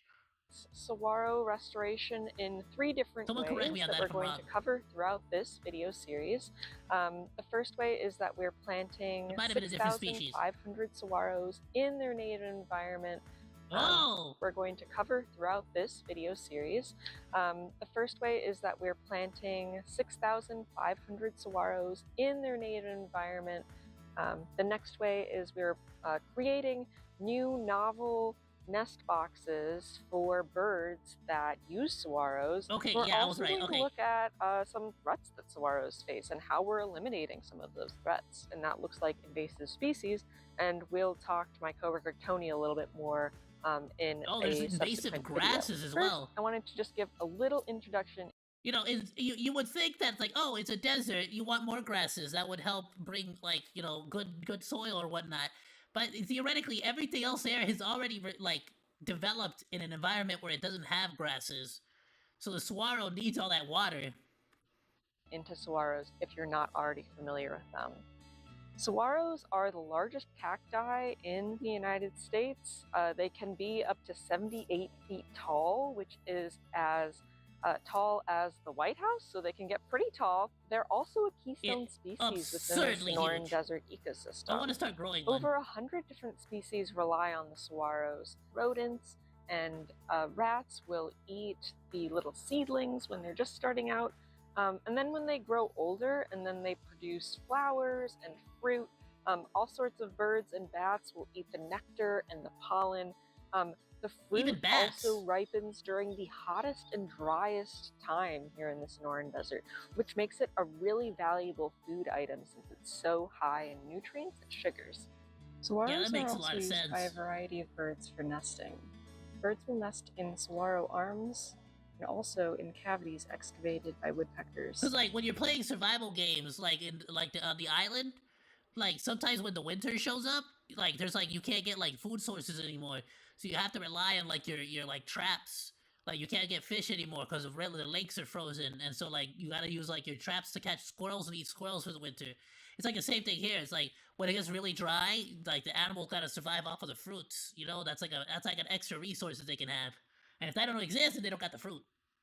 Later on in this series, we're going to be talking more about cavity nesting birds and how we're going to design. Yeah, see, this is implement what I think is so cool about them. How these birds make these little cute little nests inside of them, and the saguaro will heal the area and grow around it, kind of like the those giant boxes mushrooms. specifically designed for birds that nest in saguaro cavities. I'm originally from Michigan, and before joining this position, I didn't know a lot about cacti. And during my 3 years on this project, I've learned a lot about them. I've worked with some really cool people who have a lot of knowledge. A lot of them are going to be highlighted in this video series, and so I'm really excited to share some of that knowledge with you guys. So stick around and learn a little bit about saguaros. We're going to be covering how to plant them, where we source our saguaros from, because we're not growing the saguaros ourselves, so it's going to be a great time. I hope that you'll learn a lot. Really cool. Let me see if there is a.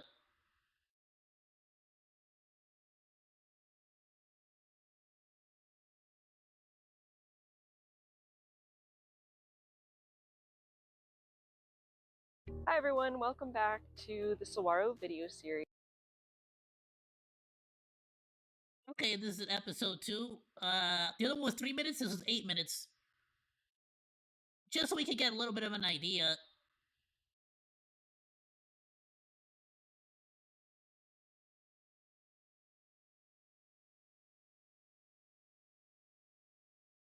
I'm Aya, and today we're going to be covering why put these do two we videos even together care just so we can about get an idea saguaro about like what restoration? Why are we or how they're planting so restoring many of them, and how are we planting them?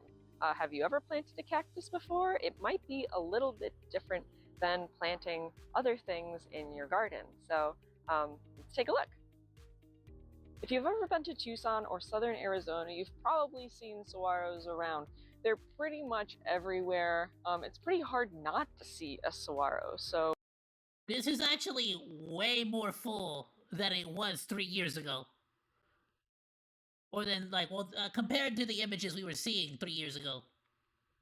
If we see all of them around all the time, why do we even care about restoring them? So saguaros actually do have two main threats. The first is saguaros are not adapted to wildfire. And we've seen some really big wildfires here in Arizona the last 2 years. The bush and the bighorn fire took out a ton of saguaros, thousands and thousands of saguaros, because saguaros aren't really adapted to fire. And we're seeing really big fires because of this spread of invasive grasses that burn really hot and really fast and do really well after fire too. The second reason that saguaro restoration is important, they're not really establishing on their own in the wild. I didn't even think about that. So even the freaking invasive grass is basically able to resist fire. It basically lends itself to fires and is able to survive the fires, whereas a saguaro just sort of suffers from that. As much anymore. If you take a look at a mature saguaro, you'll notice that it has this accordion-like rib structure to it, and that helps it store water. So as it's absorbing water, those ribs will expand, and then as it's using that water, it can contract. Well, saguaros, when they're really young, they don't have this rib structure in place yet. And so when they're starting out, they need a lot of water. Specifically, That's when such a cool little saguaros are first seedling. starting from seed, they need a really good monsoon rain during the summer. Then they need a lot of rain during the winter. And then they need a lot of rain again the next summer during that monsoon season. That pattern hasn't happened in over 20 years, and so we're not seeing new generations of saguaros establish in the wild.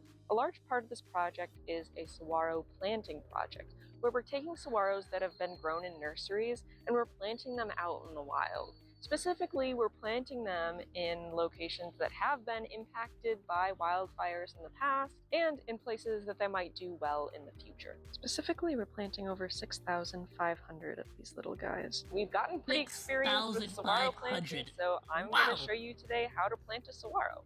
These are the saguaros we're planting. This one is from Nighthawk Natives, which is so bad now. Nursery grown here in Tucson. What was so bad? But I know that these things take years. That it could take 10 years to get even and it'll get huge. But not like massive, but this is the kind of plant that you pass on to generations, like to your grandchildren. About 2 years old, and you can see that it's beginning to form some of that rib structure. So Yeah, some that's of that 2 water years. storage capacity. We also have some saguaros that we're planting from Carlink Ranch up in Reddington that are about 4 to 5 years old. That's The fine. first thing you want to do when you plant a saguaro is you want to choose a nurse tree. It's typically better to plant under a bigger tree that can provide the saguaro with buffer from really hot days, really cold days. The saguaro can also draw from the moisture of the roots that the nurse tree sweats out during the really hot seasons. And so it's really important to plant under a nurse tree. If you look at other saguaros, you might see that they are really close proximity to other trees. We're just mimicking exactly what's going on in the wild. So here I've chosen a really nice nurse tree, and what you want to do is you want to dig your hole pretty close to the base of the nurse tree, and that'll just ensure that the saguaros get a ton of shade and cover. The closer to the base of the tree you are, the more cover it will get. So here I'm gonna dig my hole right here next to this flag. It doesn't have to be very deep because our saguaros are really quite tiny. Just gonna massage the soil out a little bit. I have found that it is helpful to kind of create some little air pockets in the bottom of it to help it release a little bit easier. And so I'm gonna dig my little hole right here. Doesn't have to be very deep. I'm going to stick my pot in the hole and just see if that is going to be even. You want to keep the You really picked the worst freaking soil spot to make sure layer all the pretty leaves are in their even face. with the layer of the earth. And now there's two ways that you can handle a saguaro. So what I like to do is take a piece of newspaper or a big piece of paper. You can kind of crumple it down into kind of a long tube, and then you can just wrap it around the saguaro and kind of just grab either Oh, there you end go. of the paper, so you don't actually have to touch the spines at all, which is great when you're planting a lot of them. You can also just use a pair of gardening gloves. You just have to handle them quite gingerly because they will go through the gardening gloves. So unless you want to get something like welding gloves, just be really careful around them. Friggin' They welding are still gloves. pretty pokey.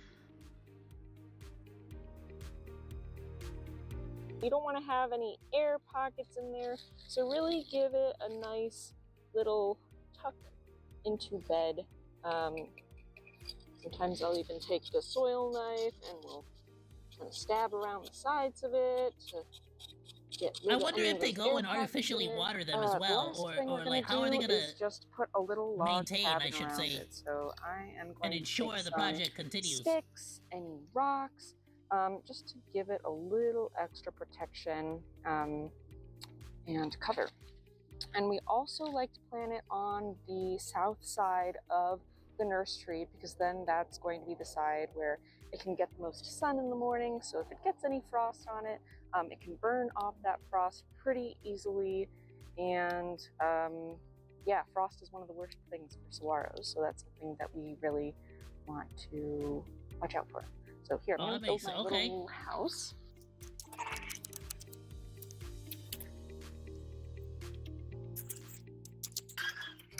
They're gonna build a little house for it? And That's also so put cool. some sticks on top of it, give it a little extra cover. When you do see little baby saguaros in the wild, you typically will see them under like a big dead branch of a mesquite or an ironwood, somewhere where it's a little bit difficult for someone to go in and chomp on it. So just give it as much of a little house as you can. Okay, so you gotta make sure it doesn't get eaten by stuff too. And so here I have my little saguaro rocked with all these rocks that are going to help radiate some heat and also create a little bit of shade. We also have some sticks here. If you ever see saguaros in the wild that are growing when they're really young, you might see them under a bunch of branches like this. Just makes it a little bit harder to get to from some of these little animals that might try to eat it. And so that's really important to kind of continue to replicate because we're just trying to replicate exactly what they might be experiencing in nature. Well, thanks for sticking around. I hope you guys learned some new things about saguaros today, and we're still going to be talking about invasive species management. I'm impressed that there's anything that could freaking put that plant in its mouth with all the spikes. We're going to go and visit the nursery where our saguaros were grown. There's still lots to cover. Stick around for next week. Until then, bye. Absolutely phenomenal. I mad respect to these people for helping, like, you know, fight back against the loss of these plants. It's so cool.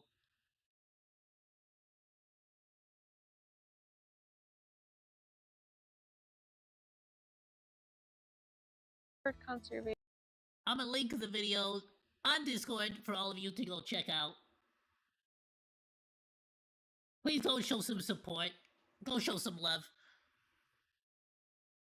I'm gonna sub, and I'll tell you what, Monodachi's, I'm gonna go ahead and call it here for tonight. I am not only super sleepy, but I actually gotta edit some videos to make sure that we you know, we're good for the rest of the week. Thank you all so much for joining me on today's live stream. Monodachi's, has been an absolute pleasure watching videos with you. I'm not actually sure if I have a doctor's appointment tomorrow.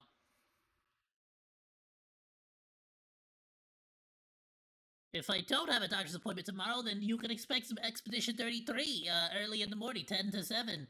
Is typically the time I'm trying to do, but now I'm trying to do more of like a... I'm trying to start at 10 and do like a 4-hour stream, take a break, and then come back for another 4-hour stream. Just to make things a little bit simpler and easier schedule-wise for everyone involved. And that way I can have like... you know, a variety of stuff that we're doing, and not just worry about only doing one thing in one day.